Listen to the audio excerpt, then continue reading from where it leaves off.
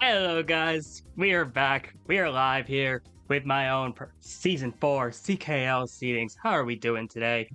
It's a long one. God, this is going to be such a long night. We're at, I think I saw 57 teams last I checked. Where there's a lot of groups we gotta go through. So, it's gonna be fun.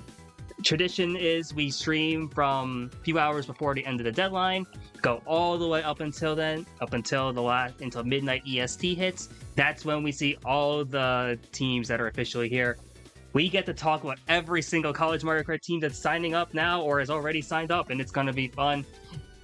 I'm excited, guys. I hope you guys have been doing well. I missed doing this here, and yeah, this is like a little holiday for me.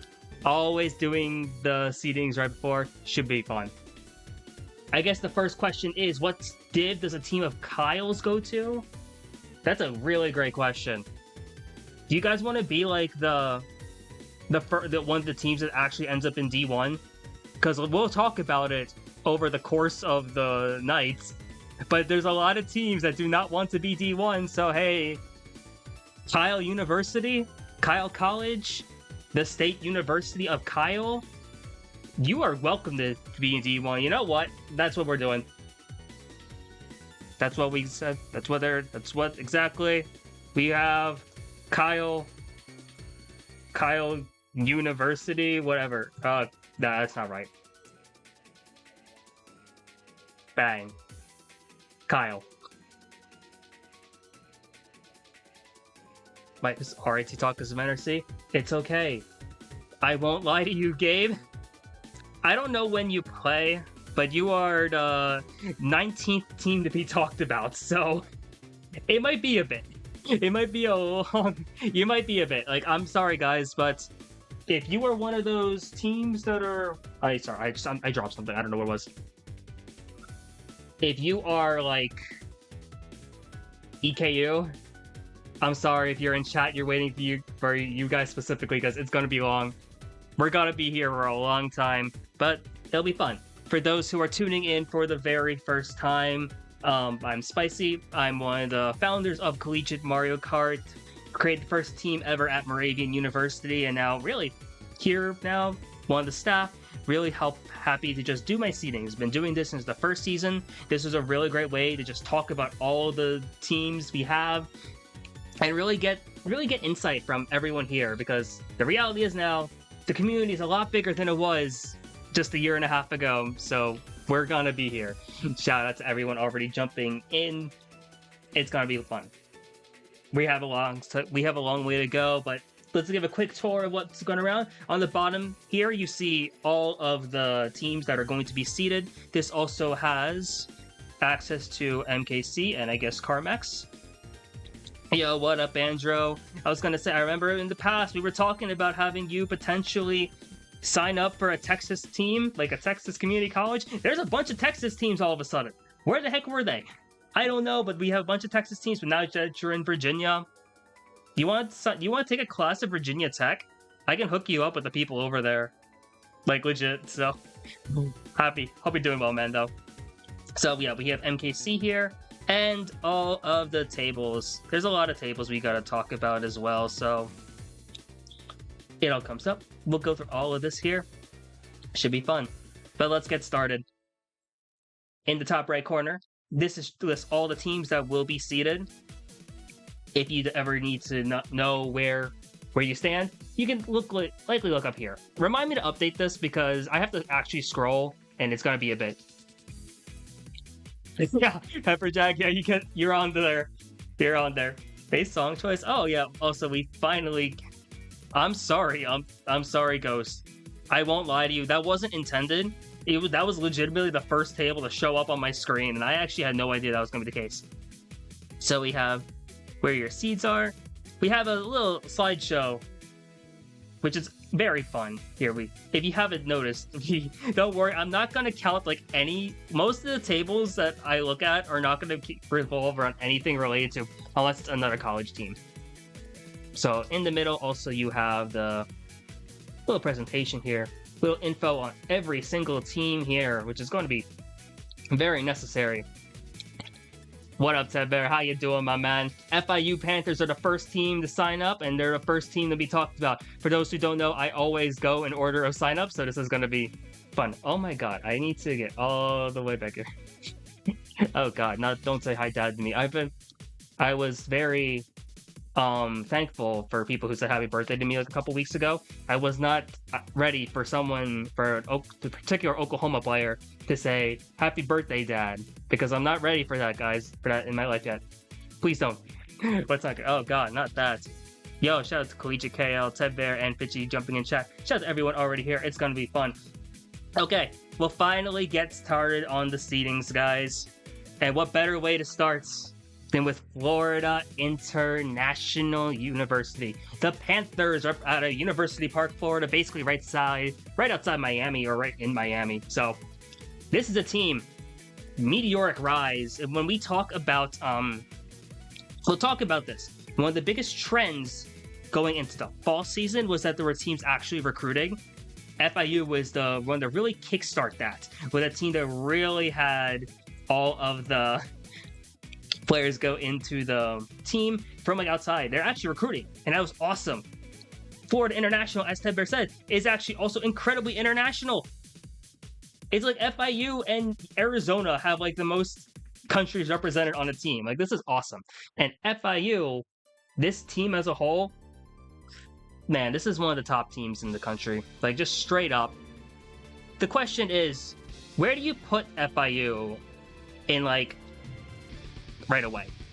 I guess we have to admit, guys, I'm going to put FIU right above.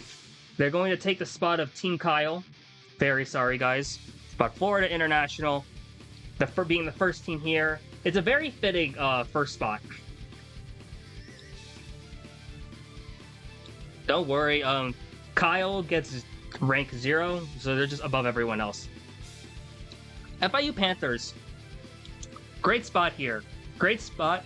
The one thing, though, that I'm really concerned about with this team is that you don't want to be the number 1 seed if we look at the history of CKL, I don't think a first seed has ever done well in the regular season.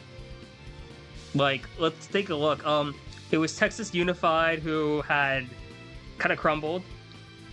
Then we had Michigan in the spring of 2024, made it all the way to finals, lost out at the end. And then last season we had FIU, #1 seed. And it's like, yeah, that's rough. They had a great start, then just issues came up, but unfortunate stuff. The thing about FIU is that they're inarguably one of the best teams here. Just look at that roster top to bottom. You're going to look over at the middle of my screen where it has the notable players. I actually struggled really hard to just keep the players here, like, just to the players who are on MKC teams. Because, like, you look at this. Diego is such an amazing pickup. You already have Gank, you have Green. Milkshake's rise is unheard of. What the heck? Already there now on Daybreak? Like, insane stuff from Milkshake. Super, Ted Bear. Nick is cool as I think one of the most underrated players in the community. What do? This team is so good top to bottom. And in CKL, they're a force to be reckoned with. And now that they have just increased depth, there's really, like, no weak player on this team. Like, what do you do here? FIU #1 seed? Yes, they are the first team to say something, and to sign up, but they deserve to be here. FIU is legitimately one of the best teams, top seed overall. Happy for them. Let's go into Michigan, which makes things interesting because we actually get to talk about how the first two teams are possibly the best two teams in the whole league right now. Michigan Wolverines coming in, one of the most historic teams just from 2024. You look at that record, second in syllabus week, but second in the spring season, third in syllabus week 2. Then they finally win it all in a dramatic fashion last season. They are also currently in syllabus week 3, going with results there, waiting pending on that. And they could legitimately win syllabus week. Same with FIU. A lot of these teams here, really strong. The question is, do you put Michigan or do you put FIU first? And we'll get to Waterloo later. You look at Michigan's lineup, and this team is just so good. Again, you take a look at who is on this roster. That's bye-bye. Goodbye, FIU, sorry. C2D2 is one of the best free agents in the country. I don't know if this player is looking to join a team at all, like, officially, but if they are, this is one of the biggest pickups you can get. You have Freddy/Crow, member of Fire Hydrant, McChicken, and maybe Aiden were always great players as well. Shogger, strong player from LV. Short has been on such a great rise. We already have a new team registered. Are you kidding me? Guys, here's the problem. If there's a new team registered, I'm not making another slide for them. I'm not making another slide. I don't want to make any of this, but, like, are you kidding me? This is why I stream. By the way, this is just straight up why I stream hours before the deadline, because I am always the one who has to talk about these teams as they sign up. We'll see if they actually get through, because, oh man, this will be fun. But once again, Toadmaster's solid. Whooper Goes Whoop is such an amazing player as well. Whoosh Bomb bounced out to the Spicy Bomb. Okay, Spicy Bomb is probably not the right term we want to be using, but I appreciate the love, guys.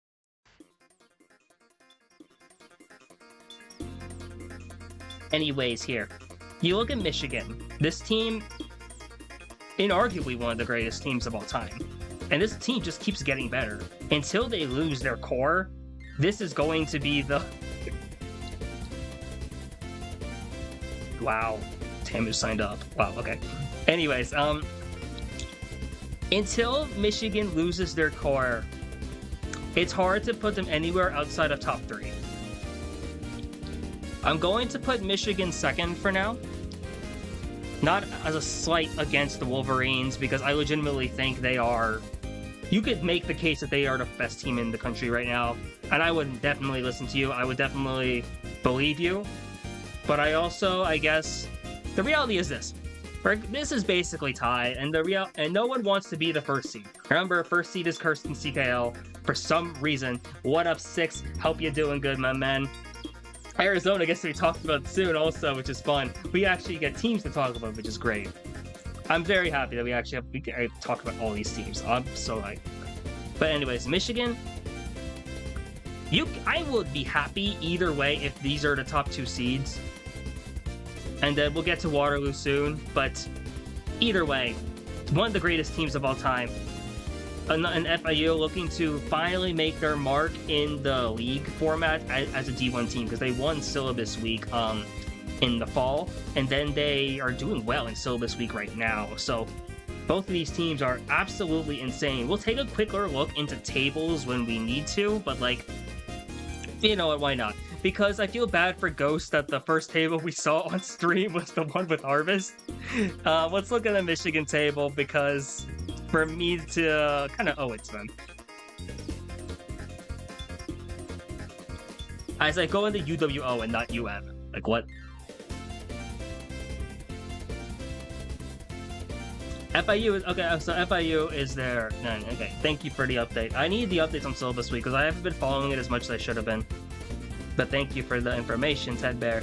Good luck to you guys in Grands against Waterloo, though. If you win, I have no reason to not put you top seed. Keep that in mind.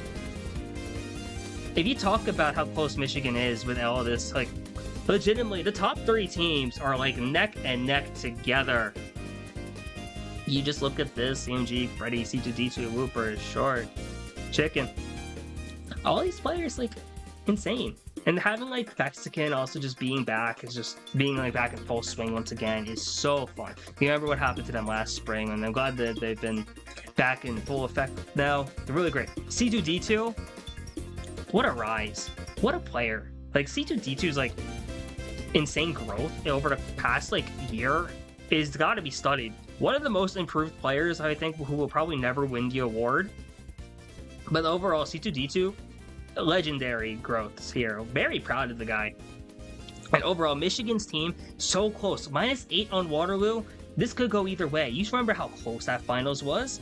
This could legitimately be a matchup you see in D1 finals again. And I won't lie, I would be very hyped to see a D1 finals rematch. No offense, FIU. I would also be very happy to see you in finals as well. Or no offense to any other D1 team, but that will be legendary. We'll talk more about Waterloo later, but Michigan, what a run. They've been dominant thus far in a lot of their tables, and like pretty much all their results here. Shout out to them playing against Michigan 2 as well in syllabus week, beating Michigan State as well.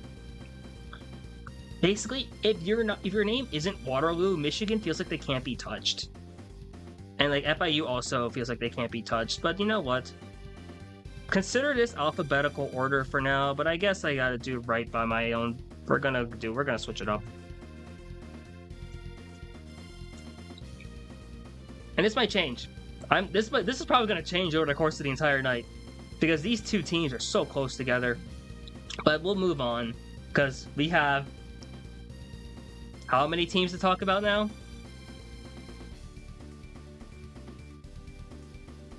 58 teams to talk about. And they already have 4. Oh my god. I know certain teams are probably not going to be signing up, but hey. Bulletin board material. True.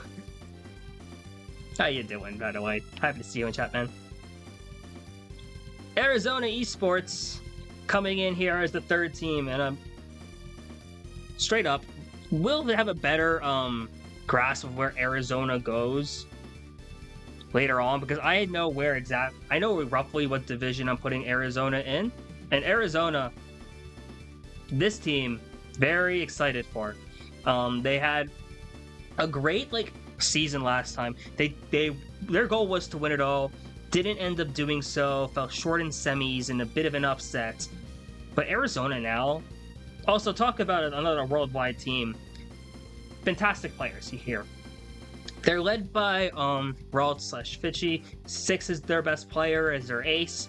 And then you have Howdy/Queso, who's been on a meteoric rise also in a very short amount of time.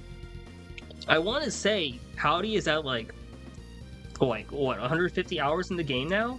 Very impressive results so far, and it's really done amazing for this team. They got was a third in silver bracket of syllabus week, doing very well in that group, and they've had some very impressive tables overall. And I'm really high on Arizona this year or this season. I think there's a lot of stuff to be going for them. I was gonna say it was a upset on paper, but I knew you guys were gonna be pretty close. We'll talk. Okay. Fair warning, when we get to Kutztown later in the night, I'm gonna be going on a long talk, because this one I'm very conflicted on. But look at this. The top LUs here. Arizona beats Kutztown. Different Kutztown than it used to be. We'll talk about, but very strong result here when you have our top lineup in 6 Ralts, Quesos, such a powerful core. You also have some great up-and-comers as well. 95, I've been hearing a lot of good things about. Panic was another name I've been really looking into. Kami. Great players overall from Arizona. They had some interesting results as well. A tie on Arizona State, beating FIU 2 comfortably. I heard. I'm not gonna leak what you have on your seating table, Fitchy, but I could understand what you mean based on what you said. One of the defining wins for Arizona. Yes, you can discuss the fact that we did have like this whole fiasco have down here, but Arizona still beat UCSD.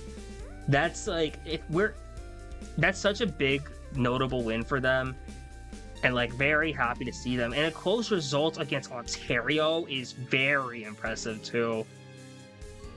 I know everything here, you have to take context in mind, but on paper, Arizona I think is a solid D3 team now. They were D4 last season. I think D3 is a perfect spot to put them in when we get to that point. And as we talk more, that's going to be a group I'm really excited to see. And legitimately, Arizona might be one of the teams I'm really looking forward to make a deep run this season.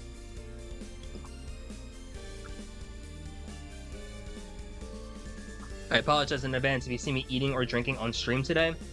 It's going to be 5 hours. Cut me some slack. But Arizona overall, very high on this team. Really excited to see what Arizona does.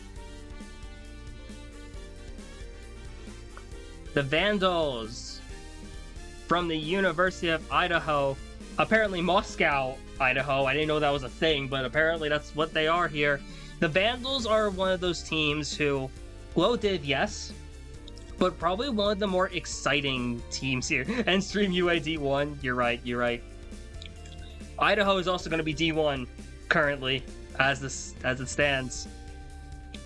Idaho is one of the more interesting teams, I think, in low div, just to see how they grew from last season to this. For those who don't know, I did do a VOD review with them right before finals. I hope that didn't kind of curse them. I feel really bad that it didn't work out that way. But Idaho is one of my teams that I'm really watching, because I think with one more season, this becomes a very scary team to watch overall. Idaho has a couple players also who made the jump onto an MKC team. They are now playing on Lumina Crash, being AFK as well as Hood Live. Both of these players have been already really good last season, and now with some extra direction and some extra practice, I really think Idaho is going to be a decent threat. I will probably put them roughly around the same as where we saw them last season, just because of there's a lot more teams in a way that compared to last. But the Vandals are number 4 in the nation, obviously. But Idaho, man, if you're going to, I'm gonna make this as like a recurring theme throughout the rest of the night. If it's a team you want to bet on early, I do not condone betting for Collegiate Mario Kart, by the way. But if there was a team you're gonna like invest in, buy stocks, bet on this point, Idaho, I think, is going to be one of those teams you're wanting to be a fan of early. Legitimately think that this is going to be a big group. And also, let it be known that I really think if you are a team leader and you're looking for players, this is the group you want to start looking into. I was going to sell this to them before they got picked up, but I was actually going to try and pick up AF as well for grounded gaming, but they went Lumina Crash. Can't fault them for that. So, but if you are leading a team, especially a low-div team, this is a group that is like a gold mine for prospects. So really watch out for Idaho, both in CKL as well as in the greater community. I think this team has a lot of potential. Give them a little more experience, and I think they will be very scary.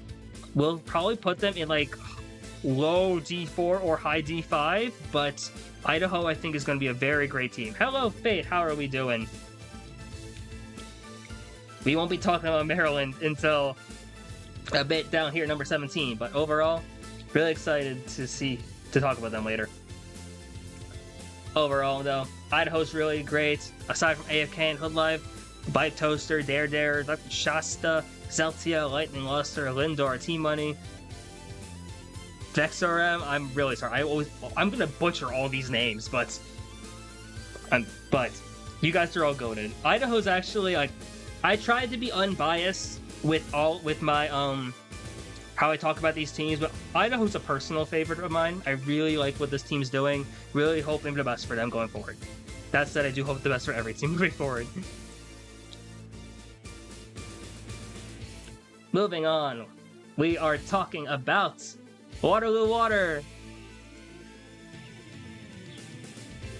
So here's the problem with Waterloo. Do you put them number 1 or number 2? If you're really feeling different, you can put them number 3. But if you put Waterloo anywhere outside of top 3, we need to have a talk. Waterloo has had phenomenal results. It's been like amazing here to see what Waterloo's done, because they were so close to winning finals last season and just didn't pull through at the end. Oh my god, I forgot the HelloFresh ad is still a thing. Hold on.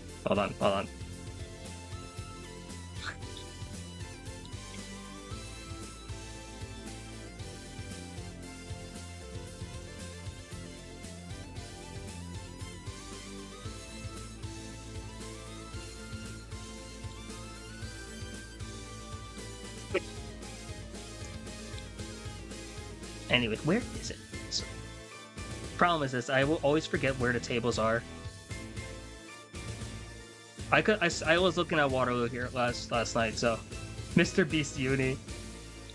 We talked about this earlier, but Waterloo's been unstoppable.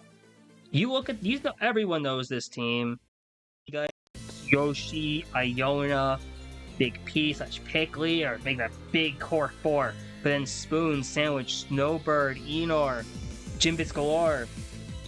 Legitimately in a team that's been like huge on the rise. What is this song called? Well, if you are ever curious about what I'm listening to right now, you can take a look at the To Be Seated. Right under it is the playlist.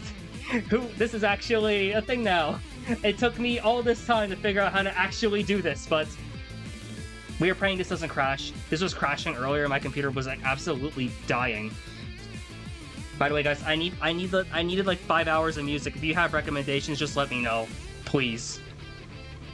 It's just a bunch of like fighting game music, so it really is just a bunch of fighting game music if you want to know. So if you hear things from like Marvel, Capcom 2, very different anime games like Guilty Gear, Under Night, BlazBlue, you're gonna be getting that. You'll also hear a couple Nintendo things and all around, but overall. Anyways, Waterloo Water, legitimately, this team is awesome. Overall, they're unstoppable almost. Iona Ingai will always do this. Pickley, Boss Yoshi will always do it. Now, Angle, I leave that for you because I gotta diversify from the stream host playlist purely because otherwise then everyone just hears it and it's like, oh no, it's oversaturated now. But we can't be having that because Mario and Sonic has goated music. Waterloo is, yes, that's the thing. Tedbeer hits the nail on the head. Waterloo pulls shock anytime. I don't know how. I remember being on the mic with Top Hats for finals, and it's like they just get it. They actually just get shocked. Their understanding of that part of the game is so amazing. And they're just legitimately always able to do that. They're able to really make the most out of having like newer players. Hello, Iona. Welcome to the Waterloo Glazing stream. And now you look at this, and it's awesome. Waterloo is a team. Okay, I'm gonna put them right above FIU. But this might change. Here's the thing. Waterloo, Michigan, FIU. You can like, these are like almost interchangeable. Like, they're legitimately that close. I think Michigan currently has last season. Waterloo has syllabus week for now, and FIU is potentially maybe the best team here. When the MKU team can't pull shots, I'm so sorry. Best luck to Speed Stars though. Collegiate's top 3, I won't lie. I think this is... The top 3 in some order is basically consensus from the entirety of staff. Like, I'm not about to pull up... If this other computer is charged, I will look at it on my other screen, but like... But we will see. Yes, yeah. Mexican does determine a lot for Michigan there, so... We'll see what happens. UI is just D1 and street. Yeah, this is how it's going to be, guys. But Waterloo is legitimately one of those best teams here. Oh yeah, Persona Music also. That's going to be all over. But legitimately, you can talk Michigan, Waterloo, FIU, and this top 3 is... It feels like GG's at this point. It legitimately feels like GG's here. You can... Any of them in some order... will be great. And then up here is where the Kyles go. So D1, so you know how like in NKU we have like, we name the divisions? D1 is the Kyle div. I think that's a good way to put it. If we want to name chat, I'm taking name suggestions for divisions. So Burger Squad versus JJ on Spicy Stream. Are you sure? Okay. A Sunset division? What division do you want? Who are the Kyles? There's so many to name. There's so many. Who knows? But yeah, Kyle D. Luffy. Naomi's also one. Moravian's former Wumbo is a Kyle. Well, there's so many Kyles. Like, just look at it. Just seriously, guys. There's so many Kyles. The AI seeding redone. Anyways, let's move on.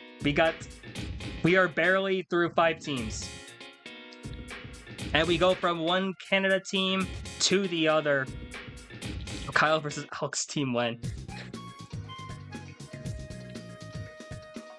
We did lose a Kyle though. UWO, Western Ontario, the Sovereigns.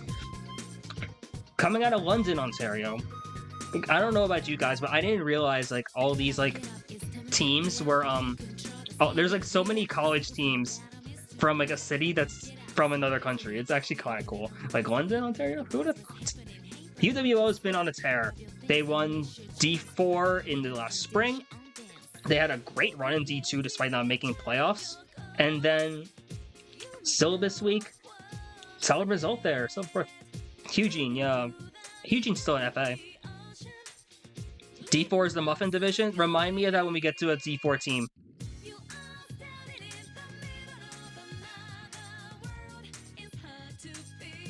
You look at this team. This team is great. UWO, boss battles has improved a ton. Remember seeing that over the course of time. Class, was UMD seeded yet? No. If you want to know where you guys are next, just look over here onto the right side of your screen. You'll either be in the to be seeded parts, or you can see the order of where you're gonna be on the right side. Rip Derposaurus. No, Derposaurus Rex, that name change is legitimately like a tragedy. Like, we talk about all the tragedies that happened in 2025, and Derposaurus Rex is like going to Derp. Oh, my heart, guys. It's hurting. It's hurting, man. But overall, UWO, this team has been impressive lately. A loss to Arizona, unfortunate for them, but Arizona's improved a lot. Impressive result over Michigan State. Impressive result over Rochester, who's on the rise. A very close war against UCSD. And beating Auburn as intended. UWO is what I think is going to be a very solid D2 team.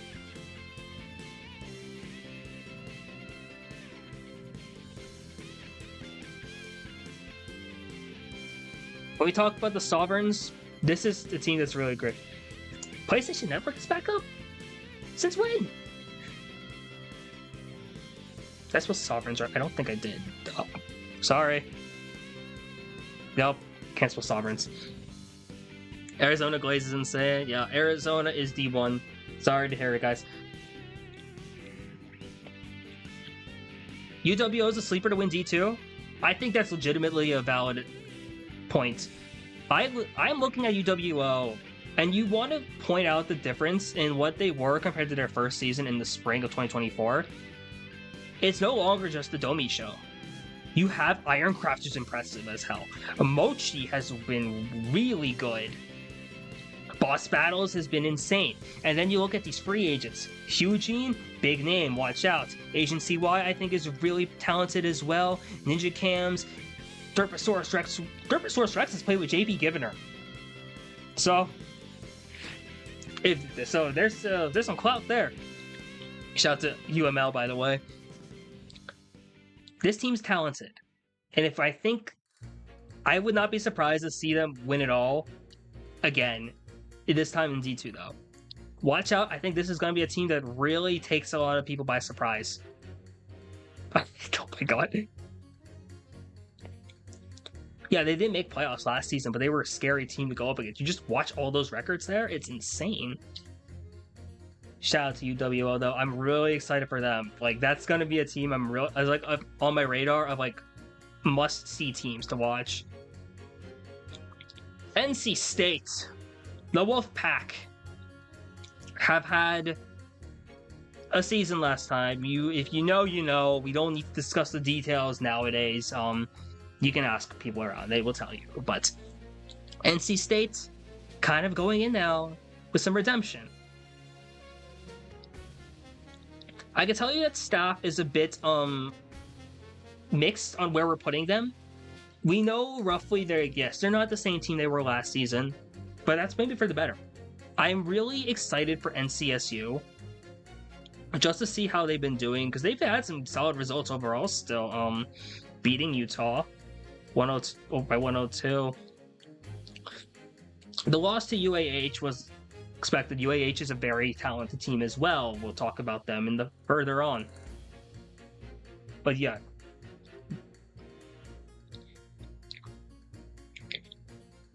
Solid win over Arizona State too. NCU is very solid. One of the more telling wins is this win against Idaho, I think. Plus 60 is a very good result for them. NCSU has done really well when it comes to being able to gather. And I think it's going to be a group that I think is going to be maybe could fly a little under the radar. But I think if you're going to pick a dark horse team in their div, I think NCSU is like very, very solid. I want to lean them in D4 range. I think they are. I have them over Idaho. I'm gonna put them right under Arizona for now. But the Wolfpack, this team is very interesting. I actually think this team is probably gonna be better than they were last season.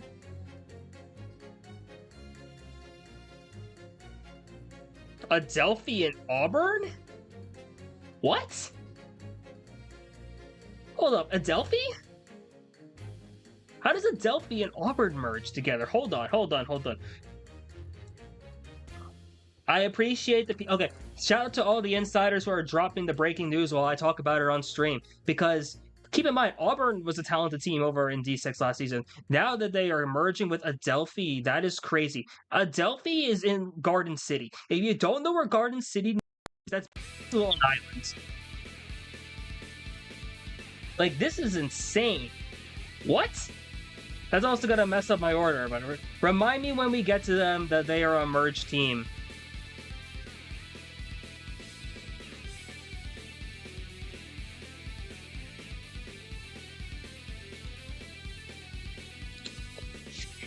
The Wolfpack, though, we'll go back to NC State now.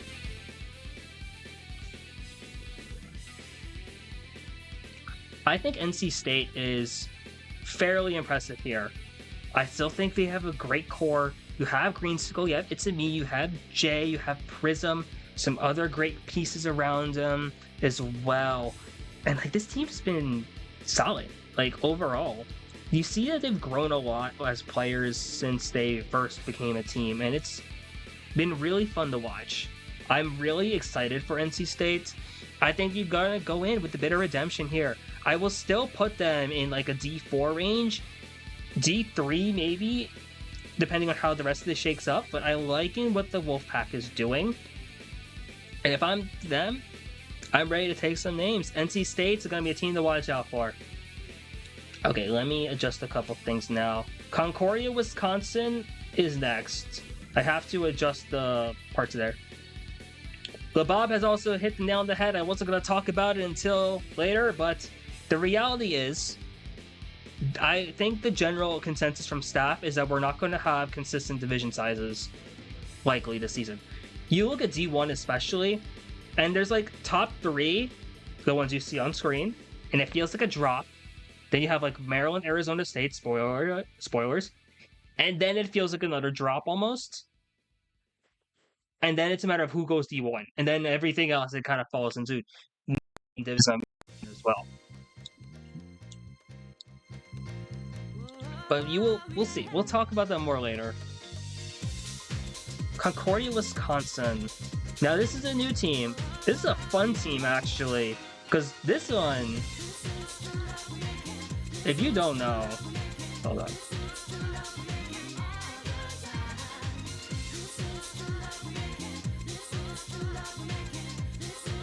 You don't know.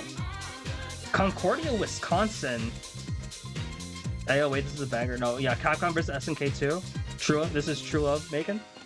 Phenomenal OC. Concordia, Wisconsin is a brand new team. Representing, I can't remember what that says, Miquon, Wisconsin.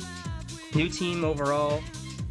This is actually, I think this might be the first all-female team or all-femme presenting team we've ever had in CKL history. For those who, we just found out on staff, like this entire team, this is like their university's field hockey team, just playing Mario Kart. And it's like kind of awesome. This is legitimately like the first ever like all-female team. And that's so cool. Like, that's awesome. Like, oh my god. I never thought this would happen. At this point, I thought maybe it would be like a women's college or something maybe down the line. Like, at least for me in Pennsylvania, there's one in kind of close by, Cedar Crest College. I'm thinking maybe that would happen, but look at this. What is this? Like an all-female team here? And I'm gonna, and I hate to do this, because I'm only going to put them here. Full disclosure, I'm only putting Concordia, Wisconsin here because they are brand new, and because I don't know anything about what they are doing gameplay-wise, aside from the fact that this team is also doing all split screen, I think, which if you've seen teams do this before, but split screen is hard.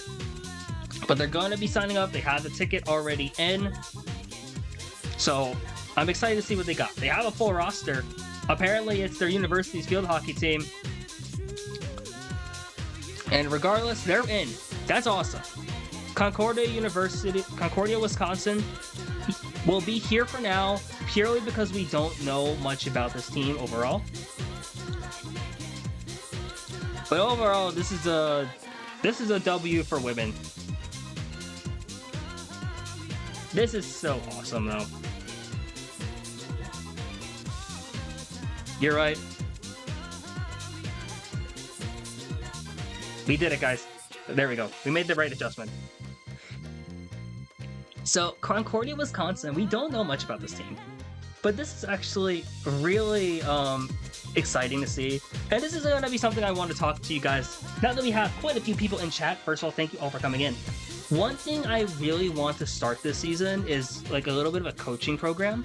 So if you're a player who's been around the scene for a bit and you're interested in potentially coaching or mentoring, please just let me know. Please DM me, let me know. I can try and set you up with like one of these teams because there's a lot of newer teams this season. So I'm not exactly a coaching channel because I don't know, but it's gonna be like something like that. Something like that, Rippy. I know exactly what you mean. That's how I originally got Moravian coach, and then things fell through, but that happened. But yeah, Angle. Hey, Angle wants to coach, let me know. Need a stutter psychic that isn't stream host. And the fun thing is, some of these programs I think have money. I don't know how, but some of these programs have some Mario Kart money. You never know. You never know. Actually, Angle, there's a Pennsylvania school. There's a new one. If you want to work with them, yes, actually, alumni, I will encourage you to be coaching because you're already graduated, so you might as well. Oh, you're working with St. Xavier? That's awesome. Shout out to everyone there. I appreciate the love. There's more PA. Yeah, Western Pennsylvania actually has a team now. That's insane. Like, Western Pennsylvania actually has a team now. We'll get to that later. But okay. We'll move on because there's a lot of teams still, guys. Guys, it's been 45 minutes. We've only gone through 8 teams. This is gonna be a long night. Concordia, Wisconsin. Great team. Really excited. This is gonna be one of those teams you really watch out for. I'm super excited. They already have chemistry. They already have teamwork going for them. So I'm really excited. Would love to see this.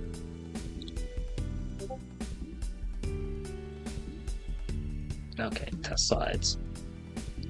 Oh, I have to go back. Reckless Reds, GBR, UNL, Nebraska Lincoln. Now, it's a different team than it used to be, for those who know. Reckless Reds, they don't have Marcoco anymore. Marcoco is no longer at Nebraska, but still, this is a good team. This team also did lose Crazy and Crazy Mojo Jojo. Wow, what a run. What a season for Crazy last time. But you look at Nebraska now, and I think you need to look at those tables because there's some solid results here overall. Miss Marcoco, I don't blame you. Marcoco, one of our goats. Everyone, Marcoco's not in chat, but shout out to Marcoco. If Marcoco ends up in chat, that'd be hilarious. They have some decent results. This is a -4 on RIT. Keep in mind, this Rochester team did not have Gabe nor Danny. So, rough result in a way for them, but still not bad. A loss to Gold. Close win on Roadrunner Gaming, UTSA. Very close. I think these two teams are very close together. I think I saw that too. I can't remember where. Close result against Morgan plus Allies. This is a very good result, actually, being that close to Michigan State, who is traditionally a D2 team.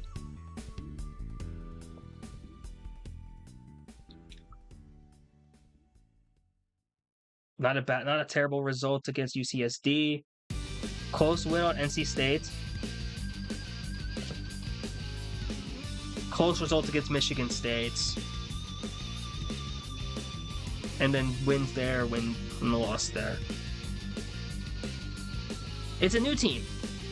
It's in a way, but you still retain a lot of the core. You still have T-Bugs, you got Pizza King, you got Muffin Man, Luigi, Mop is still there. Pizza King's leveled up a lot in the last few seasons and over the last few months as well, I would say. So I'm really excited to see what this team does. It's more of a matter of where do we put them.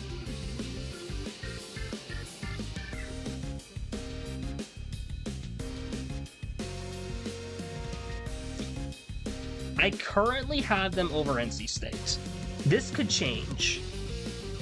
I legitimately think this might change, but I have them over under Arizona. But the Reckless Reds, Nebraska's a very solid team overall. And they've lose out on the carry that they had in both Marcoco and Crazy. But overall, team-wise, this team has always been very solid. Ouija especially, I think, is going to be one of those big level-ups.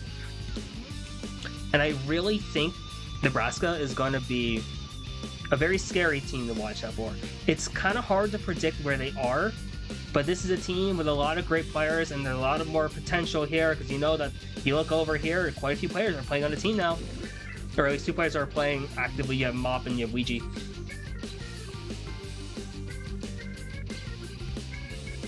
I remember hearing that, yeah, thank you for the clarification. 4-30s at the end, it's rough, but Nebraska, they can hold their own. This is a team you never want to doubt. And now that they have like the monkey off their back of never winning like a championship, I think this is it. They can play more freely, they can play more loose, and I think they're gonna make some surprises happen, regardless of what division they are in. Roadrunner Racers, representing the University of Texas, San Antonio. What a team. Now here's the thing.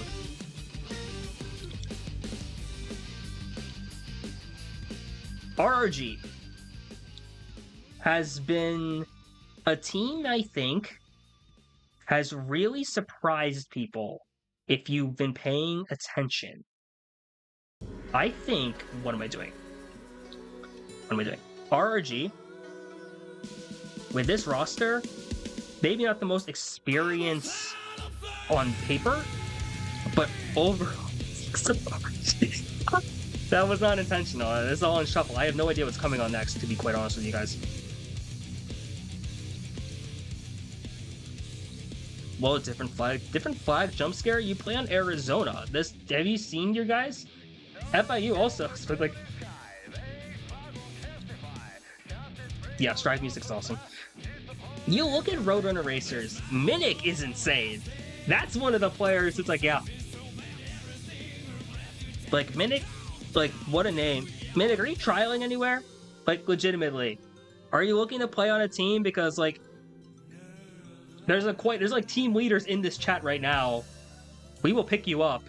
It doesn't matter what team you go to, just like, go to a team. You got asked to play for MKS, that's awesome. There's other teams around here as well, so hey, hit me up if you never want. The Bob also, you can hit them up too.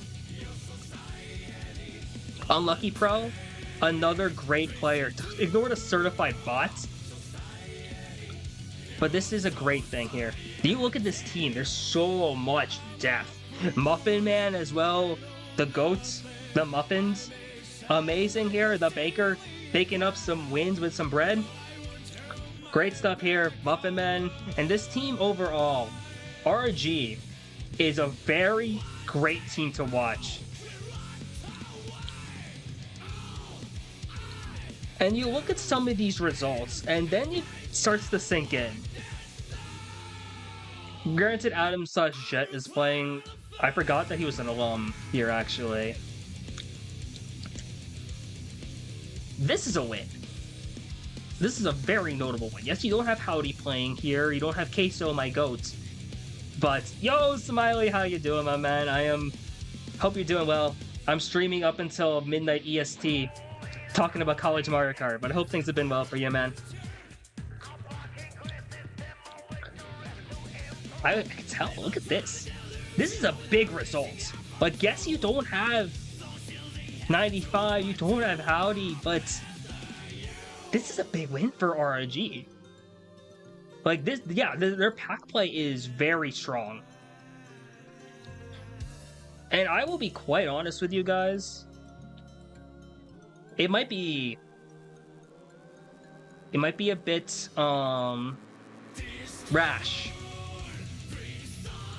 But I am buying in on the UTSA hype train. I think Roadrunner Racers has a shot to be D3. Like, this is awesome. I actually think Roadrunner Racers, RRG, this is a jump. But I think they have the capability of legitimately playing very well at that D3 level. Like, Arizona is not just solid D3, I think they're a contender in D3. Of course, Texas A&M made 8. Wow. Shout out to everyone here helping me with the updates, because reality is, guys, Texas A&M does not have a PowerPoint slide. I'm going to have to make one on stream. So, but shout outs. Awesome stuff. UTSA, for everyone here, this team is only on the rise. You legitimately put this team, like, give this team some experience? Oh my god, I don't want to see this team in, like, you look at the fall, if we're still playing MK8, or we'll still be playing MK8 in some capacity, most likely, but this team is scary. This team, maybe by the end of this season, could be a huge threat. I think D3 is perfectly fine for them. They can maybe argue with, we will not see them right away, but... And, UTSA, putting Texas on the map. I think Texas overall, really great spot. And we are now finally kind of getting around now. We're going to be talking... Why is it out of order? Oh my god. Okay, so it's not completely in order. We're going in the order of the slides, I guess. So let's go Spartan Karting next. Yeah, the Arizona table does a lot for you guys. I will say, if results change and you have like different wins, different losses, then we'll reevaluate. The Arizona table at this point currently does a lot.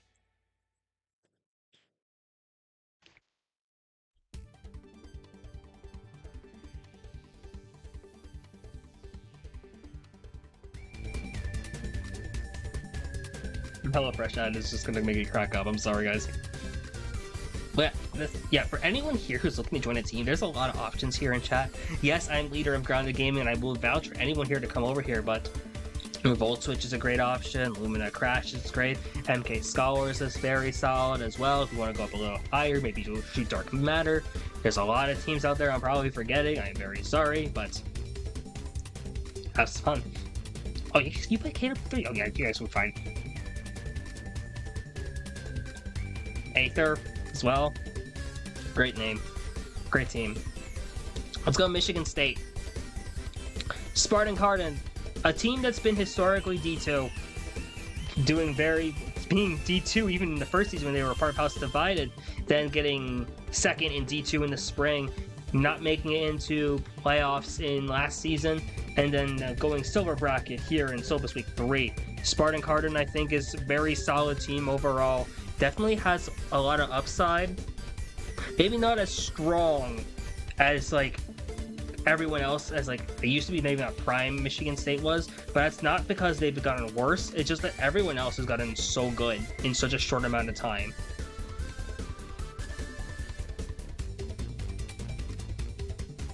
Michigan State still has a phenomenal set of players. Galaxy Nova, amazing. I Don't Know has really been a star in this community. Really happy to see what they've done. Matt Adler's been impressive. Morning Templar has been great. Silver's still on the roster. This team as a whole is very good. And their results have shown it. Close loss against Arizona. Yeah, I Don't Know is D1 Pacific League. Win against Nebraska. Not a bad loss against UWO. Very close results against Alabama. This is a rivalry that's been around for all of 2024. It's awesome. Decent results against Nebraska. This team as a whole is just really good. and then a win against Michigan 2.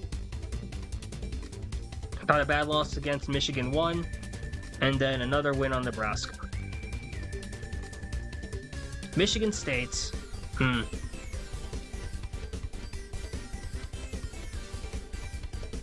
D3 this season, I think, is reasonable. They didn't have a bad run necessarily last season in D2. They had that big upset win over Virginia Tech and a comeback on the first week of the season, which was awesome. But now, I think this is kind of ideal for them. Michigan State, Spartan Karting is still a great team. I'm really thinking that they can make some names down in like D3, but I think that that's probably the division for them this season. Not as a slight against Michigan State at all, but they can make something happen. I'm really high on Arizona this year as well, which is why I have them as top of what will likely be D3. But overall, what a run for them.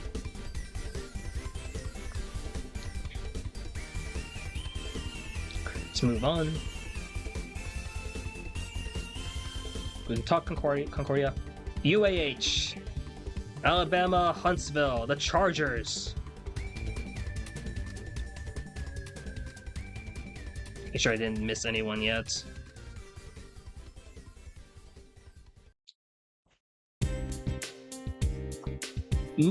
Okay, so UAH is kind of an enigma in terms of like, what do you do with this team? This is legitimately one of the best driving teams in the country. What's held them back historically has been team play. I actually was scheduled to do a VOD review with UAH last season before their playoff run, and then things fell through and I felt really bad, but scheduling stuff happens. UAH is talented. You know that Creo has been around for a while, done great stuff. Cheesy Bread, I think, has been really impressive. Chord Effects is still solid. Space Captain, I think, is really good too. And now they're being led by Green in call. Green is a very different person in the UAH call compared to how they are pretty much anywhere else. Like, it's actually kind of awesome to see. But Green is such an underrated play caller and coordinator and a call coordinator. Like, if you don't know, just listen in on a UAH war. It's like actually really cool to listen to Green kind of take the reins. That said, until they hit that team play aspect of the game, until they start nailing that down, I don't think I can put them higher than D3. And let's be real, guys, UAH is like a D3, like perennial D3 team. And it's kind of just their thing. If you are in D3, it's UAH there. You look at their results, like close loss against Morgan, not a bad loss here against Morgan plus Allies. Win against NC State.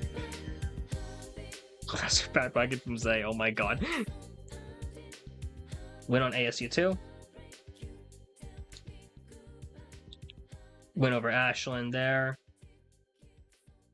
Win over FIU 2. Lost to FIU 1. Rough lost to Bama.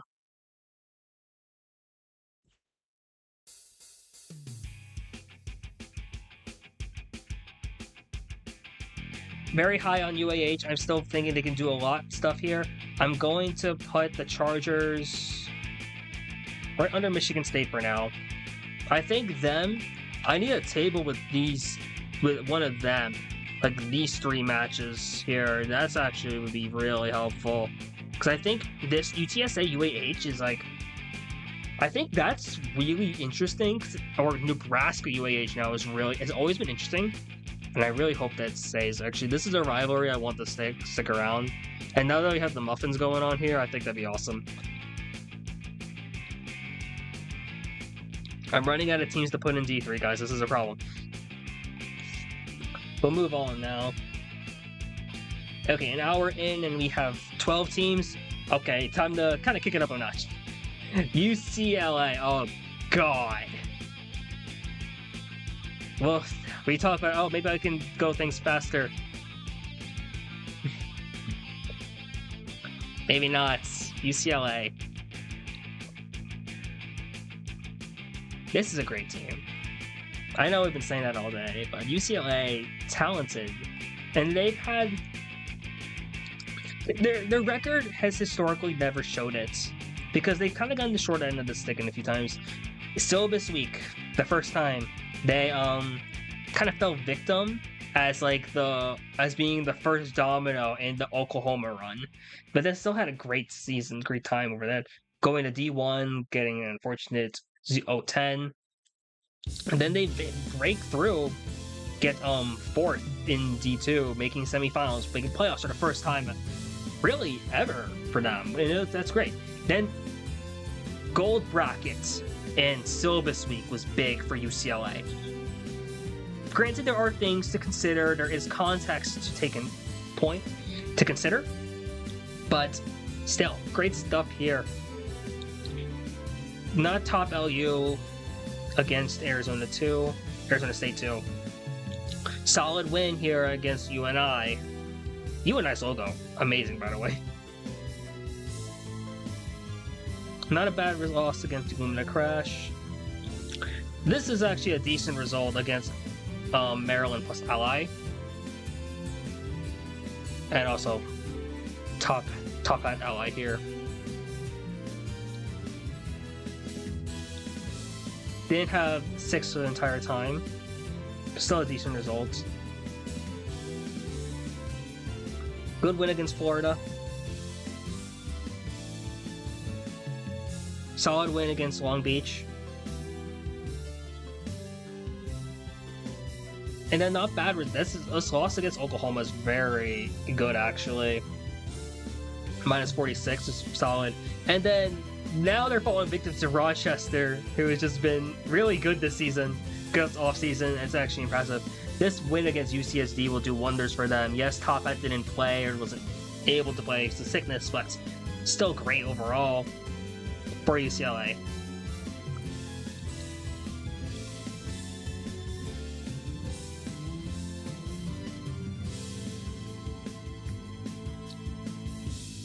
You look at UCLA. Oh shoot. You look at UCLA, and this is a team that's just been impressive overall. I really think this team can do what it takes here to really make it known in D2. They're on the lower end of D2, I think, right now, but it also just goes to show how good D2 and D3 are compared to, like, the past. Still great results from UCLA, and they have amazing players. Lenny has gotten so much better in like a relatively short amount of time. Joy has always been good. Still has been really solid. So Rain, I think, is one of those names that's getting underrated. Zach is great too. I'm really excited here for UCLA. I think they can do a lot of stuff here and maybe be under the radar, maybe be a bit underrated, but I think UCLA is still solid D2. Kind of like one of those D2 gatekeepers in a way. Really excited to see what they can do, and I've been saying really a lot. My bad, guys. I want to see them do well. I think they have what it takes.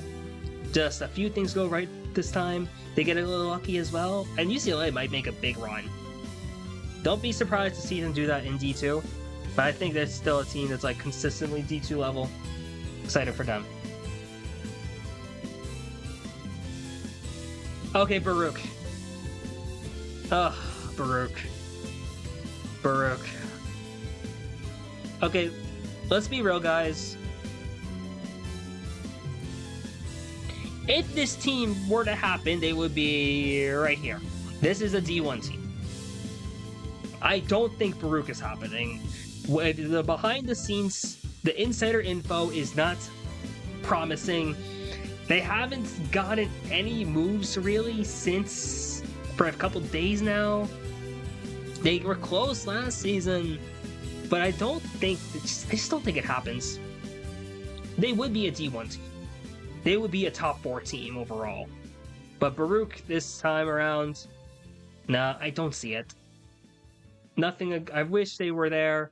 Would love to see a New York City team really do well because New York City has a bunch of talented players, but not happening. I don't see and it shakes up D1 a bit. It does shake up D1, which is gonna make things kind of a nightmare in a way for us, but we'll make something happen. Overall, though, they're good. They would have been very good. They would have been a contender maybe to win it all, but I don't think Baruch will happen. Baruch is basically cooked, as people are saying in chat.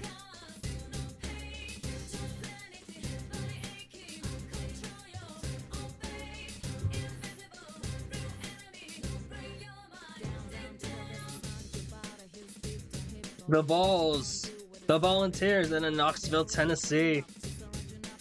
After having kind of a really rough spring with both syllabus week 1 as well as that spring season, had a great run in D3 last time. I have to check if I ever get anything in like if you ever tell me to look at Discord, I have to do it on my phone because I don't want to leak it on stream.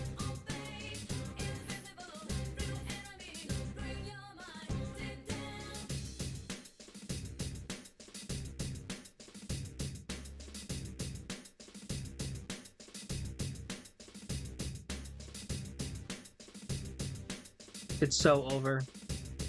Maybe this is an end stream moment. If you know, you know. If you know, you know. Anyways. Tennessee has improved. And I think one of the big things you gotta look at with Tennessee, aside from this harvest table, Karina / Evolved is back.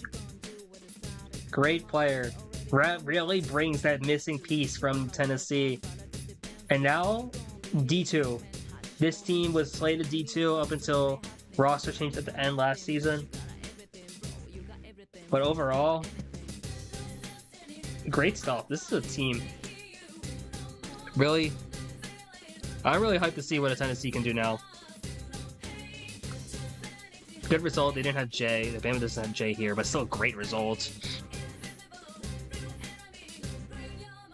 And that loss to Oklahoma, it does a lot for them, actually. Yes, all their tables here are, yeah, consideration here.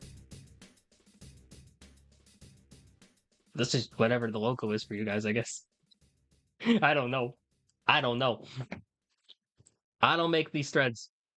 It was very confusing when Marcoco was making some of these threads, but... Sales scope. Oh yeah, that was there. That's where was Mickey. They played fine, we didn't. If you want to be real though, I think Tennessee is probably a sleeper pick to maybe win D2. That might be a hot take, but there's something about this Tennessee team this season. I want to buy in really early. Like, I don't consider myself a gambling man in any aspects, but hot contender here. I think Tennessee for sure is a huge contender now.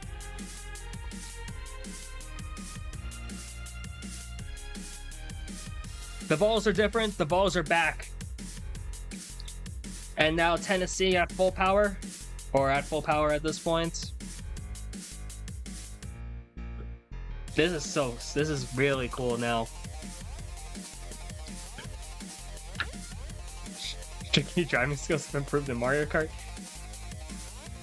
What about your players? Hey, this team overall, you see this group? This Tennessee group is to be feared. We've seen nowadays that Ghost and Jay Guzzi have been incredible. Karina back is awesome. Panda Master has been one of those names who's been really growing, and that's one of the players who I think is going to make a huge statement, make a big leap this season. And then look at this depth. BRD, Cisco, Ethan, Harms, Silver ASDF, Twyla, Panda Master into King D2? Yeah, maybe. I like Tennessee a lot here. If I remember being on the hype train that was really pushing for Bama to win D2 last year at this time, I think that might be Tennessee now. I think, yeah, something about that Southeast in D2. I don't know. There's just something about those teams down there. The Vols, I think, are big threats. And I think you underrate them a little bit, and you're going to regret it. Moving on, ASU Sun Devils. Arizona State won, basically. Let me actually adjust my to be seated screen.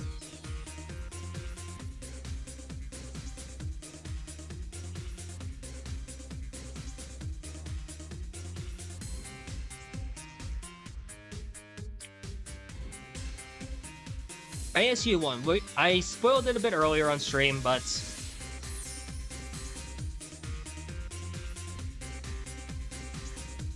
D1. You see this team?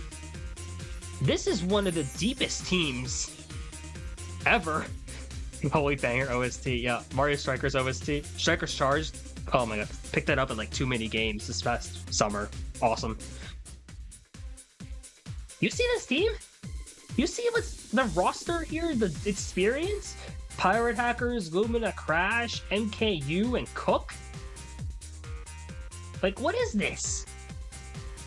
Bonanza, DJI, Jurgles, Henry H, JW, Cairo, Keechen, Slick. Aside from the fact that this team is heavy on the inside drift, like legitimately one of the only teams that I can think of that features multiple bikes and does really well with them. It was so awesome watching Maryland and ASU play against each other, because it's like Scooty Bitty against Yoshi by Comet. It was one of the best matches I've ever seen. This team is good. Oh my god. Arizona State is like a cut above every Division II team, I feel, at this point. And they've always been that way since they jumped in. They rose the ranks so quickly. And I've just been able to just keep that up. Their momentum is great. Arizona State is like a solid D1 team. They're like, I don't think they're the same tier as FIU, Waterloo, Michigan, but I definitely think they're D1. There's the ASU tables. Oklahoma, close loss here, but they did beat Oklahoma earlier in syllabus week. Do you see this front-running presence? This is insane. What the heck is this? Granted, different lineups on each side now, but still. The Maryland ASU matchups, no, oh my god. The fact, do you see this, how this is absolute cinema? You see how that says that? That's gonna be the case pretty much for like the rest of the time. As long as 8DX is the thing. These two teams, man, that's a rivalry that's awesome. Like, that's legitimately, that's like a top 5 rivalry with only one season and like syllabus weeks to go through. It's incredible how fast of a rivalry that's become. But they're so good, so close together. Minus 18 is nothing here. These teams are so close. And a big win over Arizona State too. ASU's the most fun school to play. Not for real. ASU is a great team. They make a few adjustments, and then ASU and then the Sun Devils are in that tier, are in this next tier for sure. Overall, I can't say enough good things about ASU. ASU is just such a good team now. Legitimately one of those teams who is just such a huge threat. They might be able to make some upsets in D1 this time also. We'll see. I think they can do. I think they're a bit underrated maybe in a way, but that's also just because of how good the other teams around them are. Wow. Didn't realize this was intentional or not. But let's talk Maryland. The question is, I think at this point, I put Maryland above ASU. It's no surprise that Maryland is D1. I remember the conversation was, why are they even D2 last season? And that's understandable. Did you see them last season? They kind of killed it. But I think Maryland now, easy top 5 team in the country. Top 5 team in North America. You see this program, it's just filled top to bottom with insane players. You can make the joke that it is Fate and Friends, and that is a Maryland thing to do. This is a team that's way more than just Fate now. Luffy is insane. Asa's great. Claxton is such a great player as well. Like, legit. You added 2 new players last minute? Of course. Of course. Yeah, Claxton, I think, is an insane player now. Shamchez mentioned. Let's go. Yeah, there's so many players here on Maryland who, they're great. Yes, Fate is still leading the way. Fate is their best player, but overall, Arizona State and Maryland are the teams right under the top 3 for good reason. This group of players here are just very talented, and they work so well as a team together. This is one of the best driving teams as well. Like, I remember just watching Claxton and Luffy play at Broad Street Board when they came out in November. November? Yeah, I think it was November. And it was just insane to watch, legitimately. If they're able to come up for, I know Luffy is going Catalyst, but if GB doesn't make finals, please come to Catalyst. Claxton, same thing. If you're able to come to Catalyst, please come out. Really, all the Maryland people, if you could come out, that'd be awesome. We'd love to see y'all again next weekend. If you're in anywhere in the East Coast, Northeast, go to Catalyst. If you're in the Southeast, go to Gatorland. We promote lands here on this channel. And if you're also in the Southeast, or really anywhere, if you're looking for a land in the first week of March, RecCon's really cool. Yo, let's go! Fate's coming out, that's awesome. Yo, you're sending 6 Maryland players to Catalyst? Oh, that's awesome.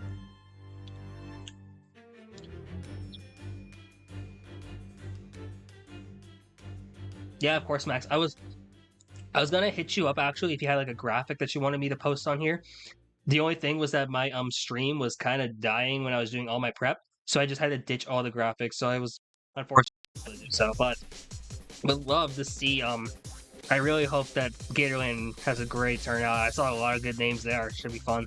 I'll be tuning in also while also running stream for Catalyst.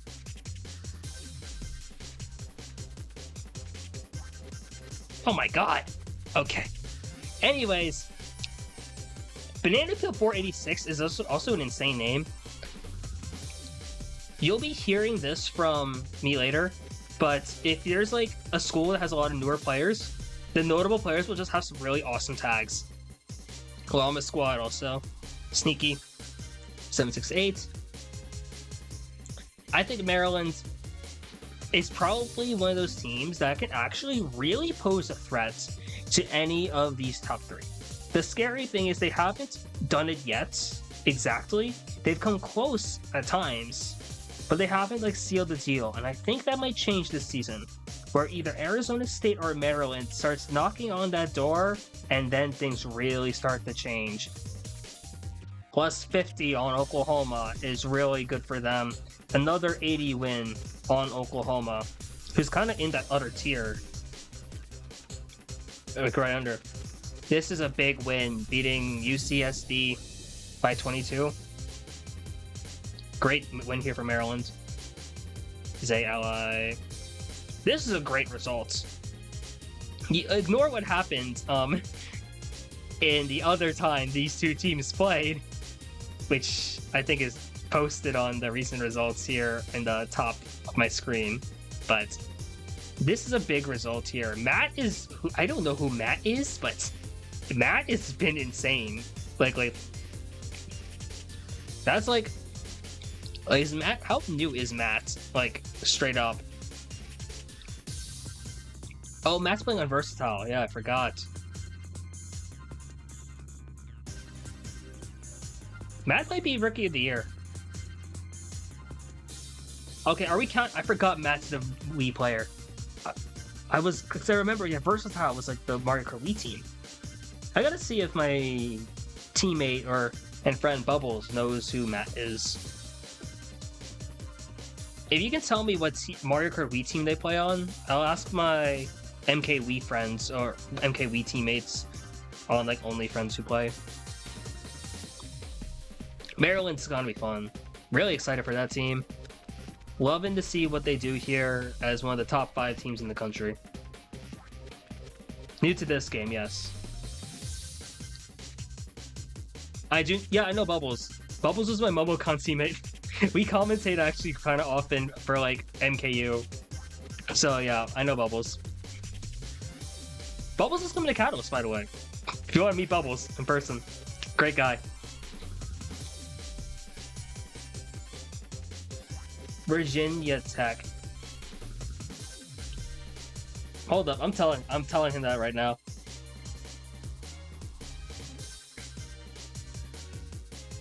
That's actually awesome. Wait, before we'll talk Virginia Tech right as I go into this, but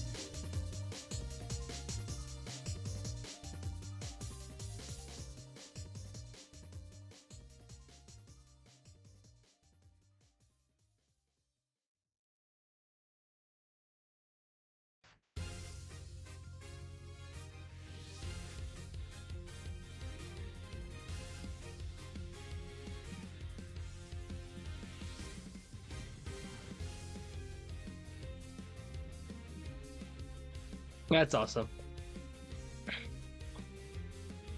Okay, let's talk VT. Virginia Tech. If you want to talk about one of the most difficult teams to rate right now, it's actually VT. They don't, if you don't know, they don't have Ice, they don't have Cynical, which is unfortunate because this team historically, geez, one of those dark horse contenders in D2. Every season it felt like. Finals in fall 2023. Got semis in spring 2024. Finals last season. And just haven't been able to put it together yet.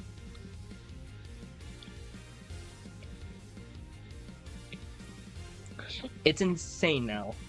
Because now it's a team that's different. You still have some players who are around. Steamy is now leading the charge. You have Blizzard of Oz who's still been around. Algek has been there still. Vuv24 has been impressive lately. I think Virginia Tech is a very solid team still. The lack of experience does hurt them. Yes. It's like a lot of players are being thrown in now who really didn't have it before. Like, they have experience, but they missing, like, core parts of, like, the team play that Ice and Cynical kind of gave. Steamy does do a lot for them, though, and I know Steamy is so good now. Like, if you want to talk a player who's grown a lot since joining CKL in the first place, Steamy that's actually kind of awesome. Really seeing Steamy do as well as they have been. A -100 on Milwaukee is rough here. -62 on Arizona. This is a rough loss against NC State. And they've had other results. I think they had another one against NC State. I can't remember where that table is, but I know they have another one against NC State or someone else. But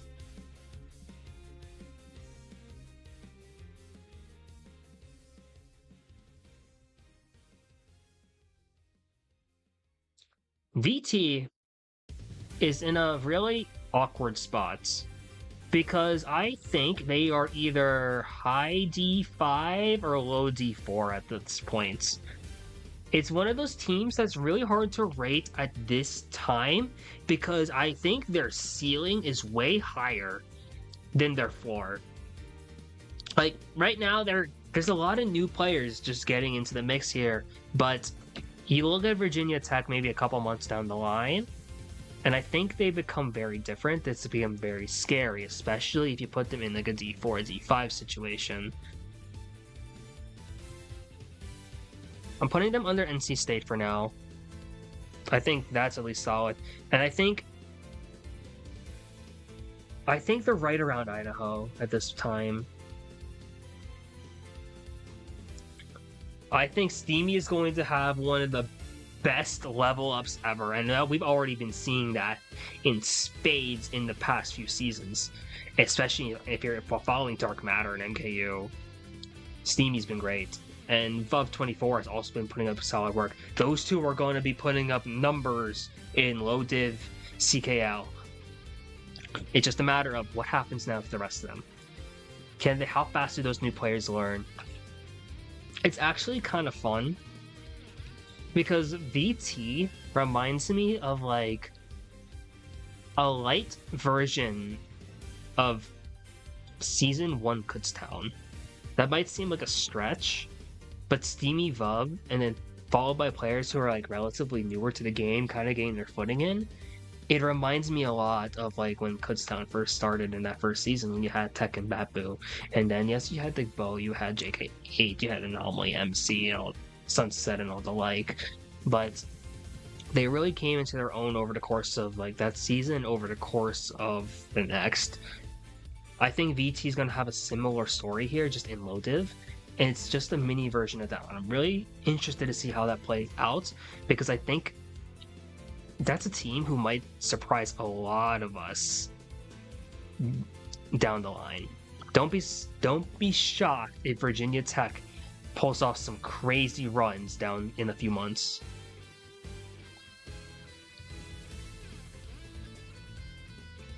Moving on from VT. Now this is a team that has kind of taken this community by storm. The Rochester Institute of Technology, the Tigers. That Cinderella run to second in D3 in their first season, they almost won finals last season. With a player who's never played an MKU and has only done 200, and then players who are all new. Rochester is special. This is a team, like, oh man, I remember seeing them when they started, and it's like, whoa, this team now is incredible. Like, look at these results. We talked about this +4 on Nebraska without Gabe and without Danny, and Gabe plays on Grounded Gaming. Shout out to my GOAT. Danny is here, also now playing for Aether, new team. This is a good team. Oh my god. +44 on Utah, -112, -158 against UCSD, Oklahoma respectively, -106 on UWO, +58 on NC State. And talk about one of the most confusing set of tables you will see, because they have 2 wins on UCLA, the +2 as well as the +38 against good UCLA also. Like, excuse me? Jeez. This team is very good.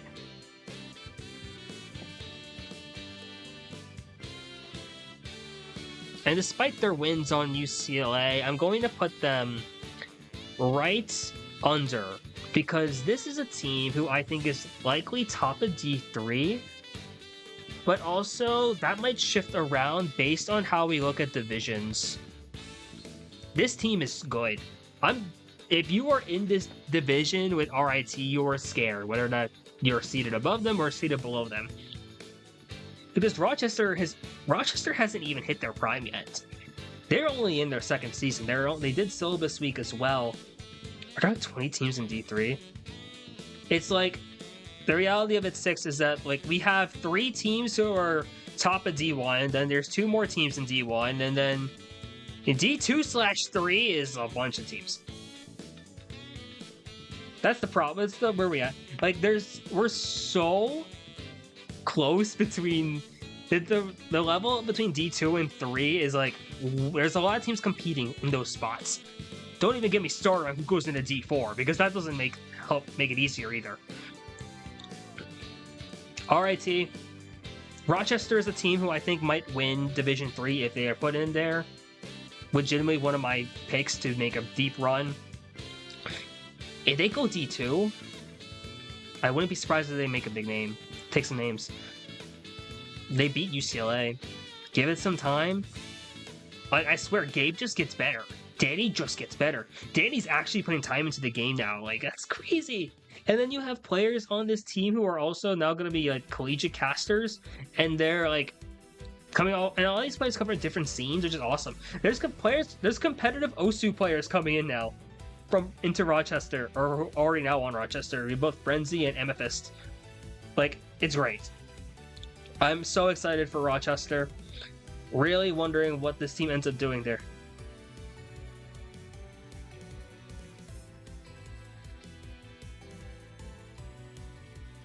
He's so good, yeah. ASU Inferno.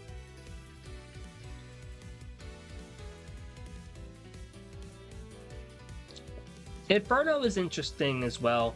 He's been saying interesting a lot. Who plays OS? I'm addicted. I think it's Amethyst and Frenzy. They both commentate like world level tournaments for OSU, and it's kind of awesome. I remember just having a long talk with him at one point about OSU, and it's like, that's so cool. That's so cool. Where is ASU Inferno? Did I already pass them? Are they up higher, I think, actually? Yeah, they are. Well, okay. ASU Inferno is one of the teams of all time to rate. Risk is solid. You have Hollowed Void. You have Sidetracks, Imminent Storm, KL60X, Mabel Okami, Navy Green W, Pickfire, and Rayan. Inferno Man, though, man, that's a player. Lumina Crash. Inferno Man has put up big numbers in their scrims. 118 here, really coming close with a lot of UCLA.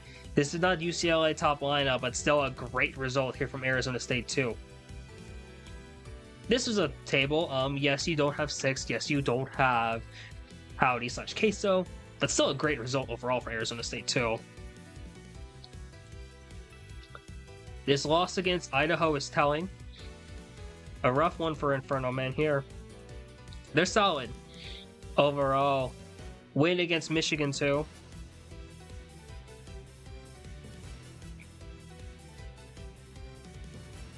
Another result against Arizona, this time with their big 3 and a Rosalina bot. Michigan there as well. Michigan 2. Guys, we are how many teams in now? Like 20. Rosalina bot goat. I'm putting them underneath the Vandals for now.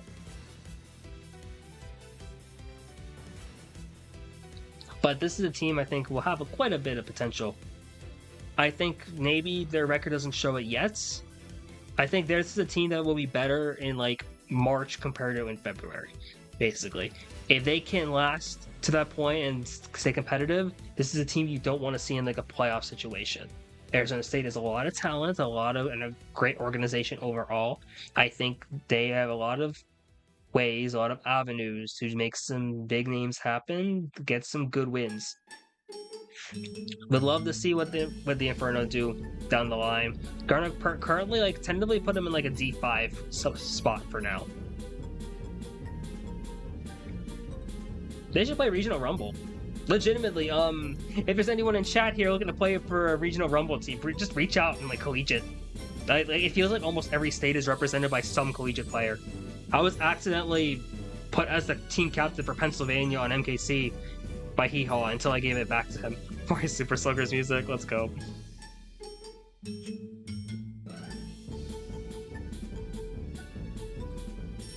I always have a soft spot for Sluggers, purely for I was top 24 in the world in like speedrunning this game at one point. I gotta get back in.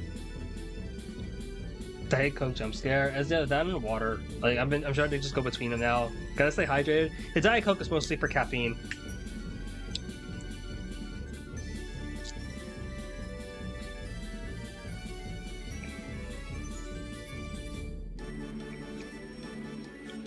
Anyways, here we are. Georgia Tech is going to happen per breaking news from Air Hockey about 2 minutes before I took away the background from my stream.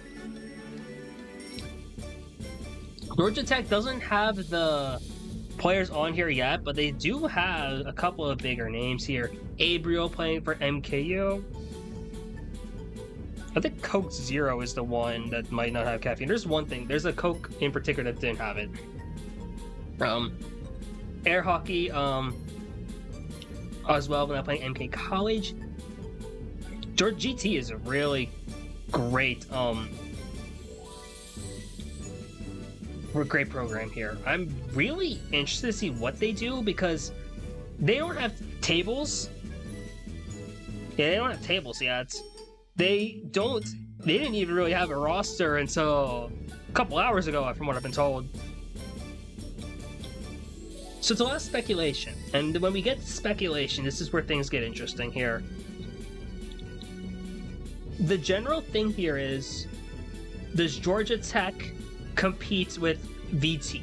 Because that's a very similar comparison, where you have like a top two, and then it's a matter of like newer players. I'm going to give the edge to Virginia Tech over Georgia Tech. I need the Tech teams playing actually. That's actually kind of awesome. Now, do you put UI or do you put Georgia Tech? I think Georgia Tech's tops are better, but Idaho's experience, I think, really will weigh out in their favor. I think ASU is where they start to maybe have it, but I'm going to put Georgia Tech above ASU Inferno, right under Idaho for now. What about Texas Tech? RIP is the big question. Texas Tech, for the fun of it, would be here just to see if Greg can 1v6 and still win. Texas Tech is sadly not happening this season, per breaking a couple hours ago. An hour 40 into the stream, and we are at team number 21. Okay. I think GT will be a name to watch out for in the season. It's just a matter of, will this team like actually make it work out? Crimson Gaming MK, otherwise known as Utah, coming out of Salt Lake City. Bronze in syllabus week, bronze bracket, third in bronze bracket, and then getting 5th in D4.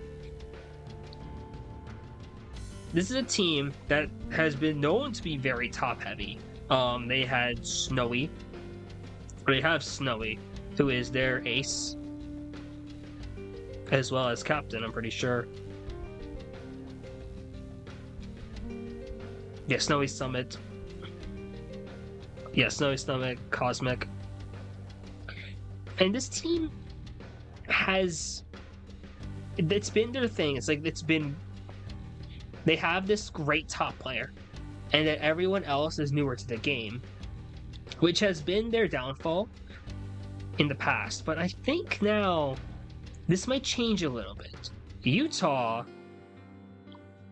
has a little more experience on their side. Silly Goose now plays for, I want to say it is Galactic. Yes, okay. Yep. Now playing for Galactic offers a little more team experience, which is exactly what Utah was looking for. Considering that you look at these tables, it's a loss against Long Beach, 108, but Snowy will drop 165. A loss to NC State, Snowy will drop 150. So now we look for a table where both Snowy and Silly Goose play. Shout out Oklahoma RIT in this spot. Here. This is actually a very solid result considering it's a 5v6. This should have been much worse, actually, considering Oklahoma is like borderline D1 at this time.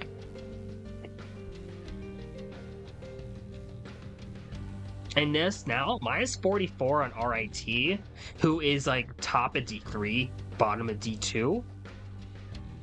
Utah is looking to be very solid, assuming they can gather their core. And now you have also Bombs Away, Grim Reaper, Hyphen, Josh Outlaw, 23.99 Biscuit, Jacoby, Kenner, LT Sparkle 17, Switch Stick to go along with Silly Goose as well as Snowy Summit.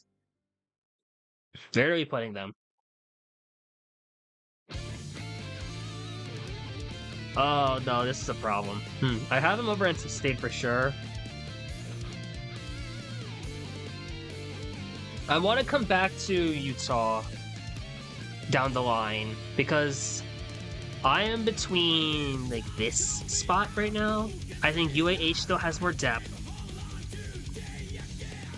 But Roadrunner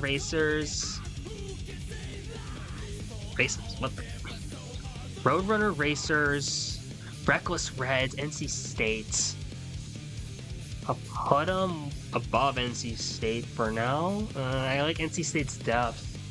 I love NC State's depth. I'm gonna put them right under NC State for now, but that might change.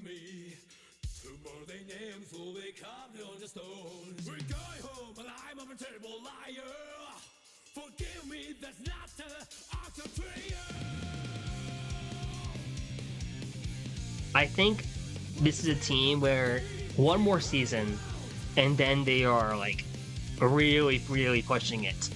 But right now it still feels like we're still waiting on Silly Goose to really break out. We're waiting on another one to really step up here. And then Utah is a really scary team in like the middle level of CKL. But I could see this team as like a D4 team.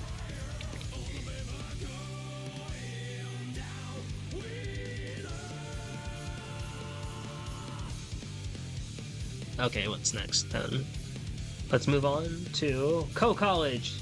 Co-College was a D6 team coming out of Cedar Rapids, Iowa, placing 4th in D6, barely missing out on a playoff spot. Few good players here. I remember Dawnbreak being a really scary name for Co-College, being one of those big win players for them. Okay, I got a ping on Discord. Is this for a ticket? Oh.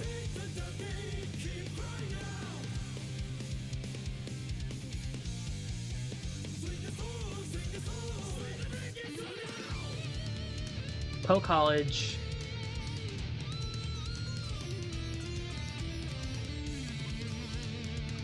Dawnbreak, you have Kelly Dud, Apollo, Max Demand, Mojan, Ranch, Sambu Wolf Dragon.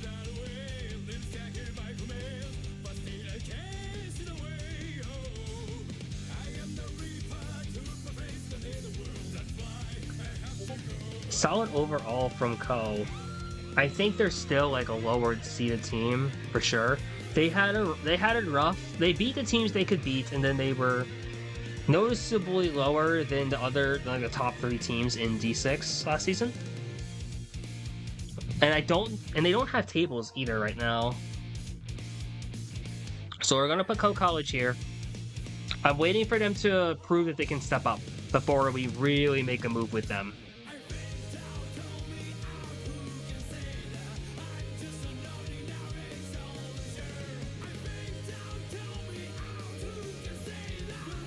St. Francis University, Loretto, Pennsylvania. I'm still stunned that we actually have a Western Pennsylvania team. And there's a couple more I have to hear about too, from what I've been told, so we'll see.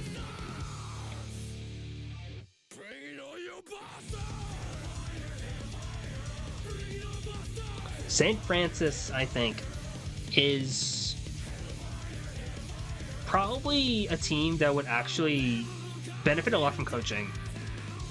Especially if Anglo wants to coach this team. If anyone else wants to in Pennsylvania, because this one, we don't know anything about them. As far as I know, no one here plays Lounge. They all made their account within like the last couple weeks. And they have some great tags here. OG Bobo, Ballistic Bugger, DK Summon 11, Dragon 244. Oh, this might be a base tag, guys. Greetings is actually just it's a very simple but great tag. Ozo Neutral, Portal Preston, Shadow Hunter, Splooty, Citibank. A team with a lot of things that we don't know about yet. But if this team wants to do something, I would be very excited to see what they do. Putting them under Concordia, Wisconsin for now. Okay, now we're getting rid of them. We're getting rid of the men. Oh man, that's a line. Getting rid of the men.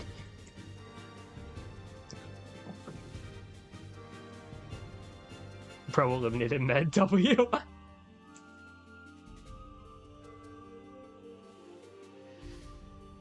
Wait, am I missing a team? Shoot. I have Crimson, Zio. Hope I'm not. My slides say otherwise. Oh, Baruch. That makes sense. They already talked about Baruch, and who is not playing. And now I am skipping ahead too.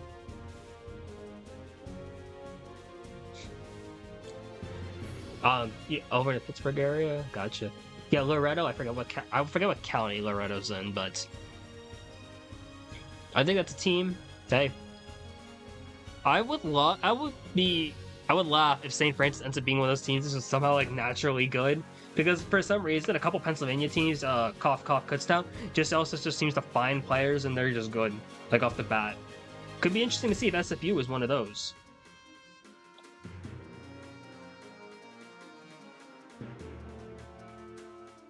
You move over to FIU Gold. Florida International 2 from University Park, Florida. A team that had a rougher run in syllabus week than they were probably expecting. 7th in bronze. Then they got 4th in D4 last season, having some really low lows, but some really decent highs as well. Some decent names on Florida International 2. FIU Gold will have some names such as King Botan being really good. Sans Ray is still solid. Star the Cat, I think, is a really underrated player in FIU's organization. Silverheart is decent as well. Silver 81. Got Silly Boy Danny, Evan Miko, Flip, Bitmaster. Who did I think Roy 305. Did I say Evan Miko? If I didn't, no, we said it. FIU Gold has tables, and I think we have to look at these tables because kind of all over. This is good. A big win on Nebraska here. No Pizza King here, but still a good win. A 110 on UWM, who's really moved up in seedings, I think. A nice win against Arizona State too. A closer loss to Milwaukee. Let's go Gold. Ted Bear, what are your thoughts on FIU 2? Because I can't pull up other staff seedings, and my personal thing is like FIU Gold is like one of those weirder teams to seed. So I would love some insight from you, just because I know you know the team better. -10 on Michigan 2. Whoa, okay, hold on. -18 on NC State. Okay. I love them, but they are very bipolar. That's collegiate in general. Like, collegiate mental game is just very much not there. I'm glad I did not drink my water before reading Fitchy's message there.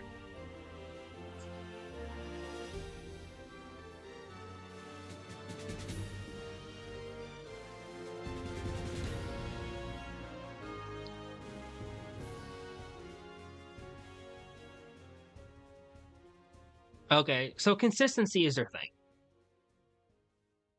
Like, consistency is basically, like, their entire, like, dilemma. Which is really, it's really hard to establish consistency at low level, especially in CKL, with a lot of, like, newer names. The Milwaukee match really shows that. Yeah, I was thinking about that. Lost by 110, and the next night it was only -10. Yeah, I noticed that. Like, they are on and off. I think they have really high highs, potentially. Lower lows. And that's where I'm going to figure this out now. I will come back to this because I think ASU Inferno and FIU Gold are really close. In fact, I could even put FIU Gold on a good day over Georgia Tech. I would still put them under UI. I think Virginia Tech at least has Steamy and Bug, who can kind of lead enough to kind of mitigate the consistency issues the newer players would have. FIU Gold, I think, will be roughly like a probably D5, maybe D4, but I think D4 is surprisingly stacked this season, which makes it kind of difficult to tell. But FIU Gold, I think, can maybe, and like, yeah, consistency is a big thing. Catch them on a good day, FIU Gold maybe make something happen in D5. Donatuckle, we are now not even at halfway. Oh my god. About to be 2 hours in. D5 I think is fair. Okay. UNI. Okay. University of Northern Iowa, Cedar Falls. A team with almost perfect attendance, to my knowledge here.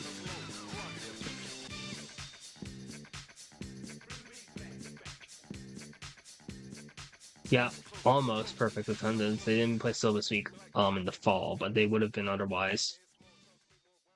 This is a team who has been rated high consistently, and just they haven't put together a playoff run, surprisingly. Like, they haven't even made playoffs. Which, granted, we did overrate. I was one of the staff who did overrate UNI last season. I thought Bugs was going to be the answer because I'm a big Bugs fan. I really do think Bugs is a good player, and I think it's a really solid fit on UNI. Didn't put it all together, and they were just outclassed, and that happens. In retrospect, they would have been D2, and I think I'll probably put Maryland D1 instead, but hey, things happen. UNI this season is D2, for sure. I selfishly want to put UNI as like maybe one of those teams that can really win in D2. Run 3 based. Yeah, the Run 3 soundtrack is so good. For no reason.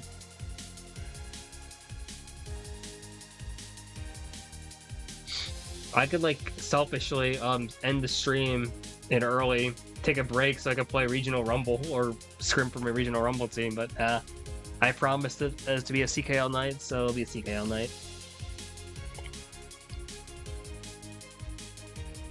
The Panthers have such a deep team.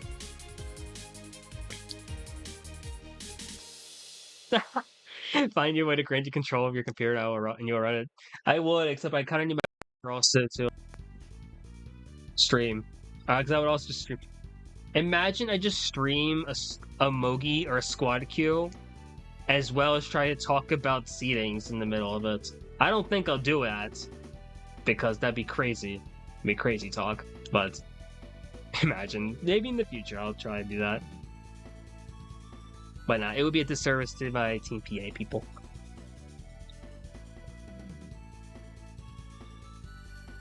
It'll be a fire stream. Part of me wants to do it, but I can't be doing that. Anyways, here we go. 3-on-1. Archie, really strong player at MK College. Accident's been really good at MK College. Goat Bendon. You have Bugs playing an after party. You have Kajic, Kaj K, MKS, Burger Squad, Lemons, such a more. And you have Rain over on MK College. UNI has a lot of depth on their team. It's just been like their thing for as long as I can remember. Nicological is really solid as well. Hilal is very good too. This is a team that's just been good. Like there's not a weak name on UNI. And I think now it's just like this is like a premier D2 team. Doesn't have like they don't really need like a far away carry because they have like all these players that can be that carry no matter what.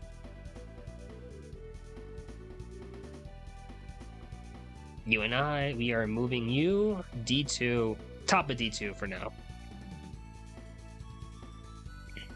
In fact, I'm gonna put it out. D2. I forgot what we named the divisions, guys, but D2. There, I think Muffin division was D4, but because they're both in D3 for now. Yeah, I currently have both the Muffins in D3, so I'm gonna put the Muffins in D3. D3 is the Muffin division.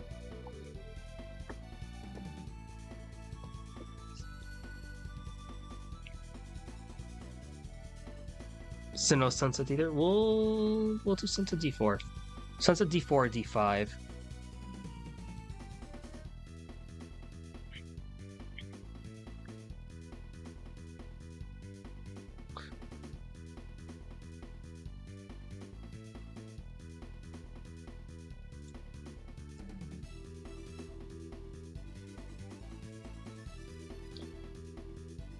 Oh, we'll D6 here. Is the D7 the women division? That just seems weird. Especially because that's the bottom division. I don't think that's alright. We're just gonna put W for women there for D. For now.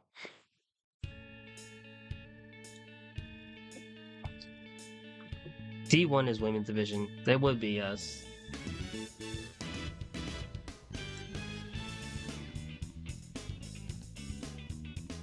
This without context is gonna be really crazy. You know how those things where like content creators will just post their like tier list, like just a screenshot or tier list on like socials without any context? I'm gonna do that. People are gonna see D1 is Kyle/women and just be very confused. I really like you and I this season though. Would love to see them just outright win D2. Them in Tennessee, Western, I'd be really excited to see.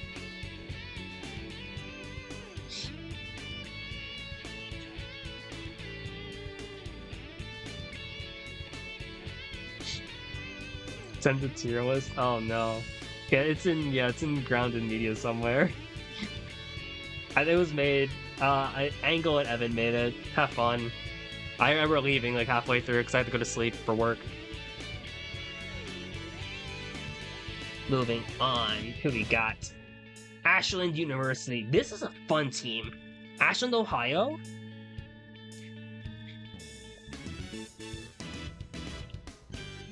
Ashland had decent results in like syllabus week, if I remember right. There's no table for it, if I remember correctly, or I can't find the table. Where is your egg roll in the Buzz server? So the thing is, if I give you the egg roll, for some reason it also gives you access to the team-only channel for Buzz, Only Friends, and Grounded. So I wanted to give you the egg roll, and then I realized you would be able to see probably things you probably shouldn't have been seeing. So maybe C tier, it's so over. Poor Ashland. They come into this call probably. They see that I'm talking about Miffy and eggs without context. Was there ever a table actually made for Ashland and Arizona State too? Because that would have been awesome to see, because like they have like that Michigan table, right? Because like our only table there is on this.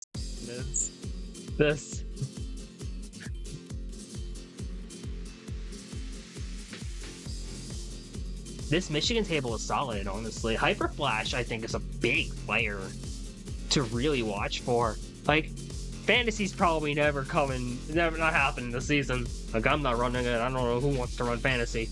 Hyper Flash would be a huge name to pick up, though.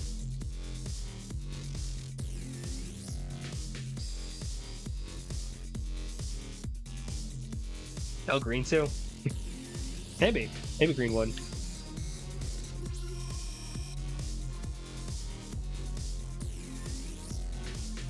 Maybe, yeah.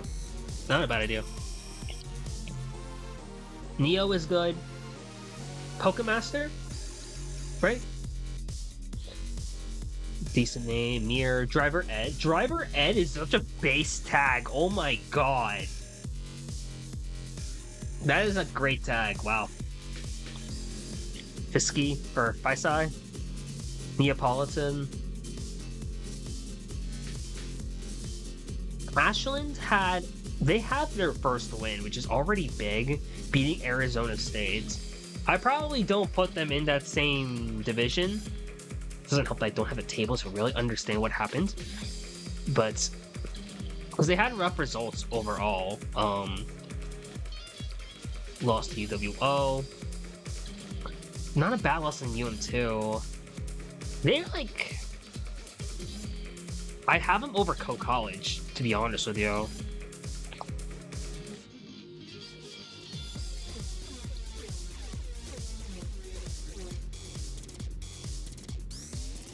I think Ashland could be surprising. Or, like, they could actually just maybe be a runaway team in D6. Because they probably don't go D5, I think. Unless D5 is stacked. Is, like, not as stacked as I thought, but there's a couple teams I'm thinking, hey, they'll probably move up.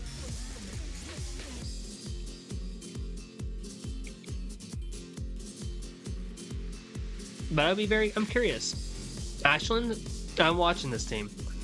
We'll see what they do. Let's get them on primetime, maybe. See what the Ohio schools do. I think Ashland's their first Ohio school, I think. Just kind of hype. Could have had them maybe merge with, like, what is it, Pittsburgh? Pittsburgh is now, or one of the Pittsburgh, like, satellite schools. Let's move on. Wartburg College, another Iowa school. Okay. Wartburg has a scrim where they played two scrims. One against UNI. This was going to be a wash. We knew we knew that. Spade is putting up numbers solidly, at least. And then this loss against Milwaukee, which also expected. It's hard to tell because we really don't know anything about Wartburg. I would love to see if maybe any of these players are looking to maybe make some bigger names come through or make something else happen, but overall, it's just a lot of unknown for them.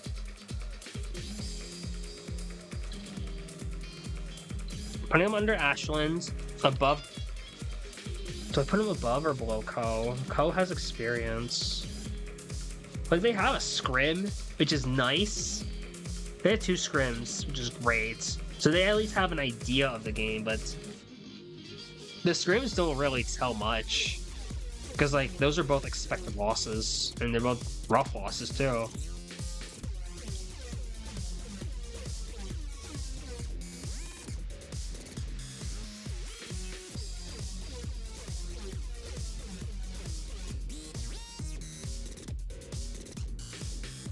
There's like, we'll put them in the weird spot of right above Concordia, below Co.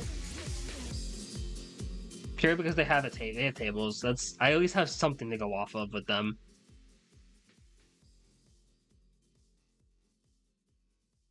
And Wartburg, let's see. They have full roster, nice. Cookie Cat, Gremlin, J. Coopman, John Long Gone, Lewis and Clark, awesome. Pookie 80, mostly what? Knight Raider, Ray King. Solid team overall, looks like. None of them have any experience either, so we'll see what they do.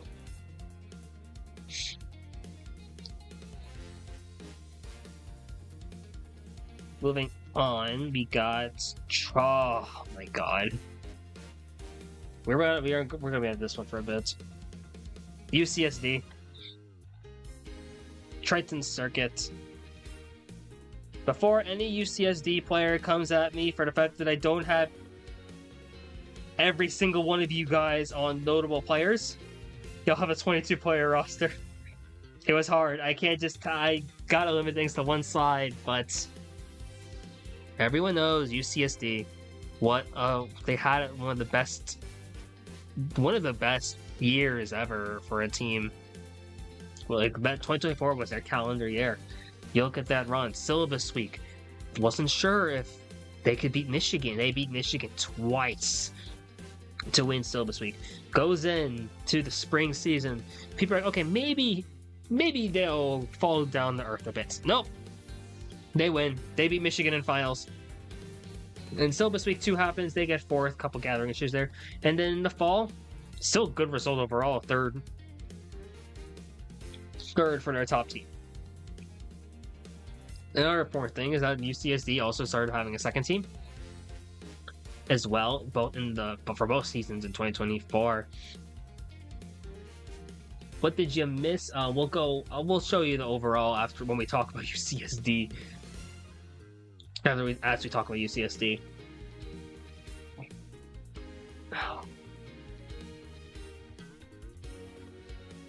This is such a hard team to rate. I can tell you that staff consensus it's mixed. We know exactly where we're putting them, and it's like anywhere from like 7th to 12th, like maybe a 10th, maybe like around there. They're like top of D2 or bottom of D1, regardless of how you look at it.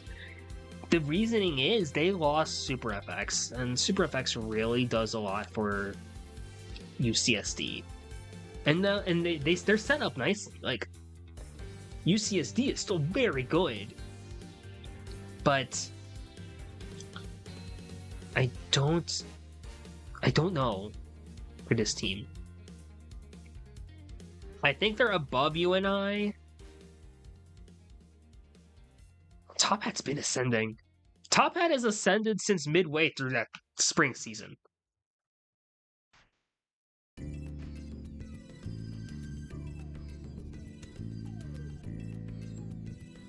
Triton Circuit, I'm going to put here for now, and we're going to put D1/2 because that's really where they are. We knew there was going to be at least one team to register while stream was happening. I get 8. That's awesome.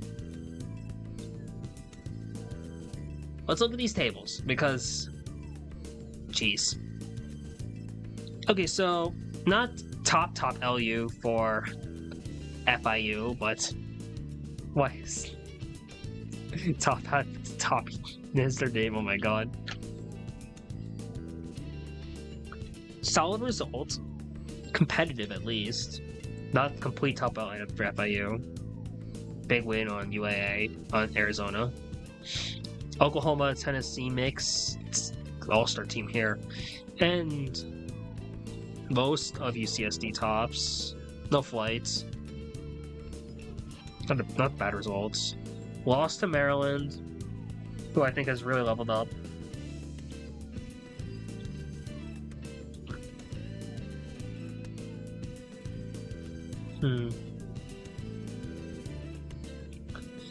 Beating UWO in a close result.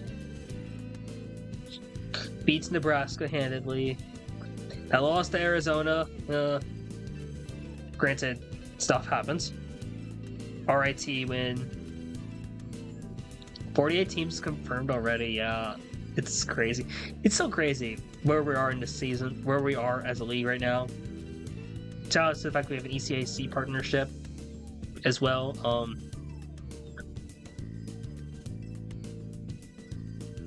Who else we got? Lost to UCLA, granted no top hats. Beats LB, Long Beach. Oh, Triton, CSD. It's just such a hard team to rate because they're not the same as they were in the past, where they were like a top 3 team in the continent, top 4 team in the continent at the lowest. They're definitely below the top tier. They're like, I think Arizona State's better than UCSD now also. They're just deeper overall. And Maryland, I think, is just... I think they have that matchup if they play head-to-head. it feels like they're closer to UNI than they are to Arizona State. But it's also now, like, look at this. A 5-team Division 1 is kind of awkward, and then there's a couple of teams who can maybe move up, but then but it's awkward. It's very awkward. Baruch would have done 1 this year because we could have had a 6-team D1. We'll come back to UCSD. For the players who just finished up with NRC, first of all, hope you all did well, or did the best you could. Here's a rough idea of where we're at. If there's any team you want me to talk about in particular, like where we are putting you, then please just feel free to ask. We have some time, so just feel free to ask. We'll take a bit now. Feel free to ask some questions now, and because like we're basically at the halfway point. So we got a little time. And I have to figure out, like, who are all these teams now going? Maryland?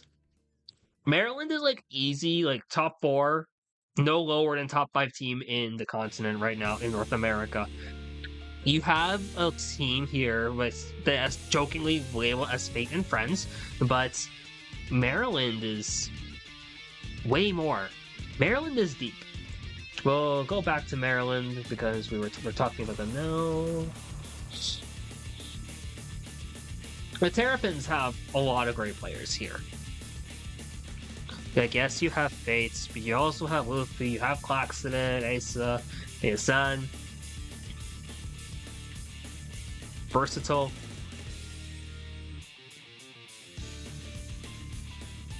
Fate across 2 players incoming, nice.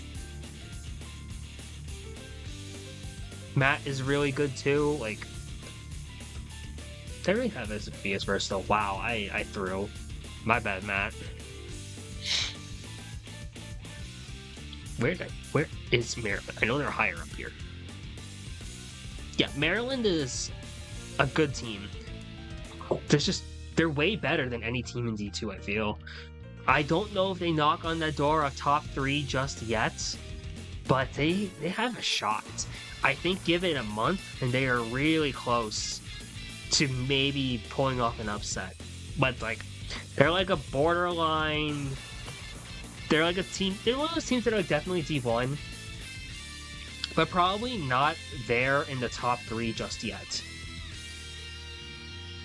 Yes, Refi hits the nail on the head. They're not top 3, but they're definitely not D2.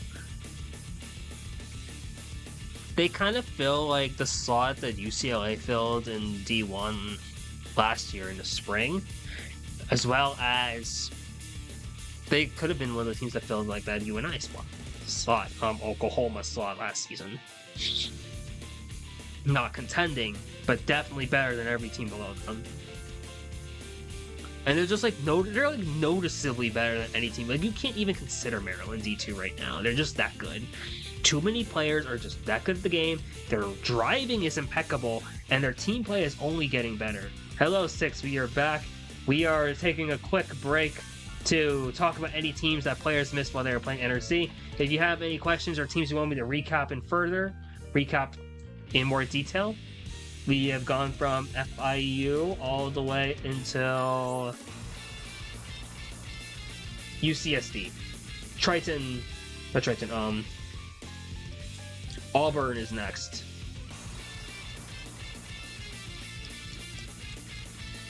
UTK, that's strong. Yeah, Karina/Evolved coming back is just that impressive for them. Recap all of them. Okay, we're gonna make some fast words here. Thank you for that. Auburn to Delphi.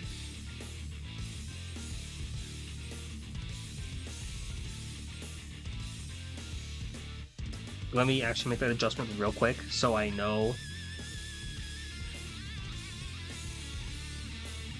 What are they gonna just go as like AU? Because that actually works out nicely, right, for them.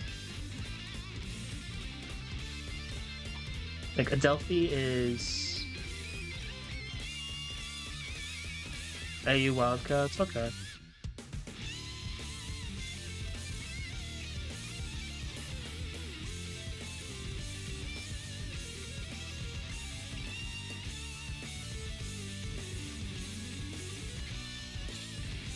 We'll fix up the colors later, but okay, that's a pain. You just you would reverse letters. It makes things easy. Okay, where is Burn? No, they're lower. Auburn / Adelphi, the Wildcats. Okay, let me check. I heard a ping. Is this the tickets? I would love to help out with the tickets, but first of all, the rest of the staff are really good with this. What is Mer? Not saying no. Why are they making the ticket? Why is this person making a ticket? It'd be hilarious if this is what I think it is.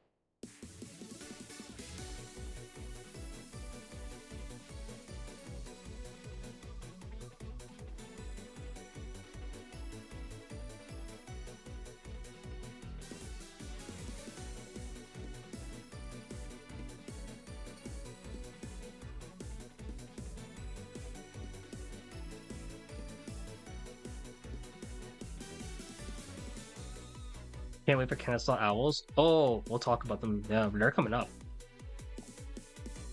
Okay. Oh yeah. Bitchy asked for a recap on all of them. How fast can I do this?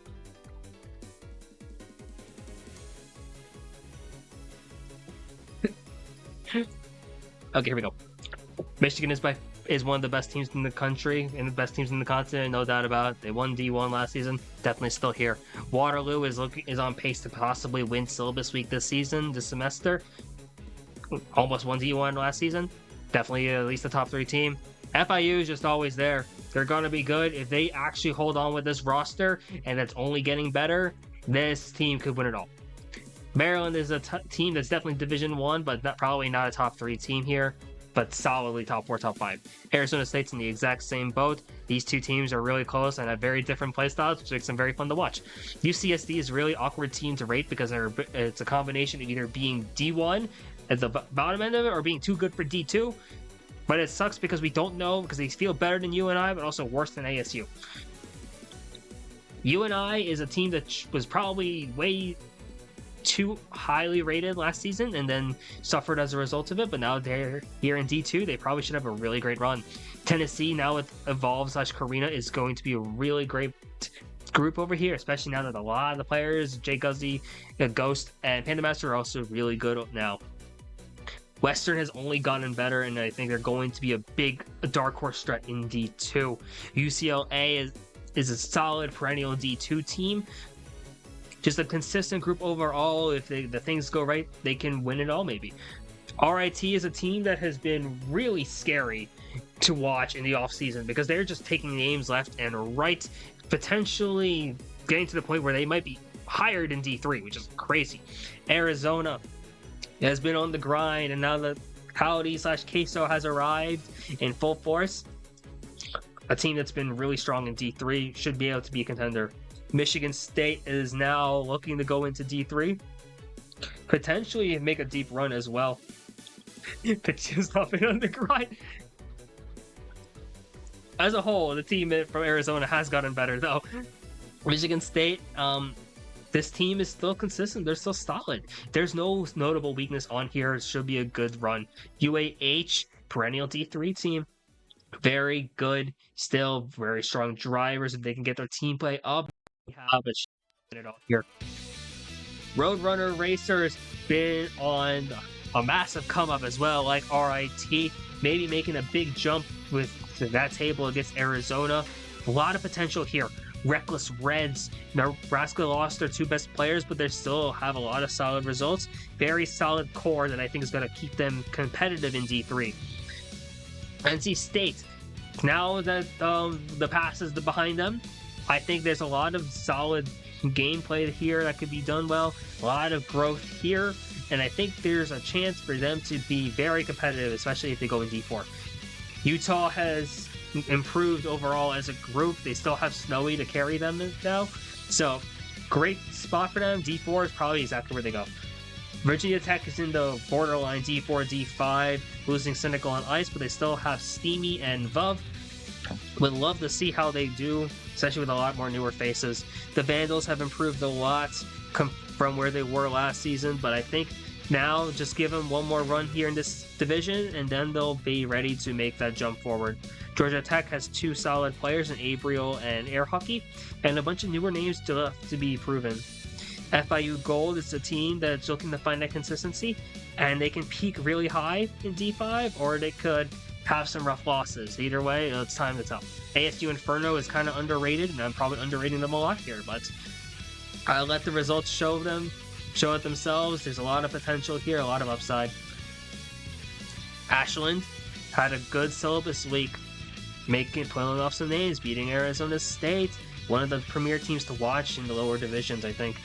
College is coming back, looking to build off of a very solid debut. Excited to see what they do here. Wartburg is a newer team, but does have a couple tables, which does give us some evidence here. Concordia, Wisconsin, first all-female team potentially here. Would be really excited to see what they do.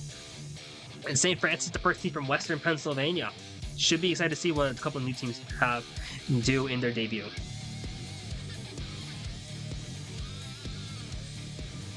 I know, right? It's cool. It just really shows the growth your guys have had, and I think that's been awesome.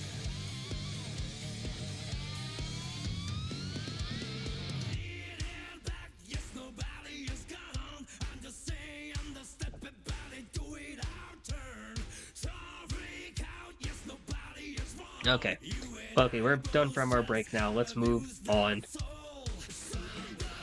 Okay, we're at. We are now talking about a merger team between Auburn and Adelphi. I can't believe this is the merge because in terms of geography, this is kind of wild. Different time zone, I'm pretty sure, as well as very different culturally, I want to say. But hey, we'll see. At least they're both on like relatively East Coast here. Adelphi is Garden City, New York, which is Long Island. Both are AU, so it does work out. I'm surprised this is the merge. I'm surprised Auburn and Adelphi are the teams that combined, to say the least, but I guess there's no one in the South for Auburn? Northern Alabama isn't a thing, I guess, right now? Like, yeah, Auburn has a bit of experience. Ted Bear worked with them last season. Obviously no tables.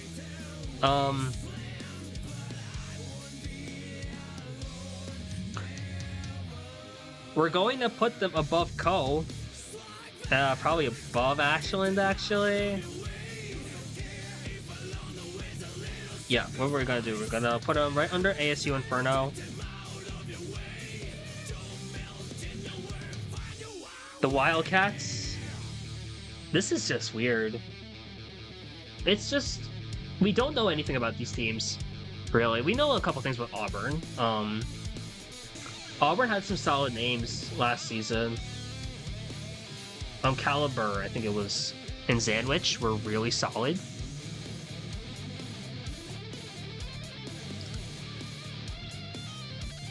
Yeah, oh, they're already together? That's awesome. Yeah, Caliber, Sandwich. Luke Wants a Donut is, by the way, a great name. Like, Luke Wants a Donut is such a great name. Yeah, Sandwich made top 20 CKL names. Great. No, seriously, some of these names are awesome. Paranouth, Ori Bird, Praise, Davian, Chet, 1K5, Fire Nolan. The Wildcats now, AU. We'll see what they do. I don't know if the coaching deal from Ted Bear is still going to apply now that it's a merger team, but you never know. It could work out decently.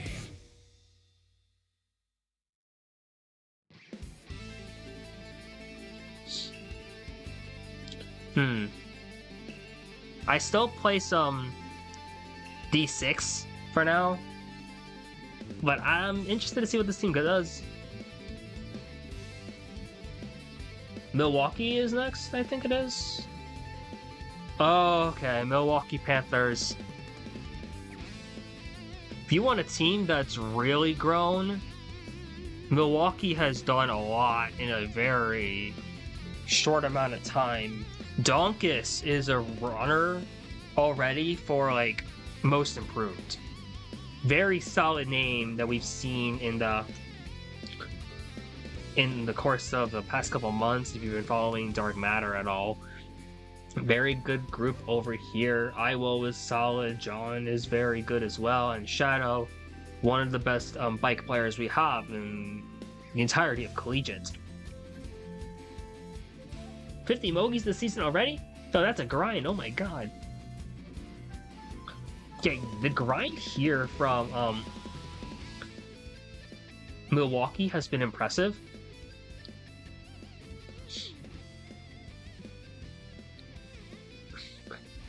Where am I putting it?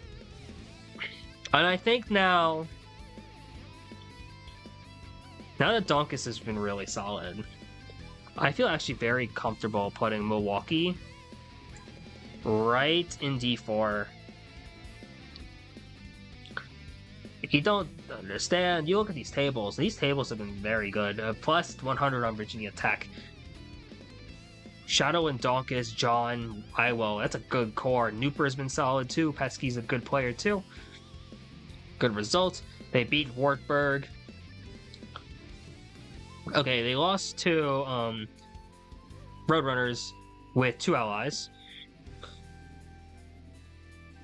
Beat the Vandals by 134. Donkus is really good now, jeez.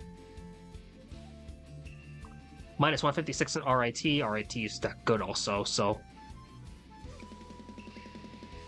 And they had the plus 100 and like the plus 16 win on the Panthers on gold. FIU gold.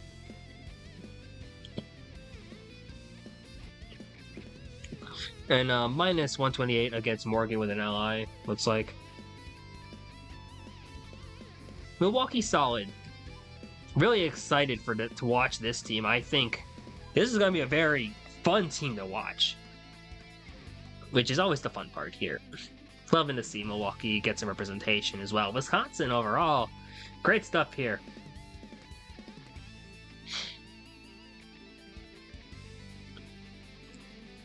Moving on now. Okay.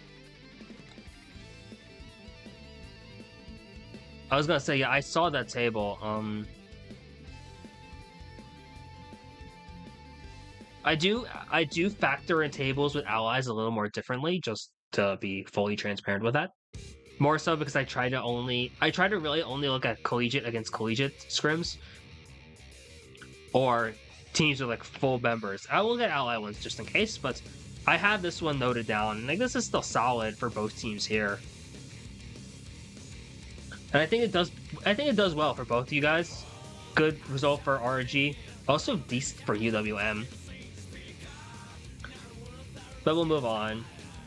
So, Gallaudet, Washington, D.C. New team.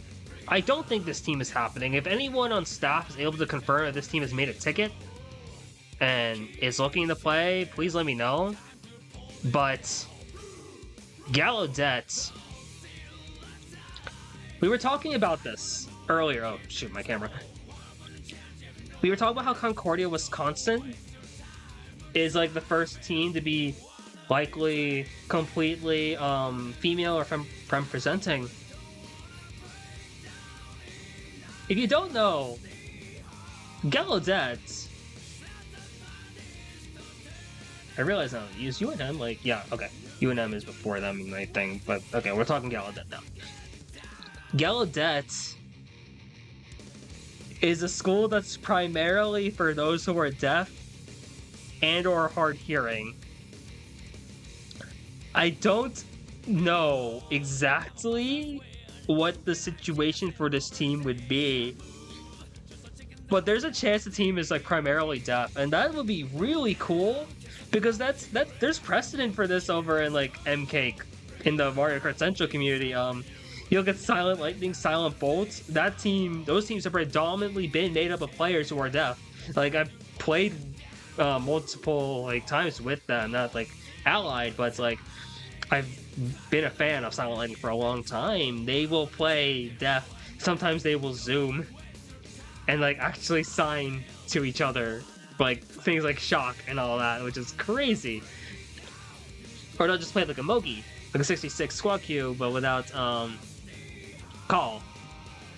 Gallaudet, they only have one member on MKC right now, but the fact that there's a potential for Gallaudet to even be here, like a team that's like primarily deaf is awesome.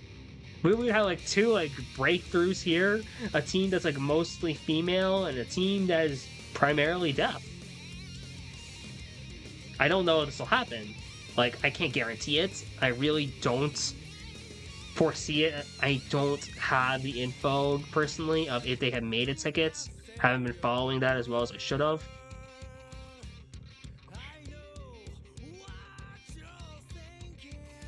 We'll put them here. They would be a new team. Yeah, exactly. Silent Lightning Part 2. How you doing today, by the way? Nice to see you here. If there's any questions you have, Zay, feel free to ask about seedings, because we're 31 teams in. And there's still quite a few more left. Zay from Burger Squad, correct?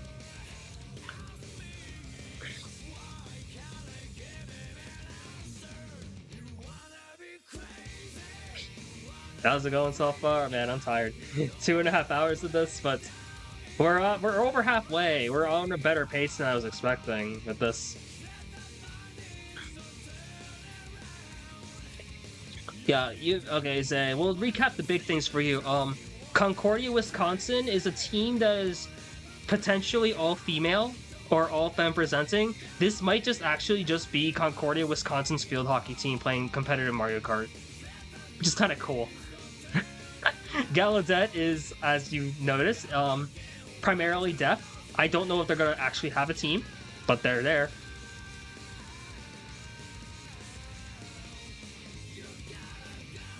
Hard Public Force match. Oh, no, it's fun. Top 3 is basically set. In some order, it's Michigan, Waterloo, FIU, Maryland, and ASU. Pretty much all one. We have no idea where we're putting UCSD. You can ask like everyone, and you will get like 7 different answers. They're either bottom D1, top of D2, and it all depends on how many teams are playing in D1. We are likely not having equal divisions compared to like last season, but we'll see. D2, yeah, I could see that.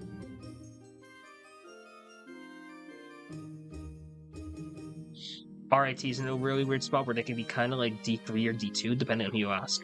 And it depends on how divisions shape up. Top Hat Bear said they are bad. Yeah, that's all we need. Typical, or go to Alex W. And a lot of teams here are just like a bunch of maybes. We will see. There's a lot of teams who are like really close. Like middle of D3 and like top of D4. I can really make the argument there. But we'll see. Let's move on. From Gallaudet, we have New Mexico. And the question is, has New Mexico played a game since last season? Because New Mexico is like, after coming so close, losing finals by a repick, and having a really rough fall, it just really comes down to, is this team playing? You don't know. Like, they're probably busy people. College students are just generally busy.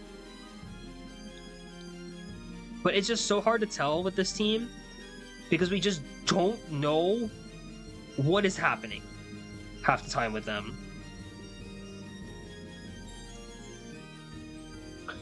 I think consensus is D4. We're not putting them in D3 again. And they're talented. They're just naturally talented. It's just a matter of, do they have what it takes to, like, hold on? Can they keep up with every other team just catching up to them now? Because they're not bad. They've always been a solid team.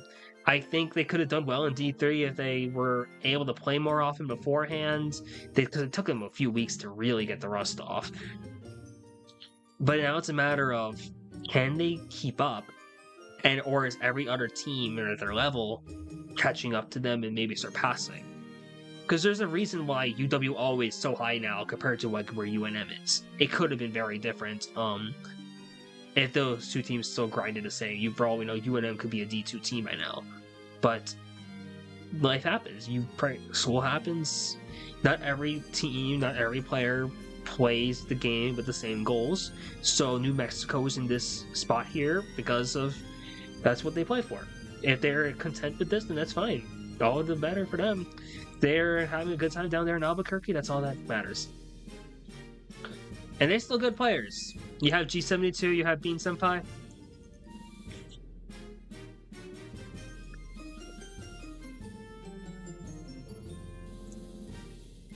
Very good group overall.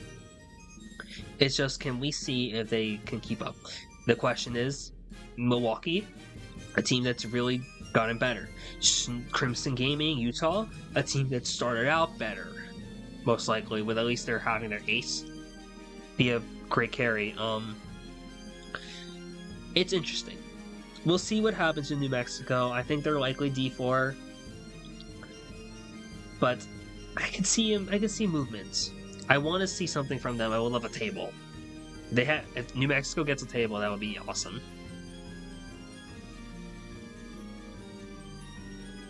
Okay, Kennesaw, I think, is next. Oh, Kennesaw State. The Owls. They have a table. Granted, Spoon did ally, but a table. SKU. Iona Burger? That's what the Iona... Oh, what's the other team? I know it's Pittsburgh Green something.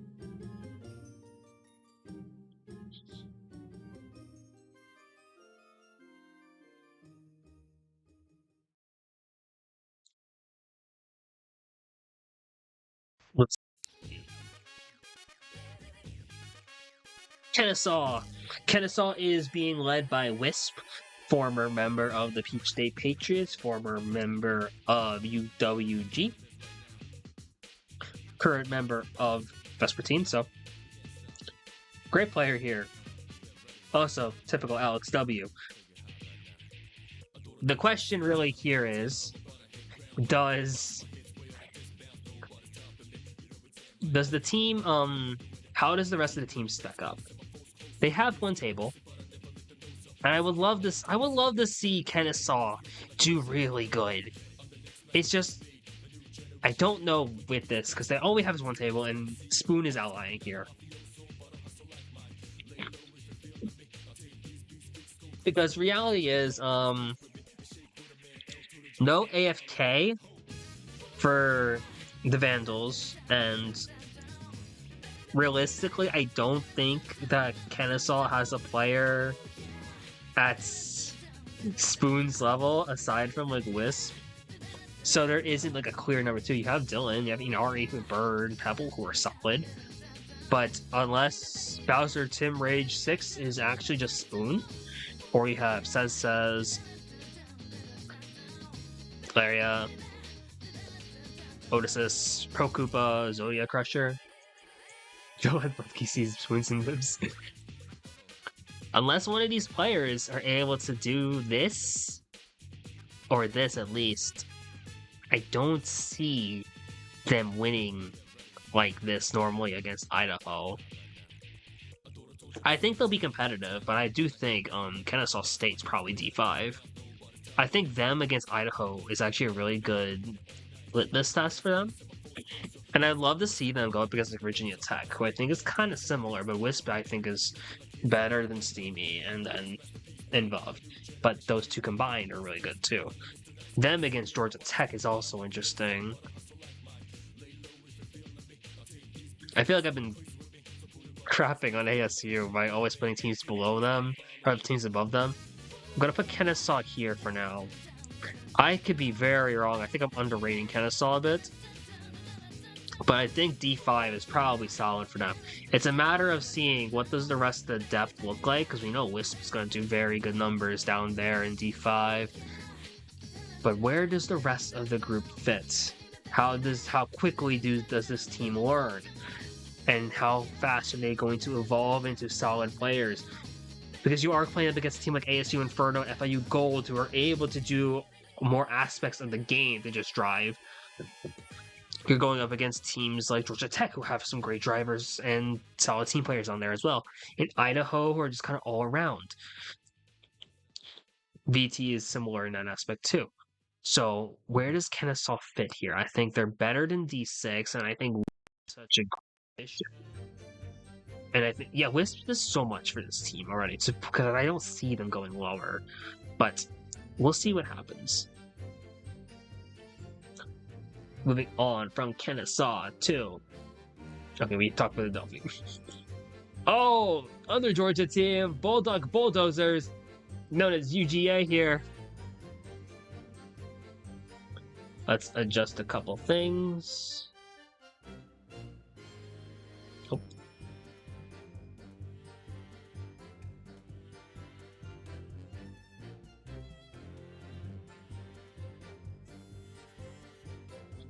The Bulldozers, Georgia, and the big story. Everyone's aware of it now. He's back. Spoon is back now. And this is a lineup. Oh my god. You look at this Georgia team. Vesper Team Dynamo, Dark Matter, Luxatone, Solar Storm Spoon, Dark Matter Stingray. You got Taka as well. This is a good team. Have you listened in on a Georgia match before, people? This is a team where those are some of the cleanest comms you've ever heard in a war. Like, the team chemistry is so on point here. And having Spoon back, and Spoon didn't miss a beat really when he came back. You look at these tables, and yes, this is rough, but FIU is definitely better than Georgia. And they did beat them twice. Plus 136 on Milwaukee, and a 5v6. 5v6 without Luxie as well. Minus 152 on Maryland. With their top lineup, basically. Oh, Zay playing, looks like.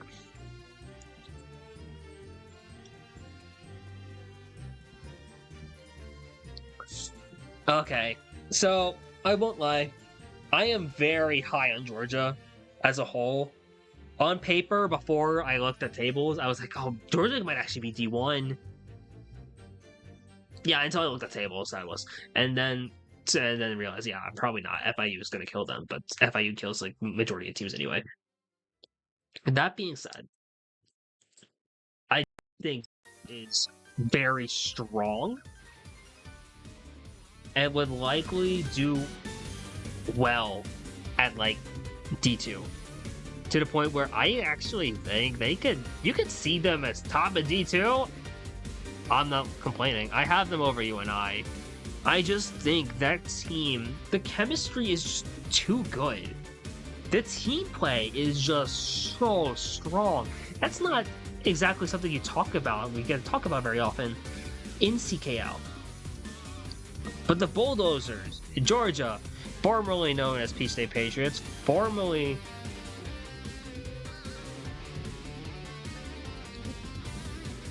I keep seeing YN on the tables now, and for some reason I just like accidentally associated with you.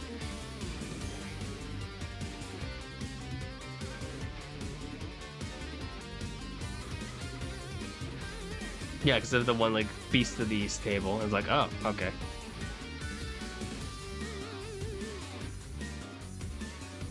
Regardless, though.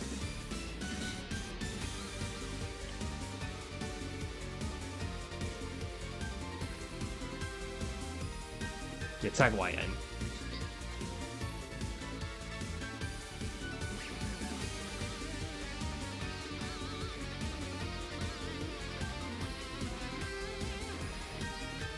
Regardless, though, Georgia is very good.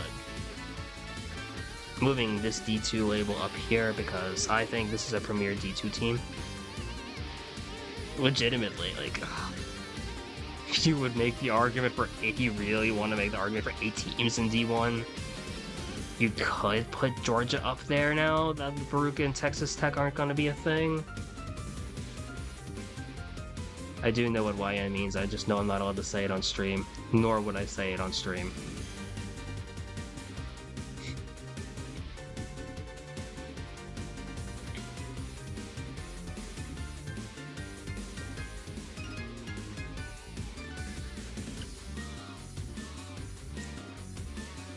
I think I saw it in like a basketball stream or something like that, honestly. Like, I think I was like watching someone play like 2K and like it came up. So yeah, I will not be saying that on stream.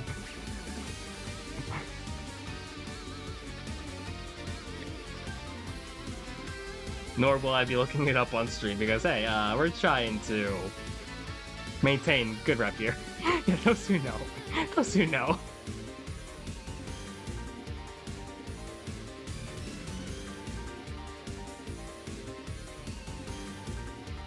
Anyways, where am I at? Georgia, PSP, UGA, whatever you want to call them. They're good. They're just so much talent on this team now. Having Spoon back is like the perfect. It's like the missing piece, especially now that Stingray has gotten insanely good.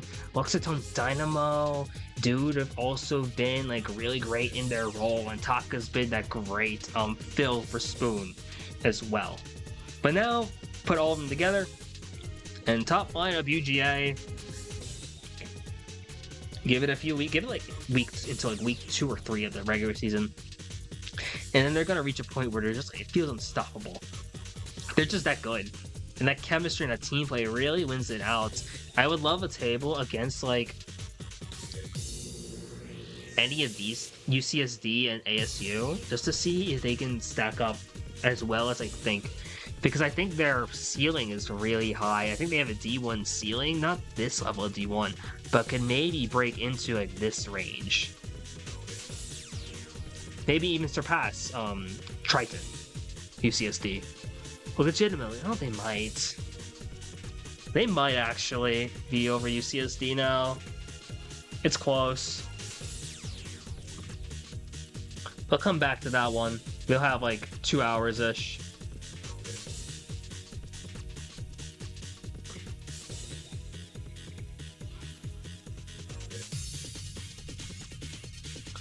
LB, Long Beach, gold.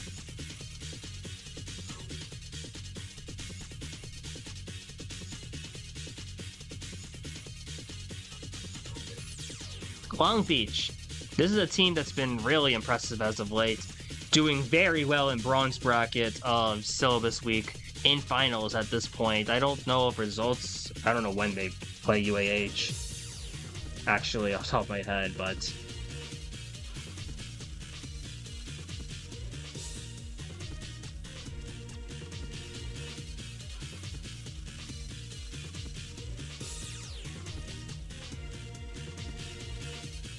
Okay, yeah, we got confirmation about a few minutes ago that Baruch is definitely not happening. Damn, this D1 is a mess. You can't just throw 5 teams in D1. Someone's getting thrown to the wolves. Oh, God.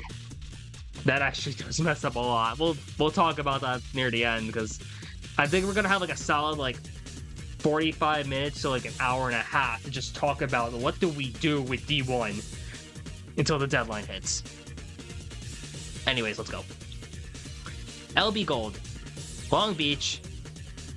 You look at this team, you have Raspada, you have Wadio, Zanewitter. Think about Arizona D1 if needed. I appreciate you, 6. We'll keep that in consideration.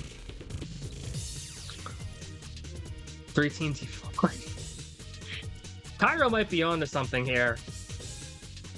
Okay, I think Cairo, I'm thinking we can do a 3-team D1. I think D2. I think this is actually just D2. Because I think you two are just like much in a weird spot where these are the best 3 teams here. I think you two are better than anyone in D2. So you guys just will play each other for 5 weeks. 2 times in a row, just 10 games against each other and see what happens. If you tie, we'll go to differential, and then maybe we'll just do playoffs and all that. You guys are in championships immediately. Congrats.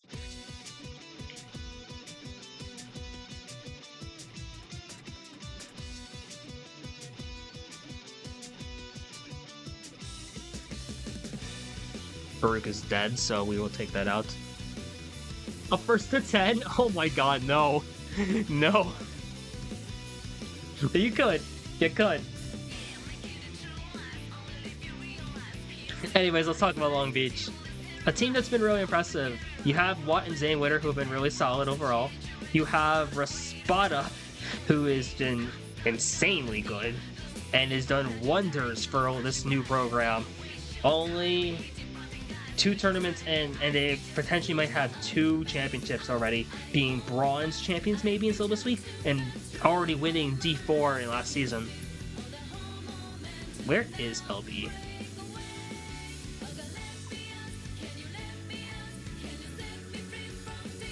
There we go, Long Beach. Someone first to 10 Arizona? Jeez. You could actually. Could probably find someone to do that with you.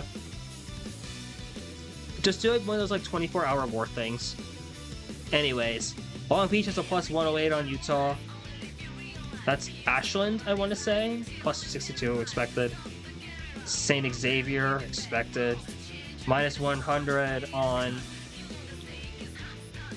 No. Minus 100 on San Diego. This is actually a better result than you did. This gives off. Minus 68 on UCLA. Granted, minus 88 with repick penalty. And now we got this. A lot of their losses here are actually really good in their favor. Like, I won't lie here. Granted, this isn't UCSD top lineup. No top hat. But still, good results from them overall on that win against and their results in Syllabus Week have been very impressive. Lunch.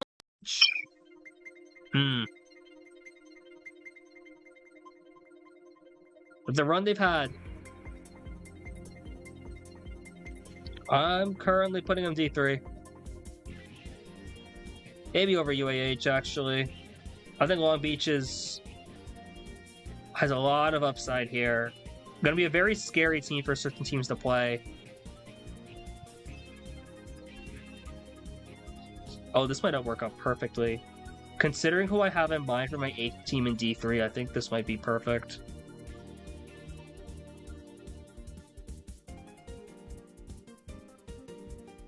We'll move on, though. Long Beach, I think, though, very impressive overall. I think especially... Oh, this table against, especially against UAH, will actually do a lot for them. Hold up. Oh, that's probably why I messed it up. I'm probably going to put them over UAH, because I think they beat UAH, and they probably will beat them in bronze finals. Watch me curse them, and they lose. But, oh well.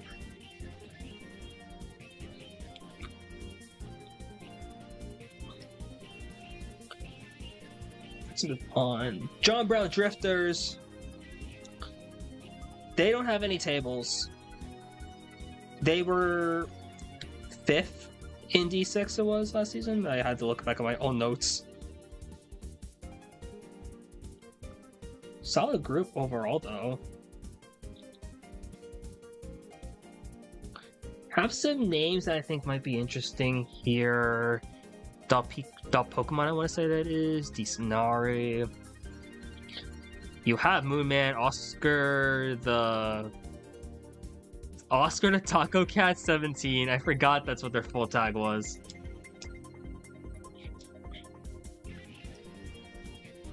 Yeah, Triple Water from China. The Hawk 16, Skull 10s.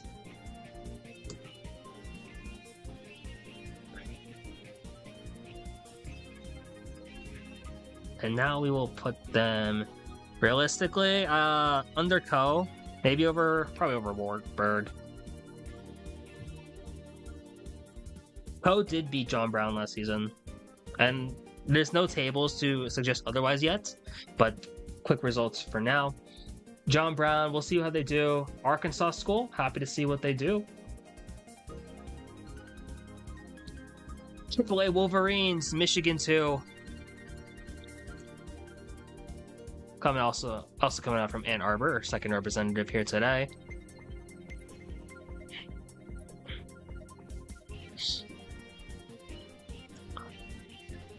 We got good players here. You have Kat, you have Ryan, you have Stuffed Flatbread. Crimson is good as well. Issa Misa, Zeronix, Scallops, Momeat. I think Michigan 2 is pretty underrated in a way. Win over Ashland. Win over FIU 2. Not a bad loss against Utah. Does have a loss in Arizona State. A couple losses in Arizona State.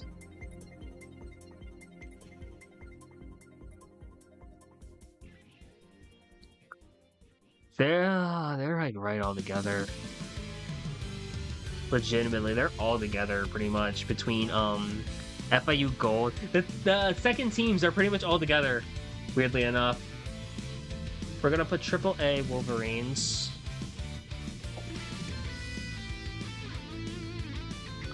In between them, I guess for now. They're all same division, is what I want to say. Oh shoot! Forgot that did that. I forgot I did that.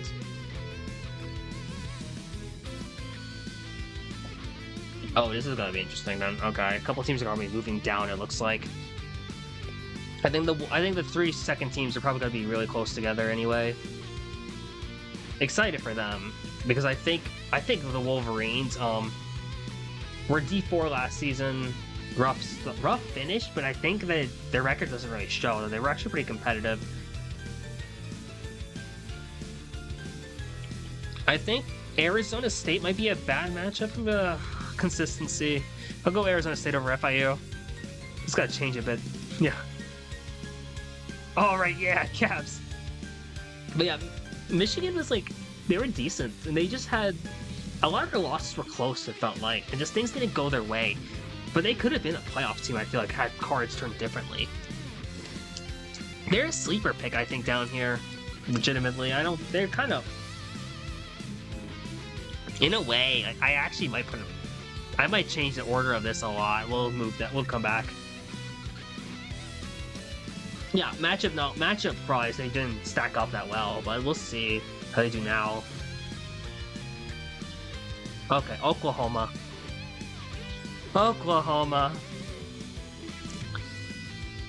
Now, it's no secret that Oklahoma is probably probably my favorite team. Like I love Oklahoma. Like, aside from like the ones I've met in like person, and like certain teams in my own state, I have a soft spot in my heart for Oklahoma. Legitimately one of my favorite teams. And I love seeing them grow. Like, I haven't worked with Oklahoma in like a year now, but to see their growth from where they were in D3 to now to multiple times D1, even after a rougher D1, they were still like solid.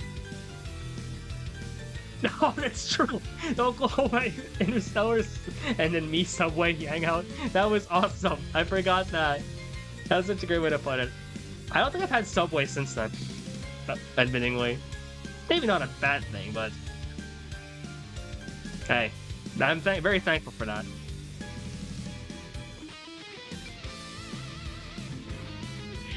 I'm very thankful for the hangout and also to not have Subway again since then. Now, here's the thing about Oklahoma. I called them America's team around this time last year. I still hold that true because, like, dang. You see this team? Like, it looks really small on my screen, but there's so many players now that are just on a team. I guess Burger Squad, grounded. MK College, Burger Squad, Burger Squad. But really, all these players, they've gone on to great heights. And they've all gotten so good now. They're all better than me. That's awesome to see. To all see them just grow like that, I'm so happy for this team. Okay, now that we talked about Oklahoma, let's talk about tables. I could have sworn I saw it. I keep passing by the Mr. Beast one too. There's Oklahoma. In Syllabus Week, they've had some interesting results. Because, like, the thing about Oklahoma is that they can beat, like, anyone, it feels like. They... No problem, 6. Oh, yeah, Squawk. Yeah, have fun. Squawk, I think is happening right now. We'll be here until Squawk U's done, so you're good. Oklahoma, I love this team. They have a plus 28 on Arizona State. They got a loss on Arizona State also in Syllabus Week. A minus 190. Ah, working the UA basketball game? Oh, that's hype. Shout out to Eddie. The fact that I've heard multiple people have watched my streams while at work or while doing something actually important with their life, makes me happy. I remember hearing that people would be in Valentine's or waiting for Valentine's dinner watching my stream last year. That hit hard. I appreciate you guys a lot.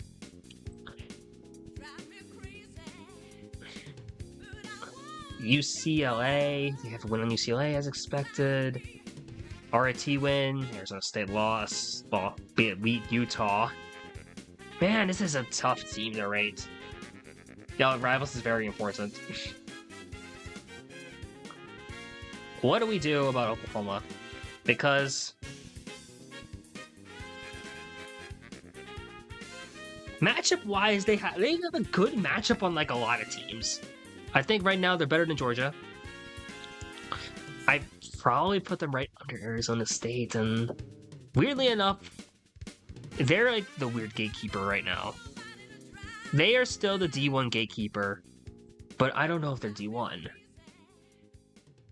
Sorry, no Long Beach scrims besides Syllabus Week. No, you are fine. The Long Beach results from Syllabus Week have been enough. I think I can comfortably put you guys in. Oklahoma.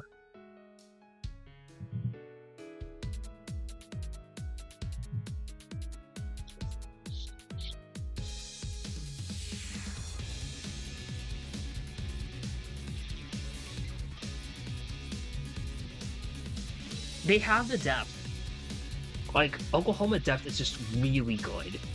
They don't have, like, the carry that every other team has now. And I think Arizona State at this point will be better in that aspect because they just have better driving, I feel like. But Oklahoma's team play, chemistry, and overall just gameplay is just really fundamentally sound at this point. They're a well-oiled machine, which makes them a very scary team in D1 if they stay there. But I wouldn't be surprised if they move down. It's really just a matter of like how many teams are we putting in D1, because I don't know at this point, because it's really awkward. We'll come back to that, probably. Oklahoma, though, very proud of this team. Still one of the best teams in the country for sure. Definitely believe they belong wherever they are. Whether that's top of D2 or bottom of D1, they'll be competitive regardless. Morgan State's okay.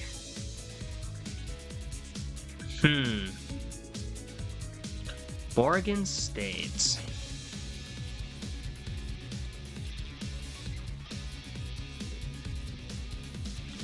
I knew they had the tickets. Okay, and now everyone's added. Ooh, well, where do we put Morgan?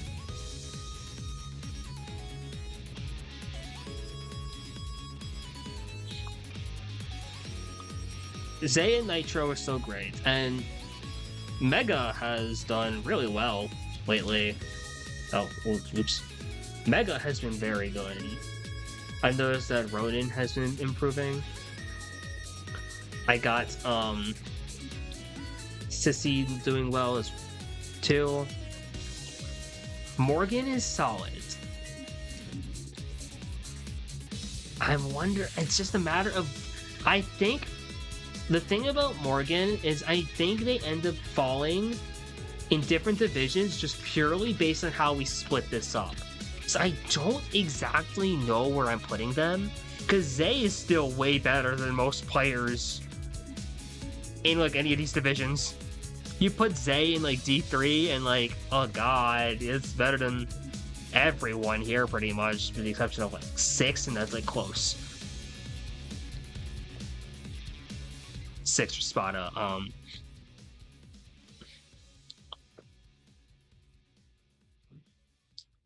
And I'm wondering, I think it's a matter of circumstance here, because there's one group I'm like holding my breath on, and I think it's gonna be close between them. But let me look at Morgan tables.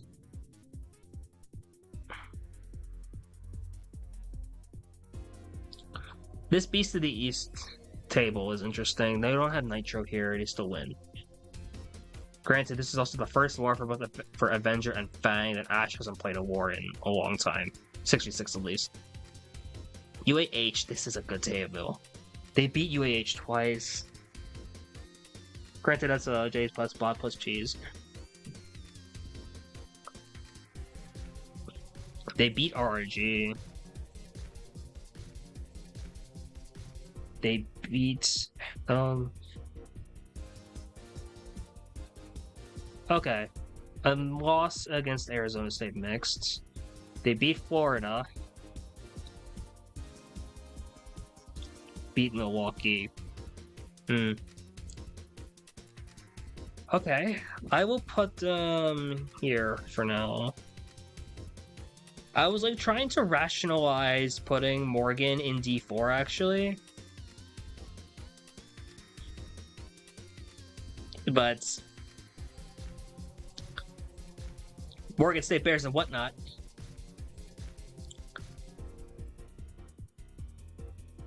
They just have those results against UAH especially will do it for me.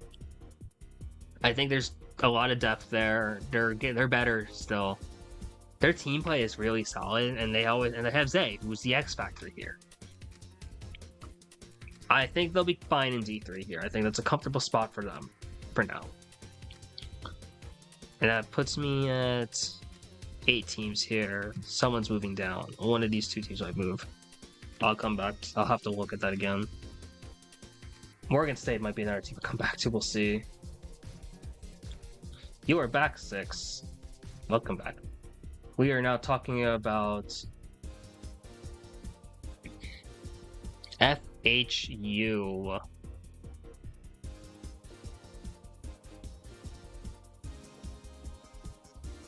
New team. Don't know much.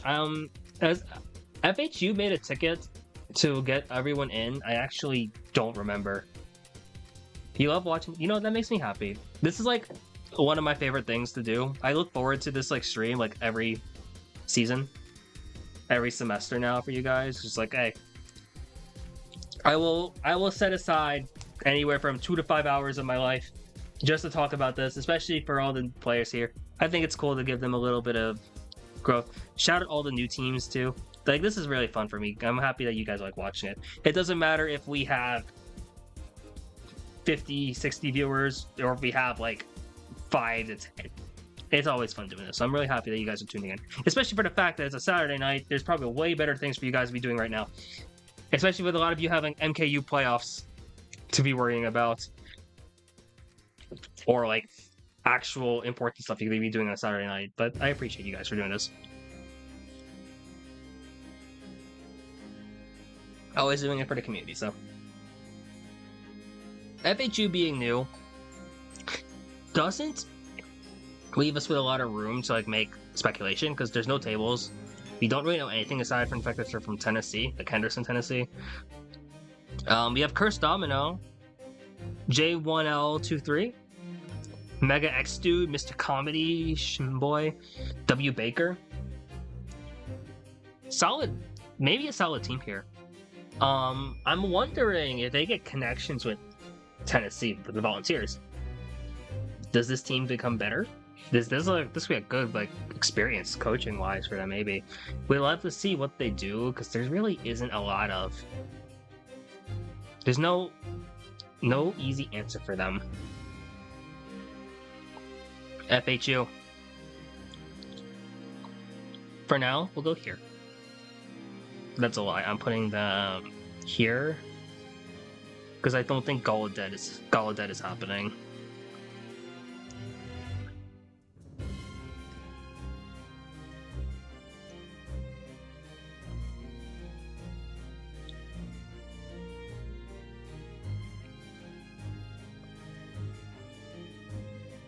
Okay, let's move on.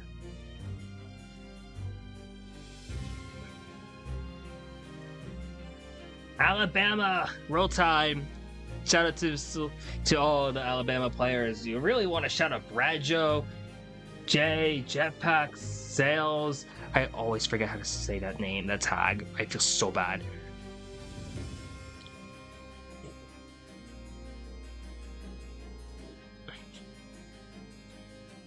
Gonna butcher this, but it's like Emred. Alabama, very solid team, has been D2 every season. Crazy enough, having gathering issues in the fall, their very first season, rougher syllabus week in their first time doing it. Then they win D2 in the spring of 2024. Another rough season almost in the fall. And then got second in silver bracket, losing the UCSD this syllabus week. Very competitive team. Like this team, like I remember the question was, how competitive would they be after Solution leaves? The gross sales has been phenomenal. I remember talking with Solution for like a while about sales because like seeing this guy just come out do really good in that first season, or just saw so much potential, and now you look at where they are now and it's night and day. It's awesome. And we knew Bradshaw was going to turn out to be really well. Jetpack has grown up a lot as a player, reform still there, and positivity forever. You got first place finisher. Very good group here. Alabama is still a very solid team. Probably like, I want to say the lower end of D2 right now, but let's look at tables. Minus 84 on Maryland is actually really solid. Especially with no J. Oh shoot, ping.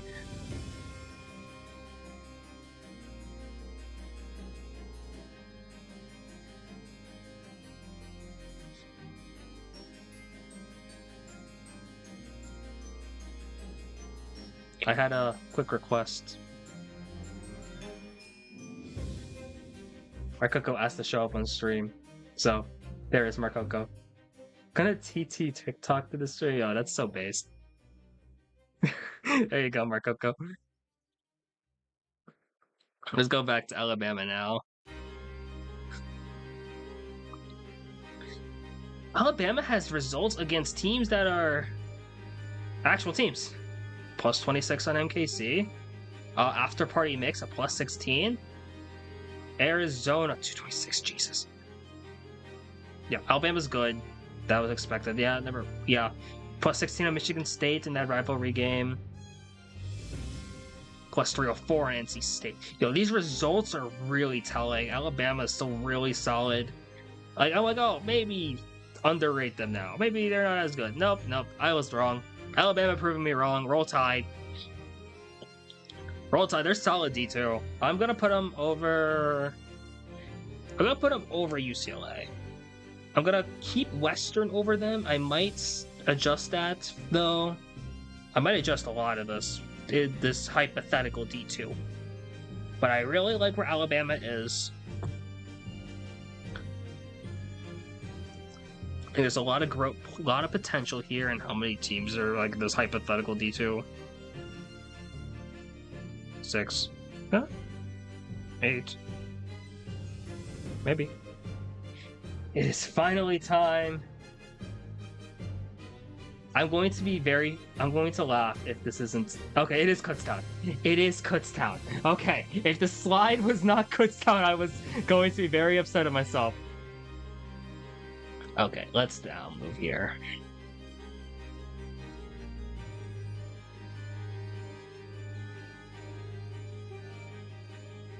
Okay.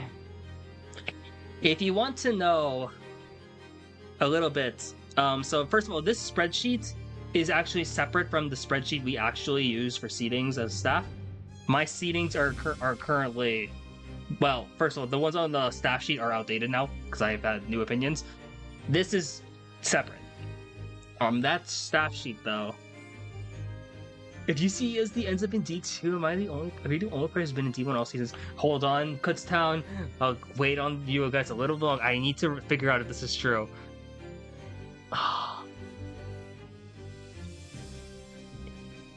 Oh my god. Maybe. I think so. Yeah, I think he would be now. That is actually crazy. Wow. That is insane. Oh my god. Yeah, because you'd be the only one. Cursed to forever be in D1. No, I was talking about it earlier, but like, yeah, UAH, we see UAH and we see D3. We see Cairo, we see D1. That's just how it goes, I guess.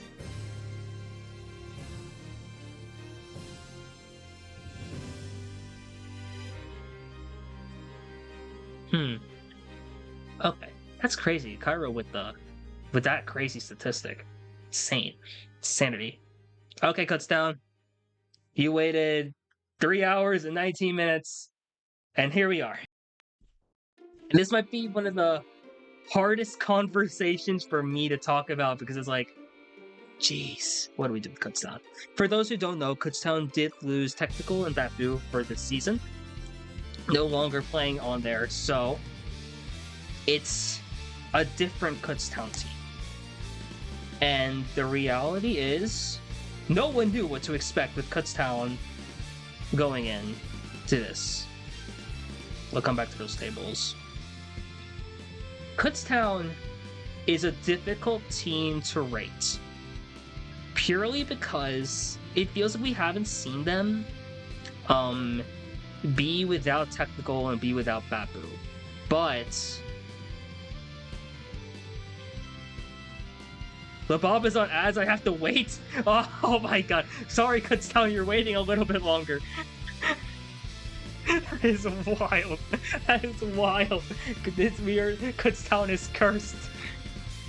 Yeah, Kutztown is cursed. There is no way they get to hear about what's happening today.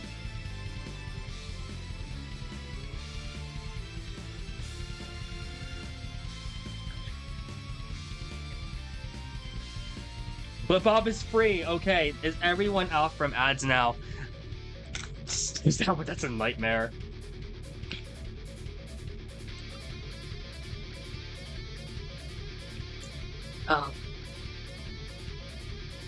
Kutztown's just so hard for me to rate because, well, one, I'm closer to a lot of them now. It's like I see them basically monthly at Broad Street Blur in Philadelphia. I'm seeing them next week for Catalyst.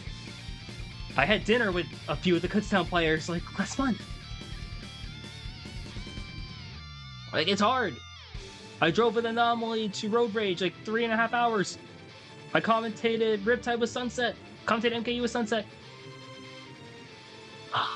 It's rough. The team is different from what we know them as. When we first saw this team in the fall of 2023, we saw Tech, we saw Bapu, we knew Bo was on the come up, and then the rest of the players, they were pretty much new to the game in terms of a commentating, in terms of a competitive sense.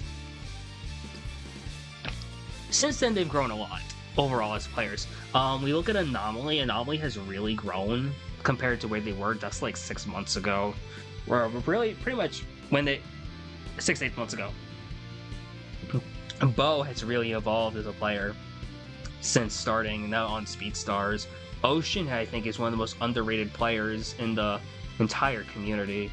She will probably never get the respect she deserves as a player because she is very underrated. Riffy is one of the additions now for Kutztown. I think Riffy's a very underrated team player with a lot more game sense than people expect.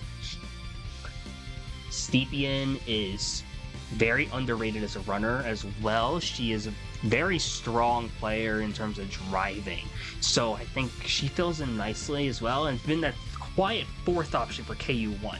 And then Sunset, I think, is an incredibly underrated player in all circumstances. You saw what Sunset did last season as well, and her game sense is also very strong. And then, not to mention, you have players like Lego Ball, you have Swaggy P, and pretty much a lot of these players still all over this is insane. There's a lot of depth on Kutztown. But the big thing with Kutztown, and I'm not going to leak anything, but I will say staff consensus before any Kutztown table was that they would go D4. I said they would go D3. And now we got tables, and these are important tables. Note, no 6, no bow. Still a good table for Kutztown overall. Really shows that Ocean can do this? Yeah. Trust me, Ocean's underrated. Ocean is very good. Sepien's great, Anomaly, Sunset, Riffy, Lego Ball. All solid players that can slot in. Then you go to top lineup, and this top lineup, this is a good Arizona team.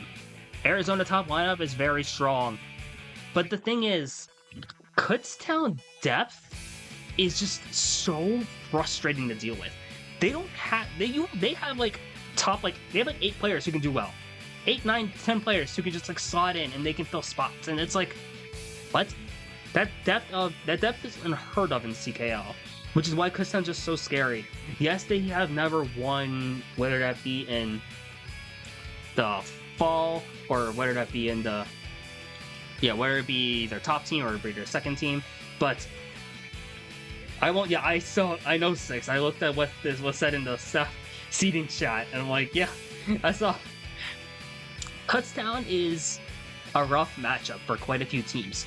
You actually look at what this projected Division D3 is. Not a single team here wants to see Kutztown. Because Kutztown just kind of is a nightmare matchup for a lot of teams. Because you look at a team like Long Beach, very strong overall. What Kutztown does have over Long Beach is their 4-5-6 are far and away maybe the best 4-5-6 in this division. Their 4-5-6 is probably better than the entirety of maybe even up to parts of D2. That's true. Yes.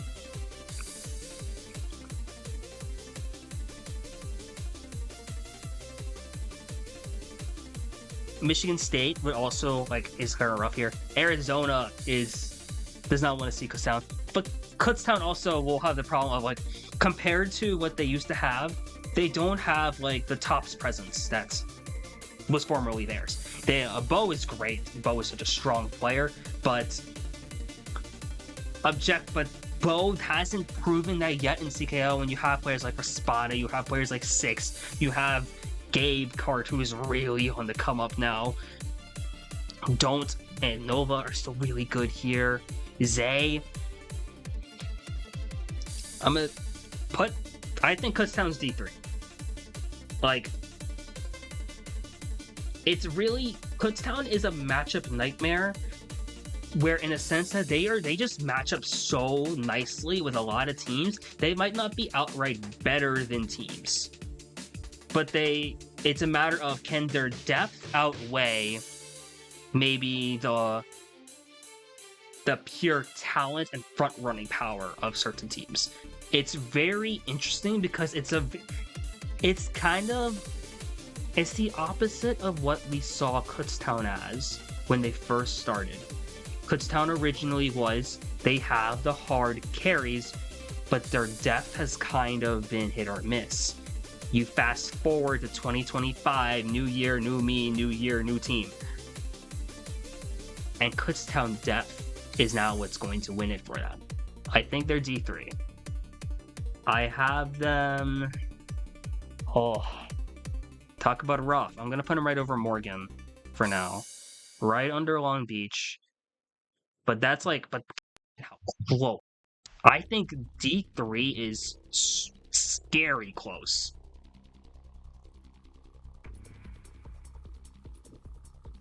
And that's my short version of what I think about Kutztown. Please don't make me summarize it again, and please don't ask for more details because okay, I said what did I say in the staff thing? It's like I could write an entire essay on what Kutztown is. Because like Kutztown in this season, I think. Like I'm a Kutztown believer. Like and that's state bias, yes. And oh my god, what am I going to do if this is D3? For my sake, I hope this is not D3. Because I kind of want like all of them to win. Like I really like all of these teams. And I don't want any of them to lose. Like what am I supposed to do? Like, oh, Gabe here, you have Six, you have Fitchy, you have Howdy / Queso here. Been wanting that Michigan State win for a long time. Raspada's a GOAT. Cuts down a homer bias right now as well.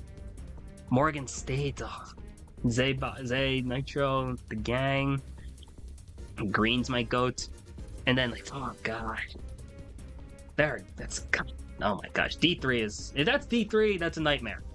I don't know if that's what D3 is going to look like, but oh. D3 is going to just watch D3 just like, oh, what if we just share a banner?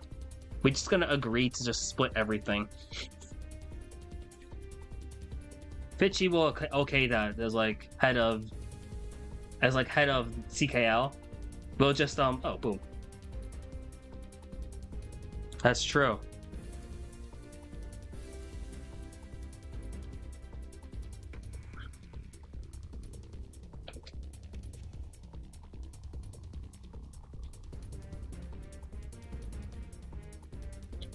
D3 is muffins and friendship. Friendship on division. Oh, let me adjust this now.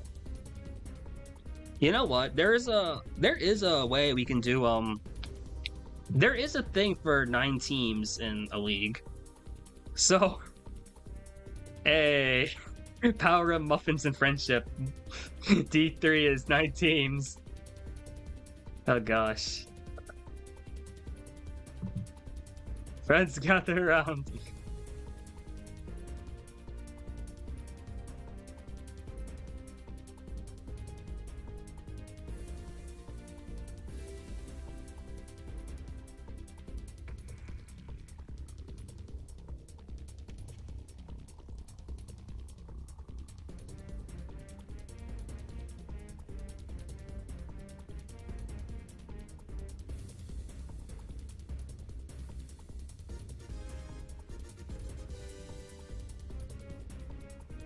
I guess. That's D3, yeah. Together to victory. We do have a 12-team dev sheet. Okay. That's the Kutztown thing for now. 6, 8, 9, 10, and 12 are all functional. Yes. Okay, let's move on. Are you kidding me? Am I really chaining Kutztown the Beast of the East? Oh, I didn't think this through.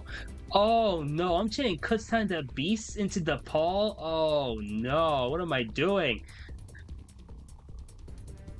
Oh, I got Buena Vista next? Oh, thank. Phew! I said Buena Vista is going to be much easier to talk about. Buena Vista! Shout out Marvel vs. Capcom 2 music. Now you sleep. Have a good night, sunset.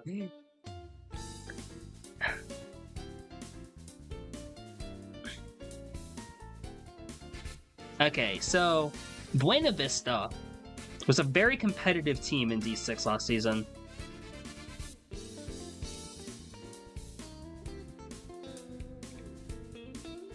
And I think now, but here they are. Like, I actually think that BBU moves up D5, right?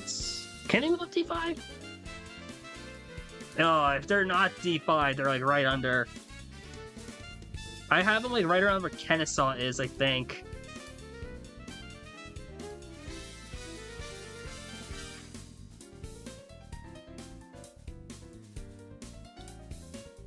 I will look at this again, because oh man, BVU is an interesting team.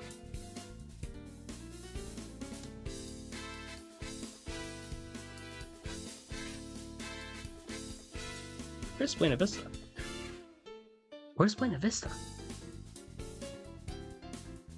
Why is Buena Vista up here? Oh, I know why now. My bad. I moved it up when I changed the rows.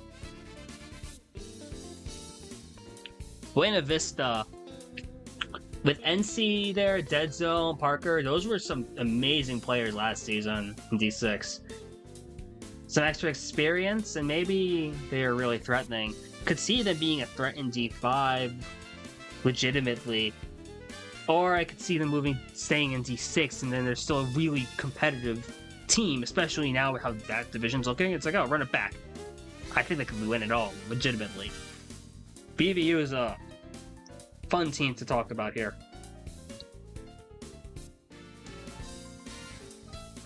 But overall, well, you have NC, you have Dead Zone, you have Parker, you have a great roster overall. Beanpole, General Forearms, Joseph, Mini Stewie, Obi Star, Sprotwell.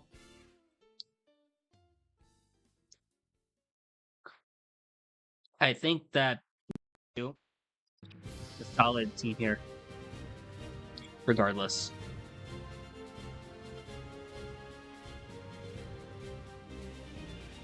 Let's move on.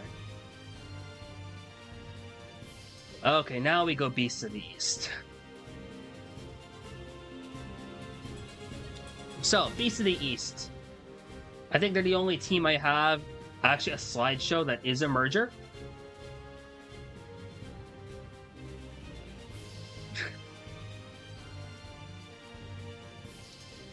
So Beast of the East is a merger between Moravian and NJIT, New Jersey Institute of Technology. Moravian being from Bethlehem, Pennsylvania. Shout outs over here.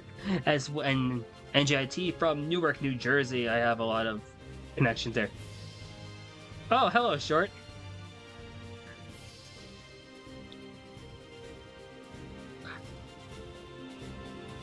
Okay, so if anyone's confused, Beast of the East. Why are we... Guys, so what's the whole Mr. Beast stuff? They don't have a logo, so this is what's in their thing for them. Will they be watching Beast games mid-war? Can we hear your best Mr. Beast? Okay, that's not hot. I won't lie. I don't have the energy for that today, guys. My bad. My bad. We got one table for Beast of the East, and Beast of the East has a solid lineup overall, though. Yeah, it's captained by Angle, my goat, Grounded Gaming, member of Moravian. I have you, you're at the top of D1, which is the Kyle/Women division, Short, in case you're wondering. Yeah, this is gonna be, yeah, you missed this, Kyle/Women division. Whatever we are calling D3 now. D4 is the Sunset division. W for Women for Concordia. Gallaudet is, yeah, Baruch isn't happening. Nah, you're good. Baruch died out. No luck. Oh god, I got a ping to look at. Where'd I get pinged? If this is the tickets? Oh, who's this?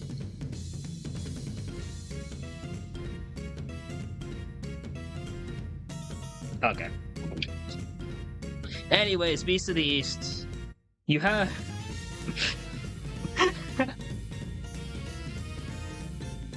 In Beast of the East, you have Mr. Beast here. You have Angle. You have Miri Meg, who is playing for Excomachi, I think it's Excomachi, however you say that.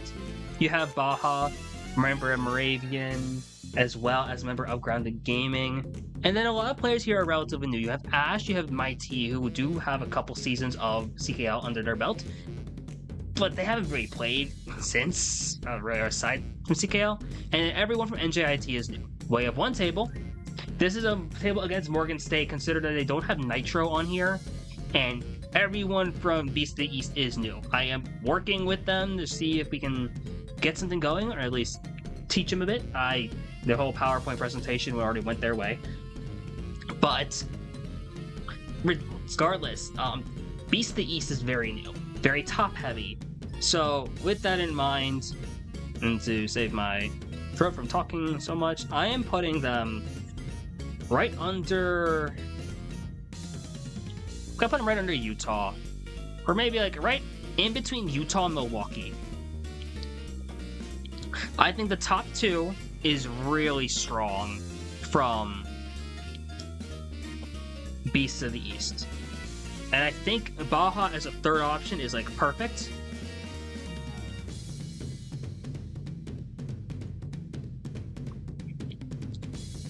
And then you have... But I do think that the depth is going to be a big issue. Everyone else being new, it's a matter of like... there's a lot of basics they have to work through. Have a good night, Rippy. Utah under UWM is kind of crazy. It really feels that way, yes. I'm putting a lot of stock in how much UWM has grinded, and the fact that UWM has like the best coaching staff in the entire community. Like, Michael or Danny Fathom, excuse me. And then what do we have over here? Yeah, we have Beast of the East with like really good results still. I think D4 is like perfect for them at this point. Would like to see another table if possible, but it's something. And oh my god, Mr. Beast every time. Okay, we're going to... is it DePaul next? DePaul Demons. Okay, so Rippy is going to bed, but if there's anyone here who is familiar with Collegiate Splatoon, you will know that DePaul is a household name in that scene. Multiple teams, very popular school in the community. They also have their own meme where they are just... they just outright are just called the balls, like throughout the community. Like if you hear DePaul, yeah, everyone just says the balls, and if you say the balls, everyone knows what school you're referring to and one of their multiple teams. I don't know how I'm going to feel if the balls makes its way over to CKL. I'm pretty sure there's merch for it. Like, that's kind of insane. Like, the balls, DePaul Demons, DePaul University actually just has merch for our own school for a niche thing as competitive Splatoon. No, competitive Collegiate Splatoon. But here they are in Mario Kart. Let's see what they do. It's a new team. We don't know anything really about them. Every player is brand spanking new. But it'll be interesting to see what they do. I would love to see how this works for them. But it's a matter of what happens here. I'm moving to pull up the here-ish, because boom, then the balls. Either way, this is like, who knows what I'm doing with this division yet. There's like a lot here. There's like this is a division somewhere. We'll see. Okay, there's a couple teams who I don't have slides for. Keep that in mind. But yeah, shout out to DePaul. They have 10 players. I don't remember all of them by name, or who even plays Splats. But they have Explosion, Grey Eclipse, It's Bus, John Plan, Low IQ, Sayuri, Pion, Shan, Starstrucks, the Duke, I want to say that is, and Wiser Cupid. Nice tags, I'll say that. Okay, Texas Tech, not happening. Unfortunate, but Texas Tech will not be gathering this season. University... Oh, no, we're going Brazos Sports, who I don't think is happening either. I don't know if anyone on staff has seen a ticket from Brazos Sports. But I doubt they're happening at this point. Well, put Brazos Sport down here.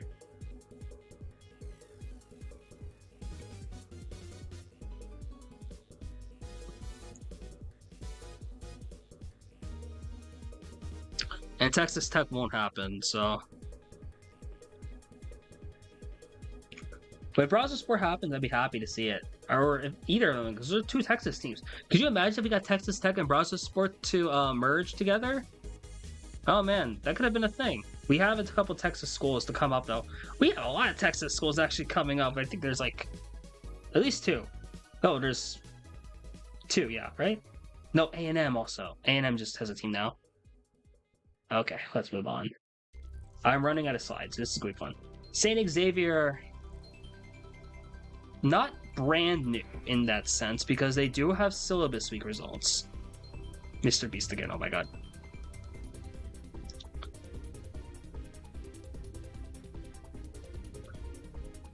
I forget if we have anything for syllabus for St. Xavier in here, but I know they have results.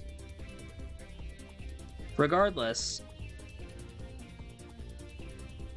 currently they go in the division of basically known as, we know you have played this game in a competitive setting before, but you're probably not ready to move up into anywhere higher, which is now affectionately known as D6.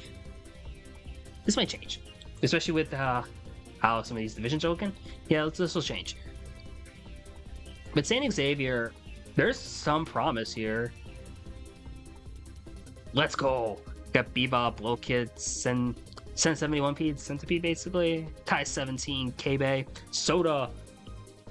Got 3 of them, and now LeBob's working with them. Dang, yeah, you got a lot. There's a lot of Chicago schools actually. Now I think about it, a lot of Illinois representation. Got a few of them TTing. I love that. Love to see that. Really hoping St. Xavier does well.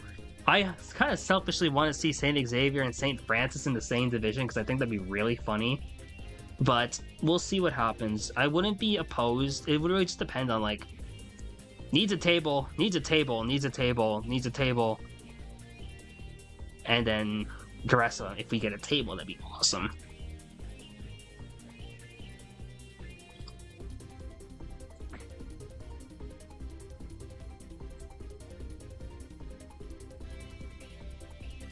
Okay, what else we got? But I think there's some promise here. They got 8th and bronze in syllabus week 3. Overall, it's a rough tournament, but it's their first time playing comp cards. And that's going to happen. You're going to have those rough losses, but you've seen some teams make it all the way back. FIU, short times, moved up. You'll get all those teams that were in original low div or original bottom div, and look what happens. Either they move up or they win the division at some point. Like pretty much the majority of those teams have all just moved up like crazy. Like Oklahoma went to D1, Iona went to D2. You had UNI touched D1, FIU went D1 at one point. Nebraska eventually wins their division. UAH has been competitive. Those teams have been good. I wouldn't be surprised if maybe St. Xavier, this is just a start for them. You never know. Texas State. Texas State has been interesting.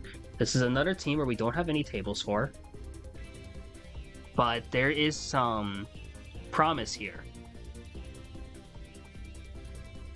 Notably, we have Lozzie, Dark Matter Lozzie playing here now. And then as far as I know, everyone else is new. Like, let me check just to be safe. But I'm pretty sure everyone else is new. Planetary Froggy is a goated name, by the way. Yeah, I'm pretty sure everyone else is new. I remember seeing a couple of these names before when I'm doing prep.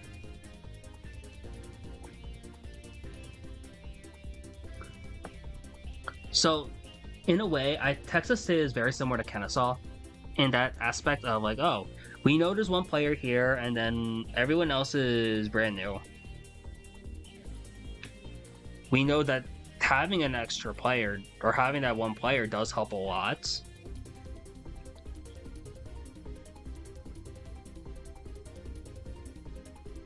But we doesn't really do too much yet. At least we don't know until we see tables and the results. And we haven't seen anything yet. And that's just how it's going to be. A lot of these players are going to be learning the game on the fly. So if we can see Texas State really do well, if they make some surprising results, don't be surprised, don't be stunned if they move up, depending on that. Really, that's the case for a lot of the teams, especially all the new teams. The moment we see a result, their seedings will change.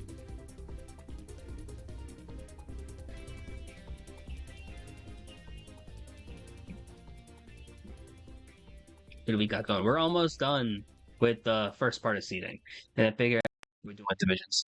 Florida,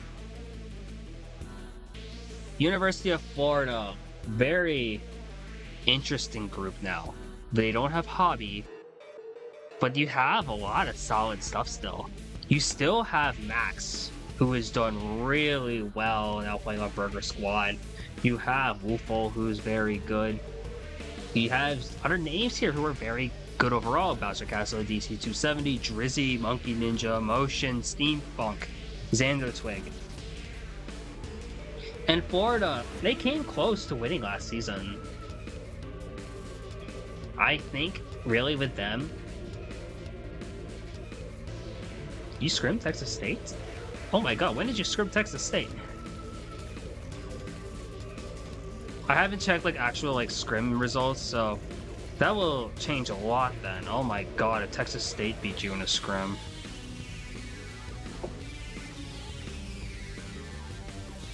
Yeah, I need that table. The moment I look at that table, that's going to change a lot. Because we've been under the impression of Texas State is lossy +5, and we don't know what that +5 looks like.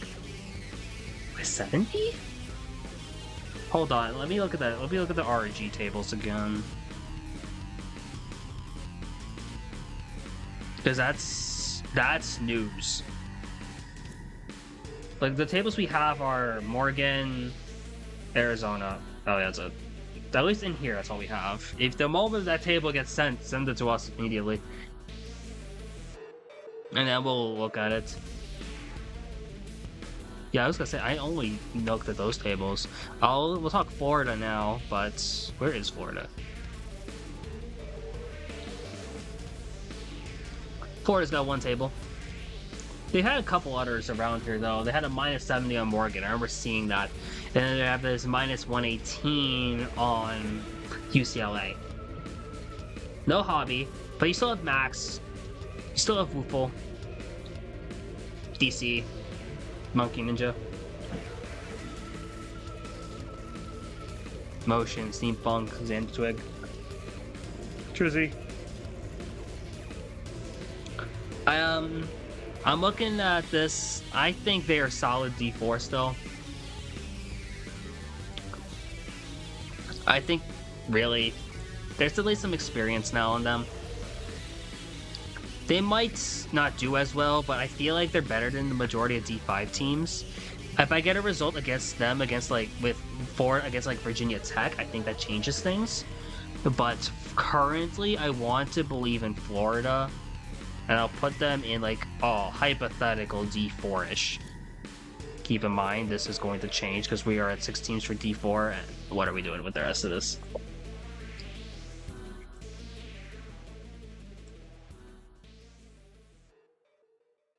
And now let's move on.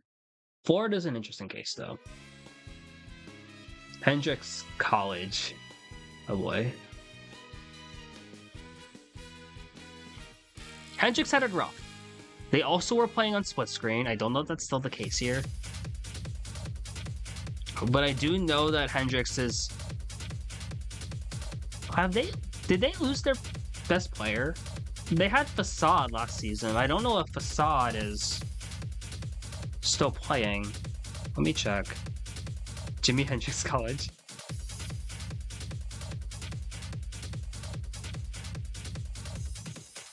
Is Facade still playing? Or is Facade still looking to play? Because that's their best player, as far as I remember, on Hendrix. And that's rough, losing their ace. Indigo was solid, I remember that. They have Anna, Chut, Dan the Man, Indigo Raz, Castle Keep, Pickles Yo, Radio Cry, Tennis Player 38, but Hendrix had a rough season. And I hope they get I hope they get some supports, whether that be like a coach or someone to help them, they teach them the ropes. Because split screen especially is already rough. But I would be really happy to see if like Hendrix like does better.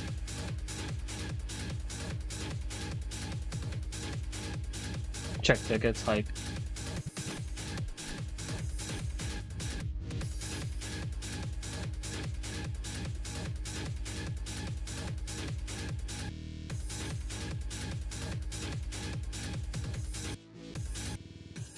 Who the heck is that?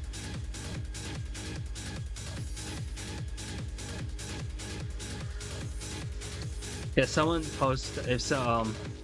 Gotcha. Thank you for that. Oh my god. We'll get back to that. I'll talk about Hendrix and I'm backtracking over to Texas State because whoa. Okay. Hendrix. Oh man. I'll put them here for now. Because I know they at least have minor experience.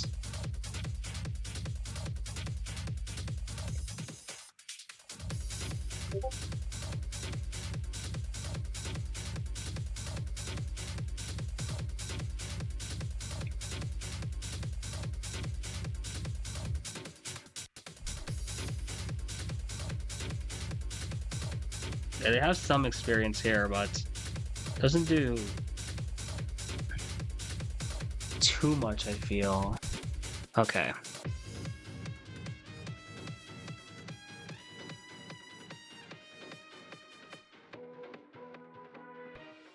Typically, I don't open tickets on stream, but this is a big one. We're going back to Texas State. Who's in Texas State's roster?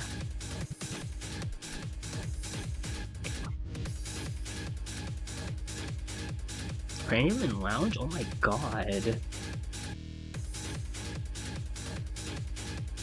Who is... Okay, let me look at this.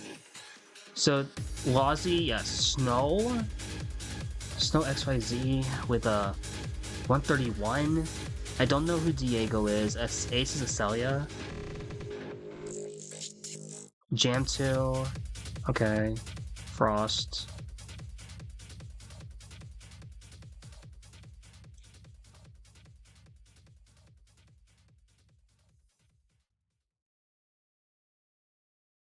Like, I gotta figure out who the hell is this Snow player? Like, I doubt it's... Oh! Oh, that's okay. I didn't realize they play Lounge. Yeah, I didn't see they play Lounge. How long have they been playing Lounge? Just a season? Oh, they've been playing for a bit. Okay. A couple seasons now. Peaking at what? 2-6. Peaking in Bronze. Bronze 1. That's solid. Oh, okay. That changed a lot. Is it true? Oh, wait. Hold on. Texas State moves up. Like, Texas State moves up a lot, actually. Because to beat Roadrunner, who's in this Roadrunner lineup? Muffin, Unlucky Pro, Minic is there too. By 70. It was like close-ish. Can this team go as high as D3? Fundamentally, they seem very solid.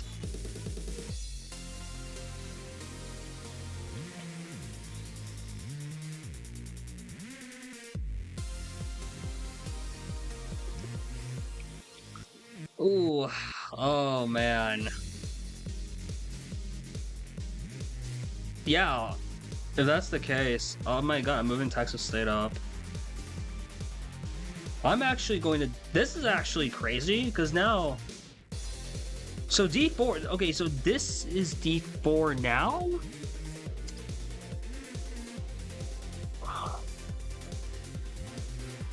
Snow is D1 MKW? Oh, that changes a lot. Okay, that explains it. So this is actually Muffin now. Muffins.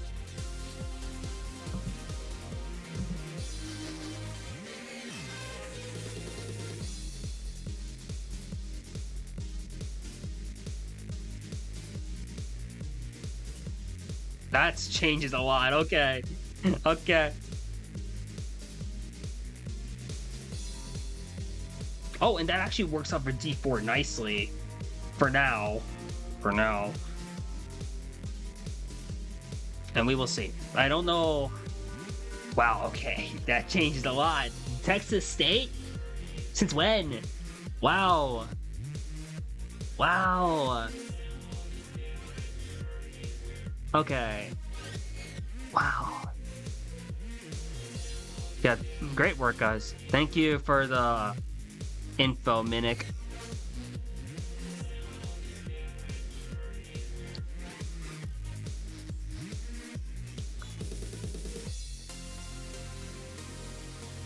Yeah, that's crazy. I can't believe we just found that out. That's like actually insane. Got about an hour until the deadline ends then. Let's see, who's next? Oh, El Paso! Another Texas team. The Honey Badgers, now from University of Texas, El Paso, UTEP. They're all new? I think they're all new. I think the crazy thing is I actually have to check because I am very worried that they might not all be new. Okay, just as of like yesterday type of.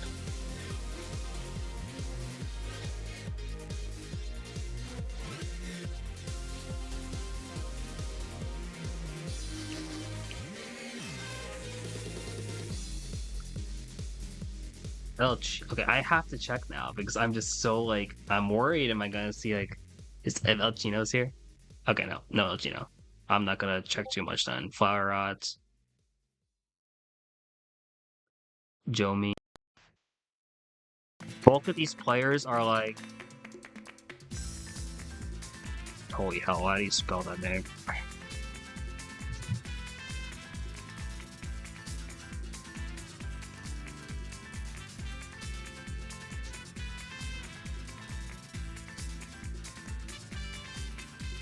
Yeah, the bulk of these players are new. Casey's captain, maybe. Nope, no lounge. As far as I know, there's no lounge here. Purple Rain.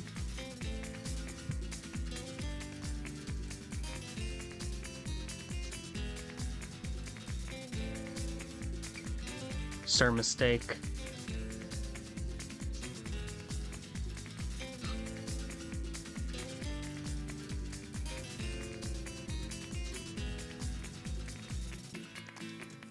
Nope. Let's go. Won the 6v6 Mogi. Love to hear it. Love to hear it.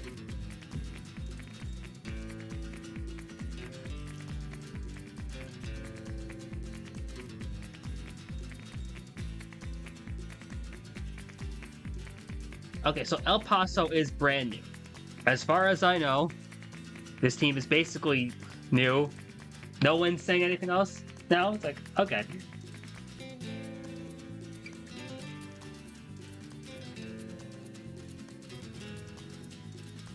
Honey Badgers. No, D6, right? Or whatever this bottom div is, just because we don't know anyone else here. Keep that for now. The Aggies out of New Mexico State. So the thing with NMSU is that they actually lost their best player. Toffee is no longer on the roster. That said, NMSU, you still got Jerry Cole, you still got Mr. H5, you still got Sweet Chris T. Savage Dog, Certs Hux, Tanaka with Hair, Chills, Emerald Wolf, Mickle This is still a good team for their level. I actually think them and Buena Vista are very close. I would love to see them be in the same like division again, to be honest with you.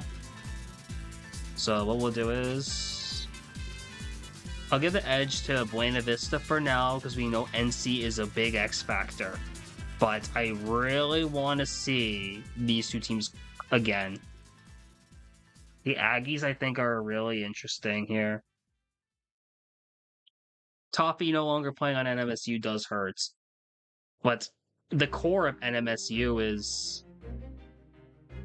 much better than like the bulk of the teams below them. Like maybe Buena Vista wins finals without Toffee playing for the Aggies, but NMSU still beats Auburn. I think they still beat John Brown. They beat Cole. They beat Hendricks. Like regardless, I think NMSU is still very competitive. I don't know how much they've played since last season, but it's rough. It's more of a matter of like I feel like with Toffee, I think they go up higher. Without Toffee, I feel like they're roughly at the same. Like I don't know how much worse they got, but they're like definitely still competitive at that level. It's just they're not like outclassing everyone in D6 anymore. It's gonna be close, but we'll see. Would love to be proven wrong there. Let's go everyone who's gaining MMR. Love to hear it. Cloud County Thunderbirds out of Cloud County Community College in Kansas. I think this is the first Kansas team we've ever had. I know Kansas. I've been in touch with Kansas State before, but they never materialized. So, no KSU, but CC, Cloud County, has actually some promise. Dakota B-Man, MKS. So we do know there is some competition here. I remember hearing from Dakota that they are the only player who understands competitive or even has any idea of what competitive is. And those are the lounges. So it's roughly similar to Kennesaw, I think. Probably a little worse, but at least that's on paper. It all depends on the rest of the team. And I think Dakota's good. I think just doesn't have as much experience compared to like another player like who could be at this level too. Dakota, yes. What is deadline for seating tables? Oh, I forget off the top of my head. It's in announcements, I want to say. I should have this off memory, but I don't. Maybe.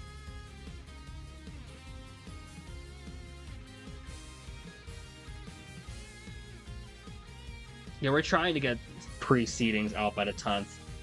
I think there's a good chance that we're having a seedings meeting like right after deadline, which not ideal, but tomorrow is like rough, and I know Monday is very rough for availability. February 20th. Shout out Joy, thank you for the answer.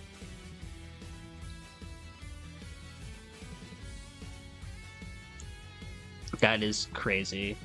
Here we are now. Cloud County Thunderbirds. I have them right under Kennesaw for now. It's a matter of really just seeing what else is up on this team. You have Cat Universe, Groff, Jay Spolter, Mocker, Sarah Eliza, Slats, Yoder. I'm gonna put him right under Kennesaw. Maybe I'm looking at Buena Vista and NFCU carefully because those teams are really fundamentally sound. I could see them both being above Cloud County. Tables pending. This is going to be interesting.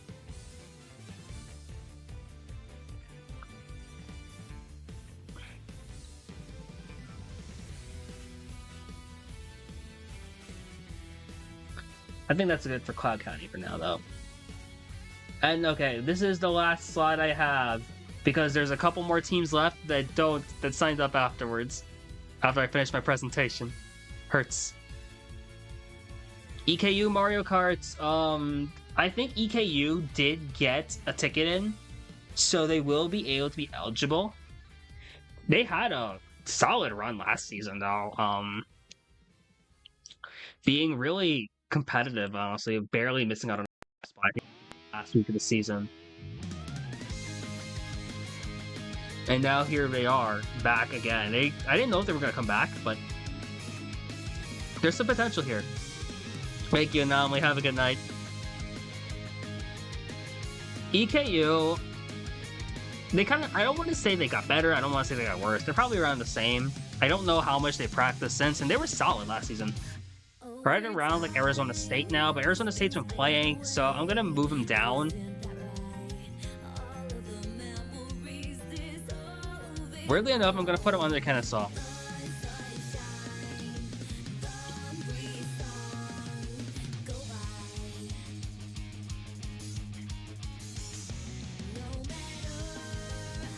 EKU Mario Kart here.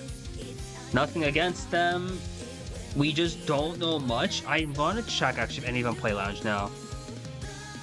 Because I know Escape used to play MKU, but he hasn't played in a while. And he's no longer on the team. Escape Savant. Nope. Foxfire. Keenan.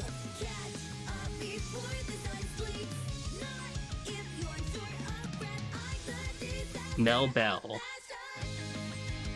No. Nihilium? Oh, go to tag.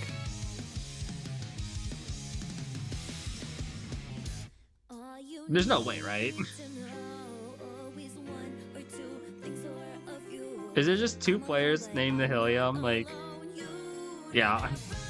I was gonna say, that would be hilarious. Like, a Brazilian player? Would have been insane. And then Spooshi.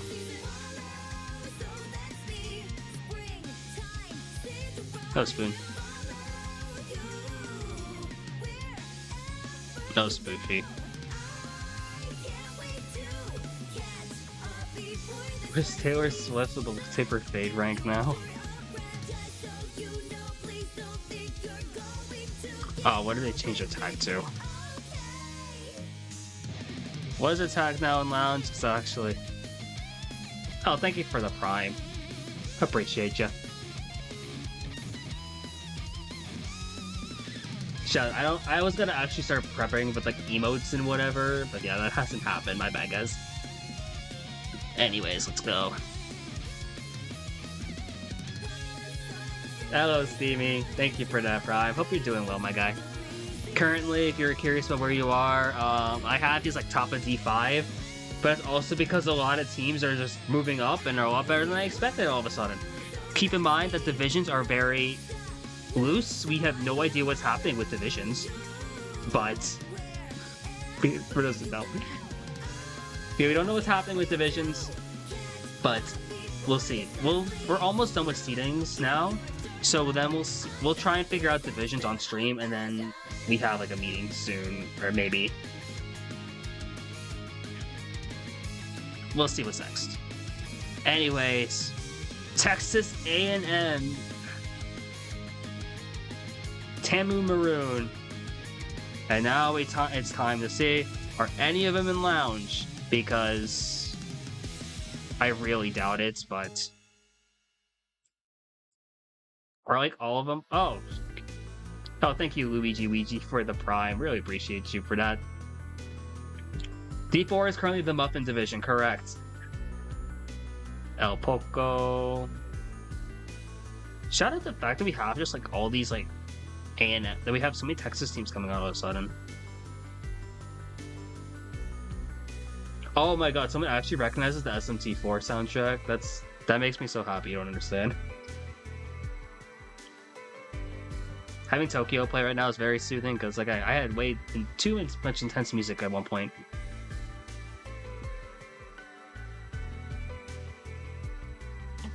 If I wasn't streaming right now, I'd probably be finishing SMT5, because I only just did that recently, or just got it recently, but...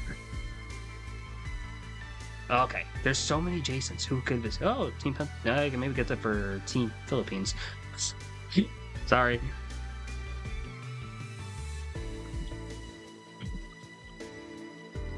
Spades. Oh, you're starting Digital Devil Saga? Oh, that's hype. Team Tycoon. My PS2 broke a couple years back, and I'm really sad about it. And I haven't gotten around to actually buying it, but I might just start emulating at this point.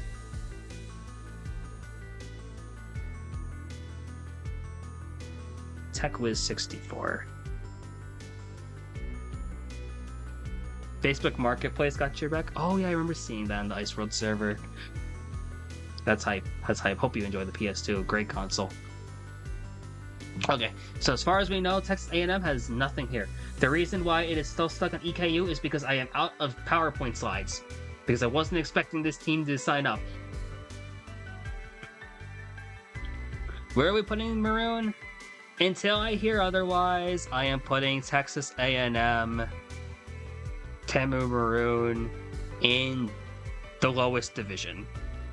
And we're putting them with El Paso because I think that will be hype. We're putting these two teams down here because I don't know if they're going to gather. I don't think they will. I spelled Maroon wrong. It is that kind of day. Oh, who's opening a ticket? Oh, wait. If this is a new team signing up, like 47 minutes before deadline, I'm going to lose my mind.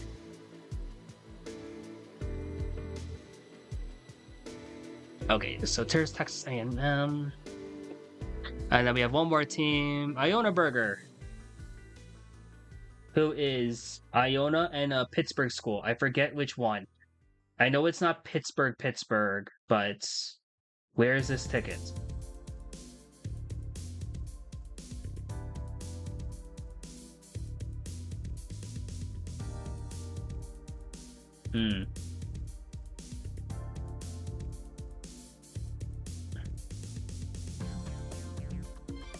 Oh, okay. Is this Pitt? I don't think it's Pittsburgh, like actual Pittsburgh, but hold up. Using my phone for this.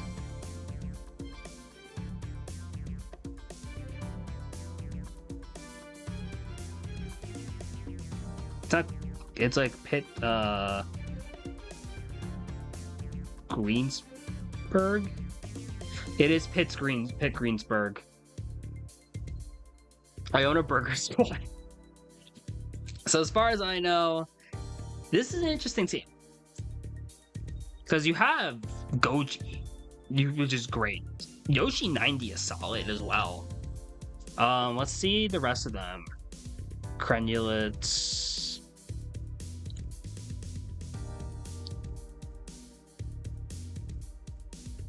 JNY. Whoa, okay. Hello. Is this an Iona player? It might be an Iona player. Yes, it was an Iona player, okay. Morbius. No. Roy V101. Nope. Shell Shock. Okay.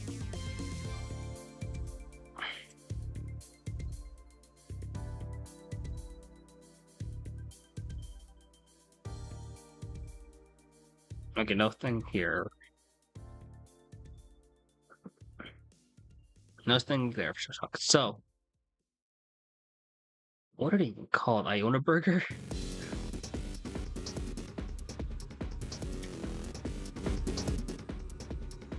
Okay, so Iona Burger, where are we putting them?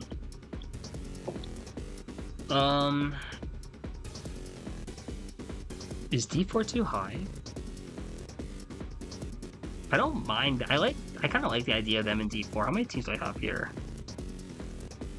Oh, I have 8. Dang it. I could be flexible with that.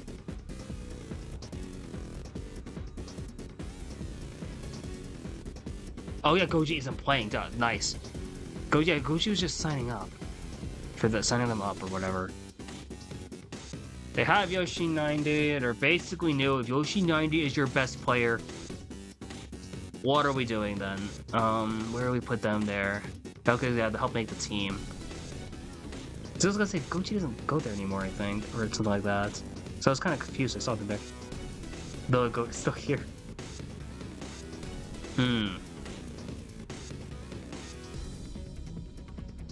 Yeah, they'll go in this like D5 area. Oh my god, are we going? Is the 12-team div actually necessary here? It might be. There's experience, but there's not a lot. They could actually maybe go D6. I wouldn't mind them in D6 if like Yoshi 90. Like Yoshi 90 is a good player, but it really doesn't do much. I think overall, Yoshi 90 also plays Splatoon, so I don't know how active they will be. So I'm gonna put them actually D6. I'm like top of D6. A little bit under Ashlands.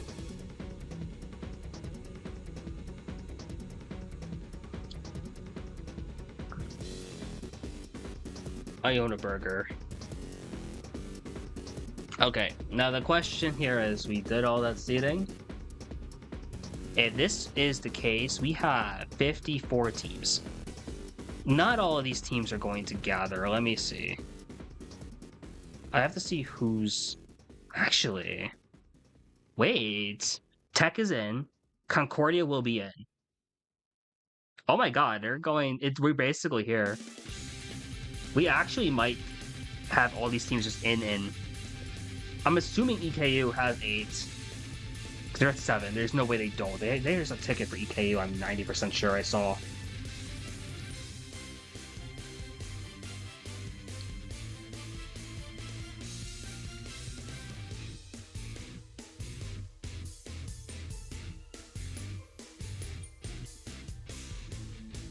St. Xavier's at 8. Nice. I know EKU posted a table earlier. Or not table, but ticket earlier. Assuming it was resolved? If so, nice.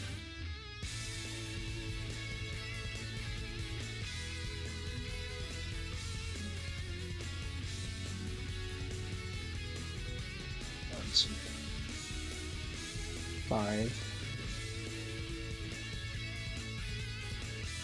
Okay, so they will be in.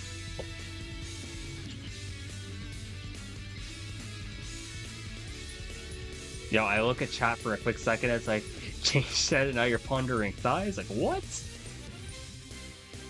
Okay. We actually do have, like, all these teams? That's insane. Concordia will happen. Gallaudet will not. Texas Tech will not. Brazil Sport, I really doubt.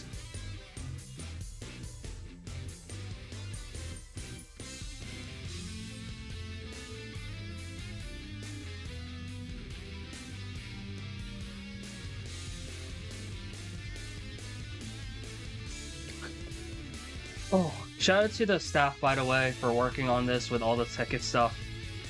I cannot right now. We're actually at, we're gonna be at 54 teams. That's insane.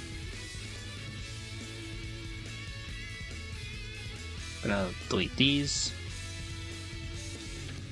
Okay. Yeah, we'll be at 54. We're like 54 like full teams. A couple mergers, but no. Okay, now here's the problem. What the hell are we doing with divisions? Hello, D1. So these are like the definite D1s, right? If we really, we know these 3 are like the best teams in the league. These 2 are better than the rest of D2, but they are also not as the level of FIU, Waterloo, Michigan. Oklahoma, UCSD, Georgia, if you really want to stretch, UNI, maybe Tennessee, could like argue D1. But it's like, would you really put them in D1? And if you put, like, let's say we put Oklahoma D1 again. UCSD D2? 1, 2, 3, 4, 5, 6. Maybe this is a div. No, actually, maybe this is a div. Okay. Maybe this is a div. Or maybe this is a div. Who knows? Yo, this is a nightmare. Like, I think roughly the order works until you get to, like, I think, if you keep this as D3, then that's fine. You can keep this as D4, and that is fine. You can actually do extended D5, maybe? And how many teams do you have in D6 and below? 14. Shoot. 54 is awkward.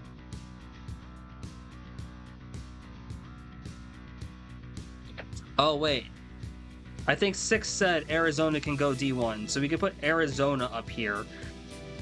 And they go D1, and then that makes 6. And then boom, boom, boom, boom, boom, boom. 9, and that would work. At least it's an even number, yes. And you can do a 9-team div, and then 6. Because Arizona wants to be D1 per request. And we honor requests here. Oh shoot, RIT. RIT goes to D3, and then they are with these. Boom, and then 9. Jeez. NC State, the Florida 6. Boom, that's 6 teams. Oh, this is looking really ugly. 8. That could work.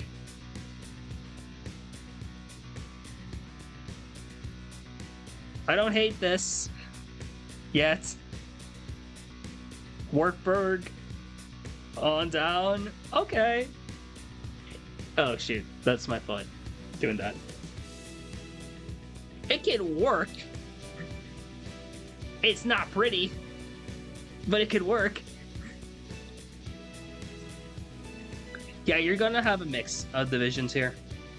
While we figure out what the hell is happening in terms of division sizes, does anyone have questions about a team? Do they want a review on any particular team? Want details, follow up on my opinion? It's all opinion. Staff will also put in like their own.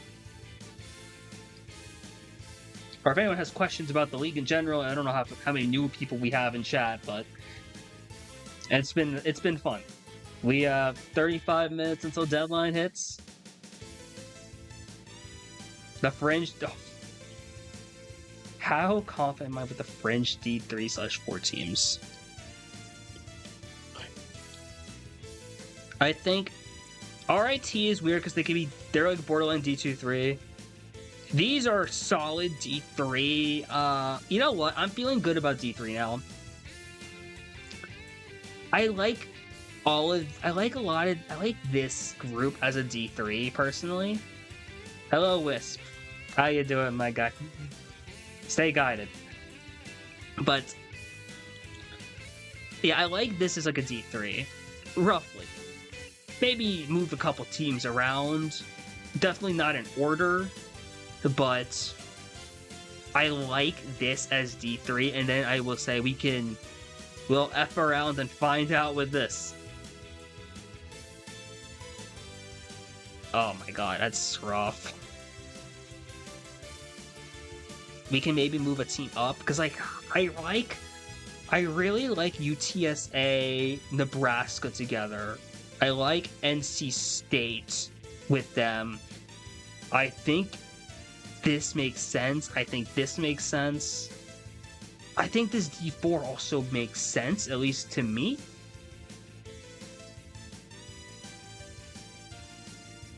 D5 is a mess, but it is what it is for now. How many teams do we have in D5 through down? 25.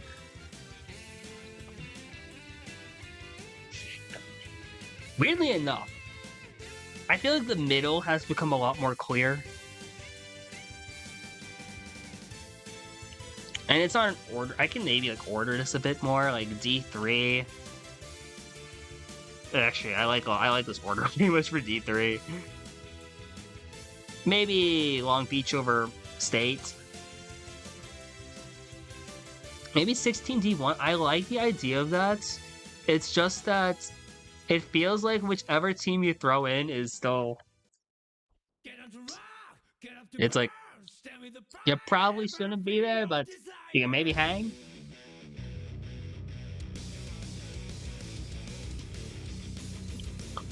And then, so yeah, let's say Oklahoma D1. Let's just entertain this idea. I saw that, yeah. Oklahoma beat Arizona State and so this week. They did lose also. And I know Oklahoma is weird because they can beat anyone, it feels like.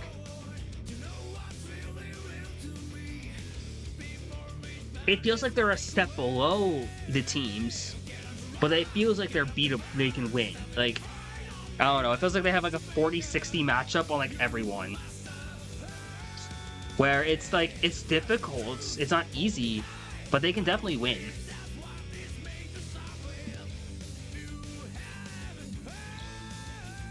And considering their core has pretty much stayed intact, they're all getting better. Like Rhino, Tyka, Golden, JWT, Rumble. You got Toby coming back, even though Toby needs switch. You have a switch basically. You have Smiley, you have Dutch. I'm gonna go Oklahoma D1.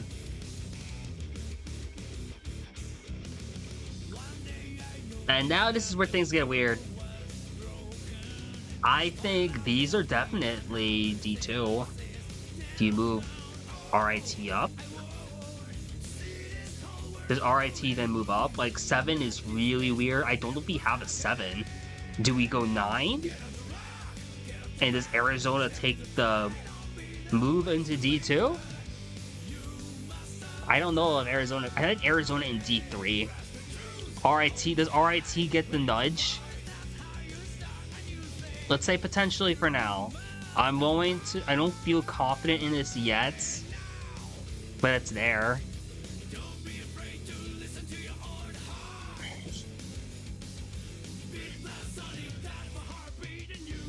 It would? Guess. Let's entertain it.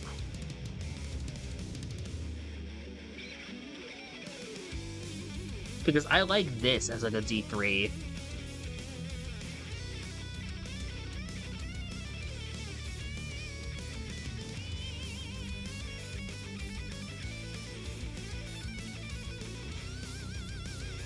So like this is D4. Color, I don't know. Green.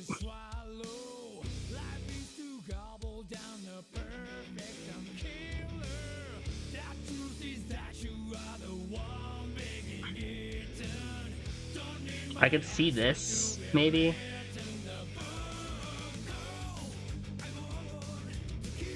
Oh, that's a D5.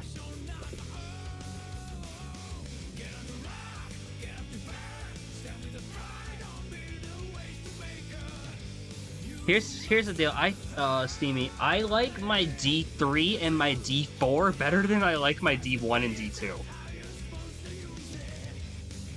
Which is weird, because I thought D3 and 4 would be harder. I think maybe a couple... No, 17 D2 does feel awful. It does. Like, it legitimately just... It looks awful. It sounds awful. But it's like, I have, like... It's like there's 13 teams who I think are D1/2 material, and I really don't want to put a team up in D3. Up into D2. Like D3 I like, D4 I like.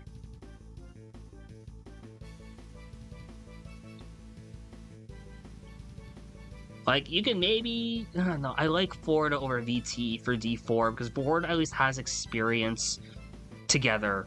A lot of their, even though they lost Hobby, they do still have a lot of their people still returned, and it's not like, and I know VT has a lot more newer players coming in, jumping in.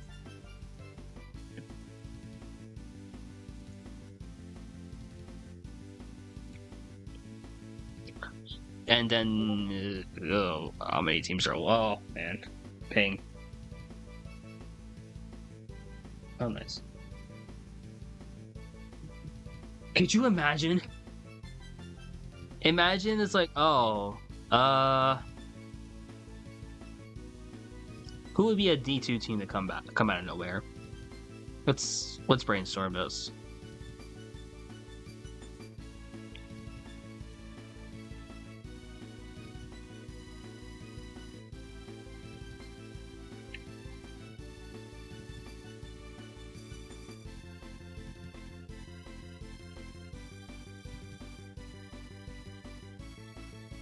Where's Baruch? Baruch died.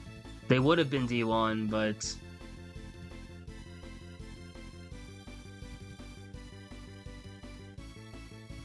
yeah. That was a plan for a lot of us actually. It's like if we had Baruch, then D1 is set, and then D2 fills it nicely, and then it didn't work out. And that's just unfortunate.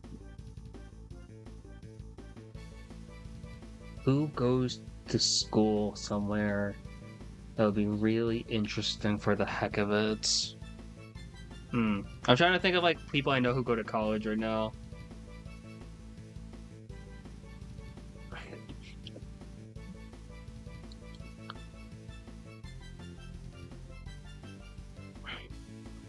This maybe.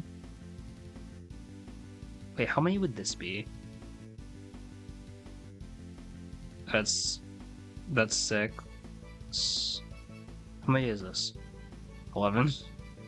No. Oh, and there's an ugly number down here also. Oh, there's 17 teams. Okay, you can go 8, 9, I guess.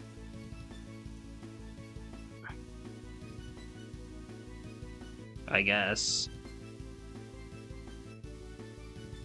Yes! Yeah, I guess. Yeah, that works out perfectly.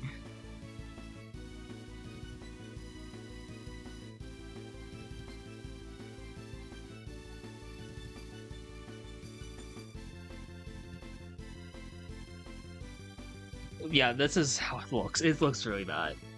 D7 is the women's division. I was gonna say that we can't just say the women's division and have it the bottom one. That just looks wrong. So that's why D1 is Kyle/women. For those who don't know why this is W for women, and who are jumping in late, Concordia, Wisconsin is looking to be probably the first all-female or femme-presenting team ever in Collegiate, at least in Collegiate Mario Kart. It is basically just their college's field hockey team playing Mario Kart competitively, which is awesome. They are playing on split screen, which does suck, but it's cool. It's cool. We got that.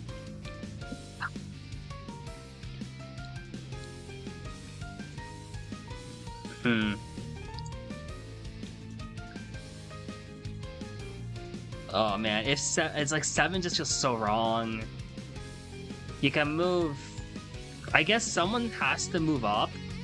I guess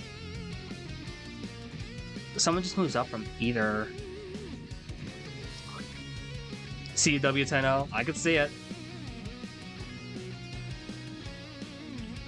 7. Okay, move them. Ugh. I have to move NC State up because I want to keep the muffins together.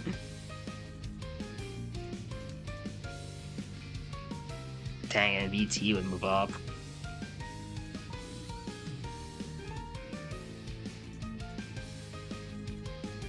Yeah, looking at it like that, yeah, it's looking like someone has to move up.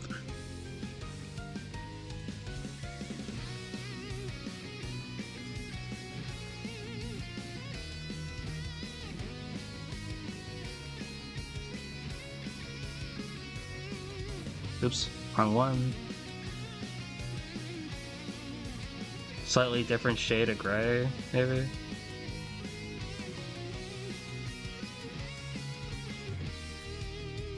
Purely so I can keep the muffins together for the meme of it.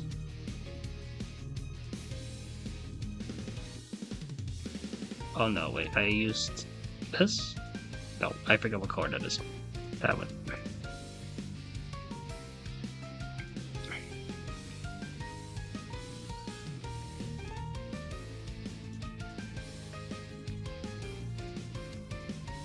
I guess. Oh wait, no, it's orange.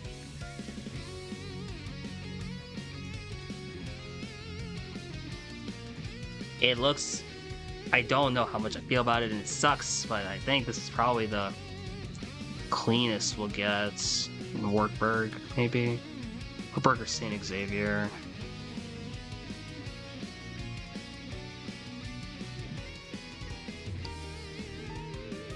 Yeah, because 8's 16, 24. Oops, why is the entire row that way?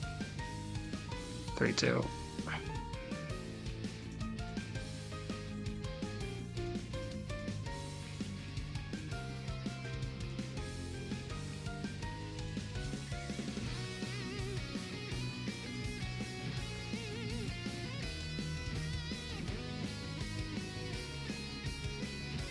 Yeah, it would have to be like this.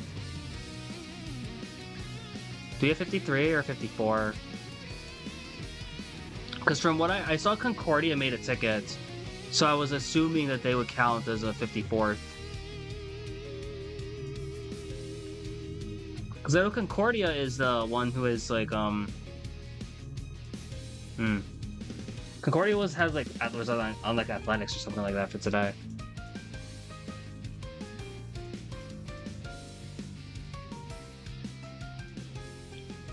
At least I thought I saw Concordia make a ticket. If I didn't, that's on me.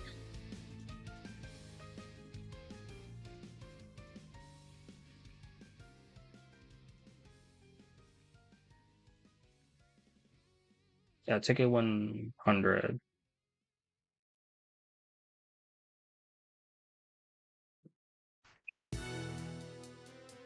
Okay. 20 minutes to go, basically. It works out. It's rough because someone has to move up to D2.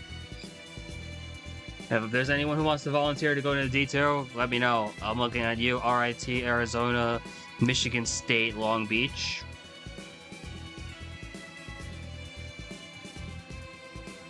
Who was the teams on the fringe? I'm trying to think of like who could have been fringe.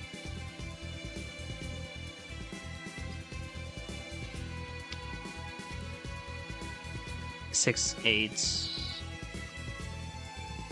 Yeah, it would be 16, 6 divs of 8. Oops. 6 divs of 8 and 1 of 6. And that works out nicely in terms of the math. It's unfortunate because mathematically or ability-wise, because RIT does beat UCLA twice. I don't know how they do against the rest. They can maybe pull off some upsets. They play up to their competition, so I can talk my way into RIT being D2. No, they're not really, but I'm trying to cope here. Yeah, I saw the loss to UWO. It's rough. It's really rough because like I think RIT is so ideal. I think they are. I love them, and I love the idea of them in D3. I gotta figure out who could go in D2 then. Even then, also. Do we have a sheet for 7? Like, that's what I'm thinking of now, though. And how do you, and like making like the math on that work is without either shortening the season, because everyone plays what, 6? Because that takes you 3 weeks, and then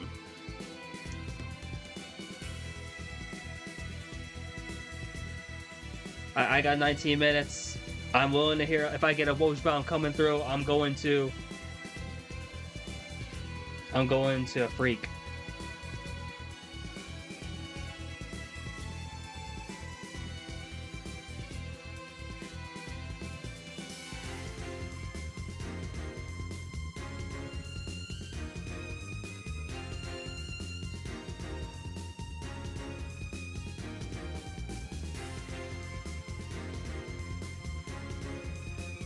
Luffy. Oh, nice bronze too. Let's go. 17 round robin then playoffs. It could work. The only thing is like scheduling wise, and that shortens your week. It shortens you by like 2 weeks. Unless you do like a double round robin, and then that's just a lot of games to play.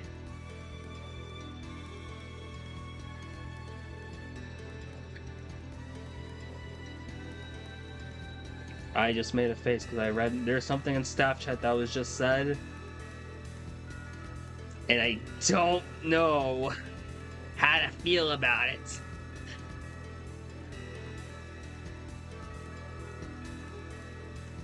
If the rumor of that thing I am reading in staff chat comes through, I don't know what we're going to do.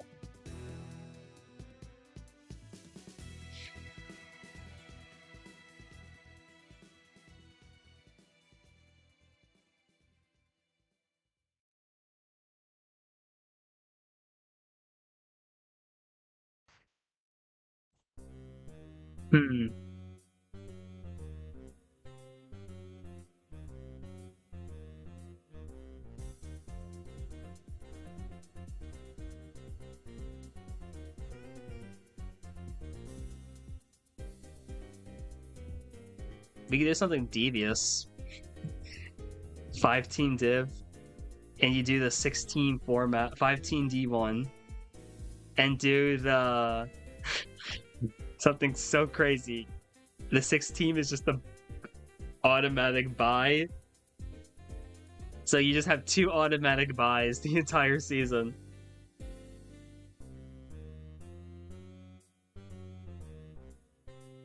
And that would be like, oh, that's disgusting to think about.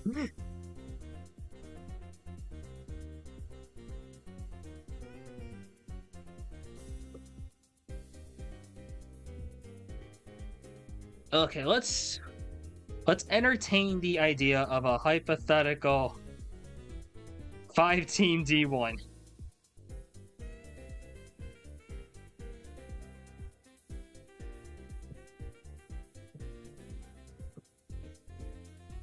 Oh, this is so disgusting. With reschedules, you know what? You have a point. You have a point.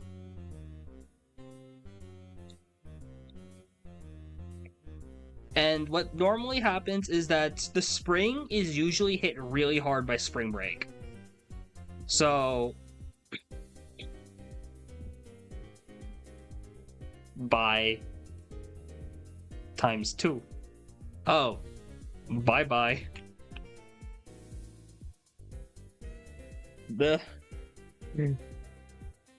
It could work. If it is, you could do this. It's just a double buy. A double buy in D1, and it's basically... Oh, that is disgusting, but it could work. I hate it too. It's basically just 6 teams, but when it really is just 5 teams.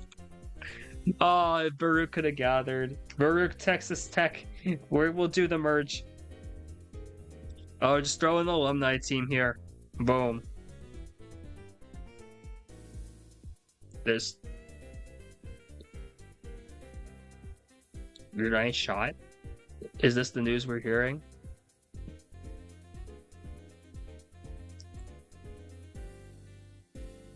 Baruch to save the day. Oh my god.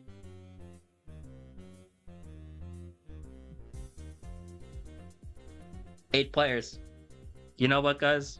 We're saved. We're saved. Baruch College has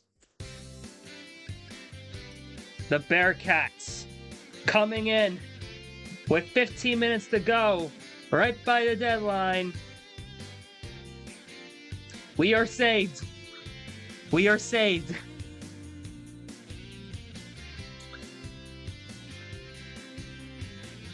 Holy crap, I didn't even realize that the music is actually incredibly fitting.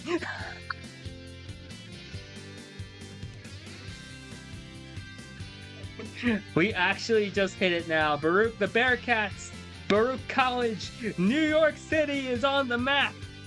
New York City is on the map. I don't know if this team is actually how much gathering this team is gonna do, but at this point, I don't care. Baruch College is here, and we are saved. 55 teams? 54 maybe, I don't know exactly how this is gonna work, but either way, we should be fine. Oh my god, we are here. Potential divisions here. By the way, guys, keep in mind, nothing here is official. What I say does not go. I don't do all the seedings. I just have one say. But look at this. We have it.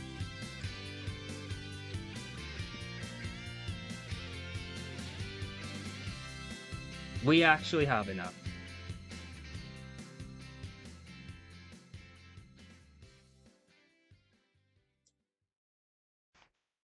Throw them in here so they're not just punching bags. At that point, just make, okay, this is a division, this is a division, then it's 6. I'm usually very close to official, give myself some credit, I appreciate that. It's also because I'm also one of the only staff members that did this consistently, so I have influence.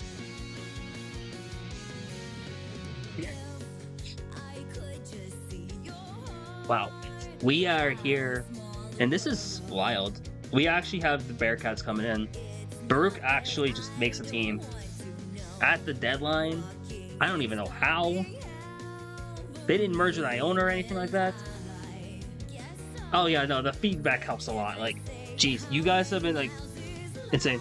Hello, Golden. Yes, yeah, Baruch comes in like 15 minutes ago. This is up there as one of the greatest things to happen on stream. I think it's up there. It's like Florida Spring 2024 and Iona Fall 2023.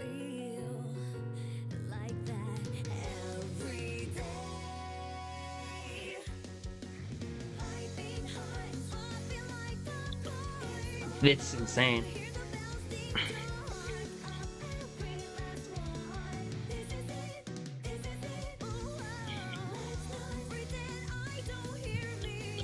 It's rough here, but what a run.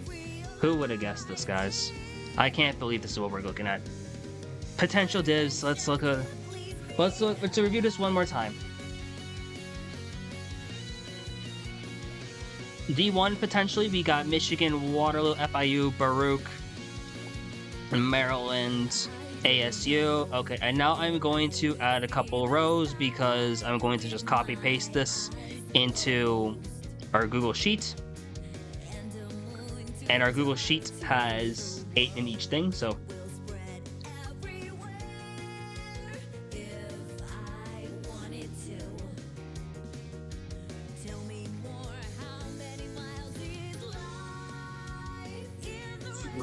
It took so while to announce because you forgot the password to the account. That's so valid.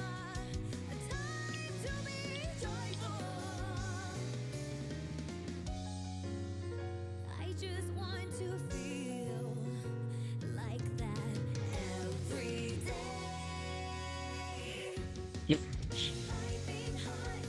Always forget password player. Only get phrase stolen player. Interesting stuff though. This is hella fun. What a run, guys.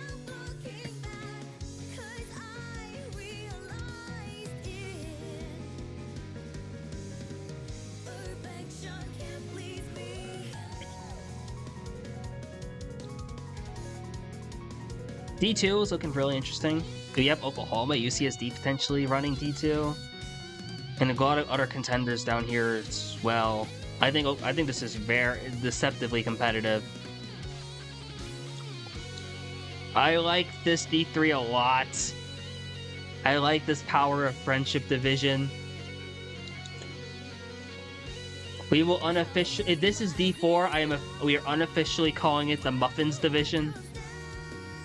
D5. What does D5 want to be called? If anyone in D5 is still in chat, let me know. Let me know what this hypothetical D5 looks like or sounds like.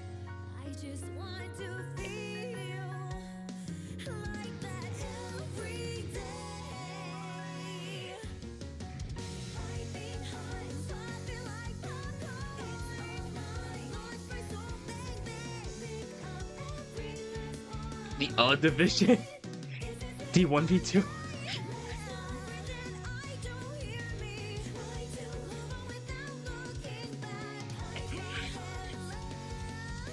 Admittingly, yeah, this is just the Marvel Rivals division. Like, unironically.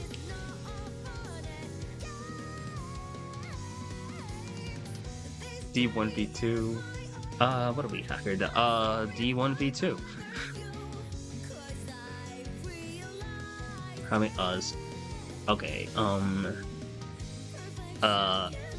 D1v2. Bang.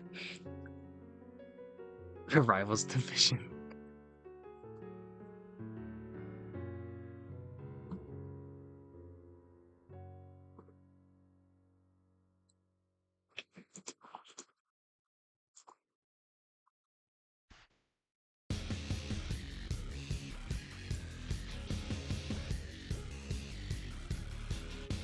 Okay. If there's a tie in playoffs in D3, then tiebreakers a Marvel Rivals match. Oh my god, guys.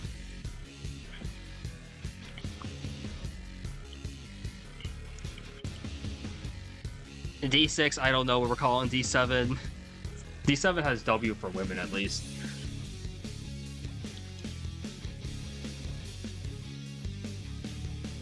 I have to check that ticket. I actually want to confirm if that team is happening. Because I know Concordia was having issues with their accounts.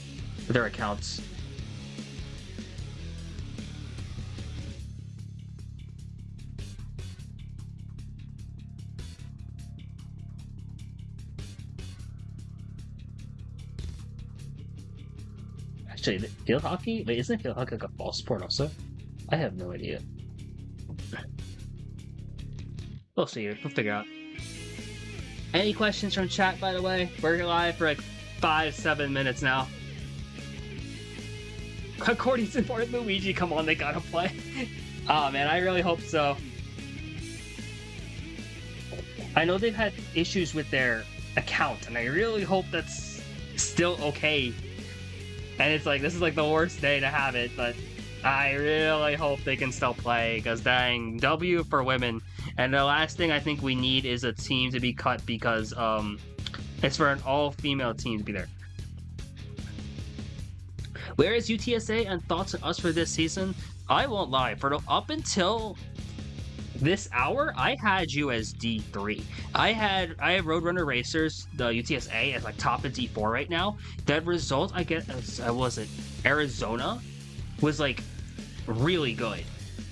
You had some very strong results, a lot of great improvement overall, and I think especially now going into like D4, a lot of the fundamental core level of core gameplay that you guys have is going to translate very well, especially against some of these teams who have a mix of newer players and really strong carries, and are players who are just more experienced but don't have the insane high talent. You guys match up pretty decently, I think. Especially if you can take like bigger wins on like a team like Arizona, I think you guys are going to be very competitive. But I also think this division is deceptively competitive. Like, this is a very scary division. I think this one's good too. This one has very competitive. A lot is, if these divisions hold, these are very competitive for the most parts. I think the bigger like question marks come from Maryland ASU, who is just unfortunately thrown in the too good to be D2 but too high to be D1. Or no, oh my god. Too good to be D2 but not as strong as the top teams in D1. The weird borderline, in a way. Ooh. It's been a fun stream, guys. Been hoping you guys enjoyed it. Really excited to keep this going right now, too. It's gonna be a banger of a season. Might do a few things. Also, I think I'll give some quick updates here. I'm looking to bring back the recap show. What's probably going to happen is, instead of doing the recap show on my channel, I might do it on the CKL channel on their Twitch, just to increase some viewership there, as well as give content when it's not always present. I think that would. So we get that. I'll be doing that. Next week, not this week, or if there's any new teams here, I'm looking to do like a new team orientation around either next week or the week leading up to the season starting.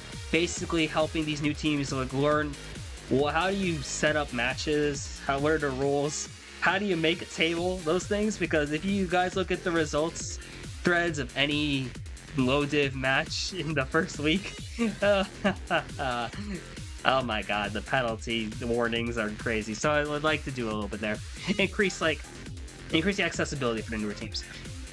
Other things we're looking for as well. What else is there? I'm considering, depending on availability, we might do a division reveal show if I can work out schedules and something like that, where we just talk about we will reveal official divisions and official stuff live on the CKL Twitch potentially. That's something that's on the radar.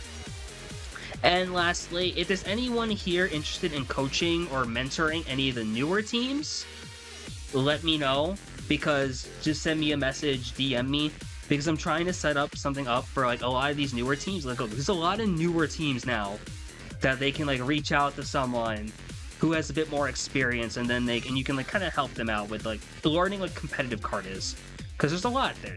So this game is way deeper as any right to be. No previous division recap this time? I don't know.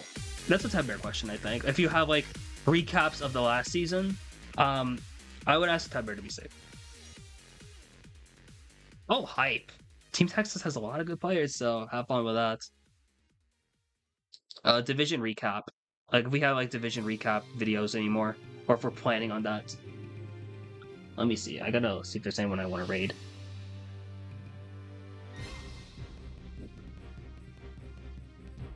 Oh, hype.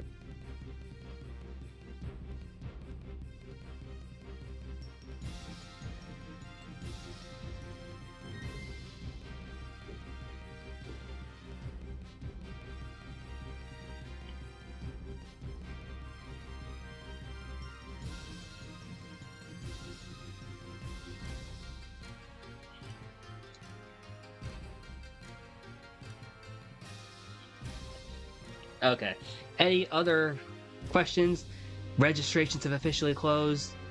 I'm going to be heading off soon, have like a meeting with some people from staff. So, any questions before we head out for tonight, guys? I'll probably keep it on until the end of the song, so I don't remember how long the song is, but I know it's Soul Calibur music, so I'll set up a raid as well once I get that all good.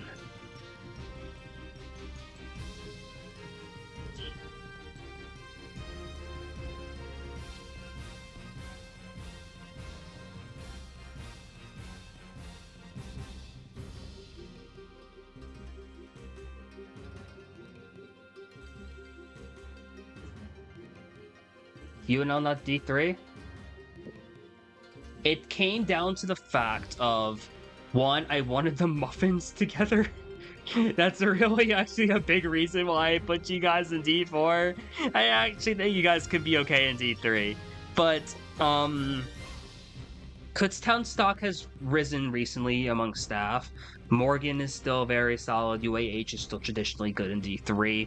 Texas State is what really changed things up, because they had a win on Roadrunners, UTSA, which looked really good for them, and there's a lot of potential because they have an MKWE player who's D1 in that game, and they have Lozzie over on Dark Matter. So because of that, we bumped Texas State up all the way to D3, which kicked UTSA and Nebraska down to D4. Where was ASU ranked? ASU is ranked D1 if you're looking at the first team. Currently for ASU 2, I have you all in like D5. Don't ignore order pretty much in a lot of these divisions, within divisions, because I haven't figured that out yet. But I have ASU 2 in D5, and then ASU 1 and D1. Basically, same thing as where you guys were last season.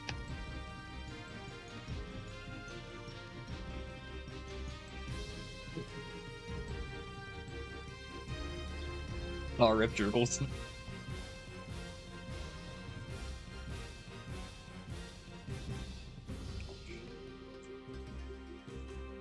About to end stream soon, guys, but really appreciate everyone coming on. Now, been an absolute good time. Let's get a raid going. Gonna raid another collegiate player. Let's raid AFK, actually. Idaho AFK. Lumina Crash AFK.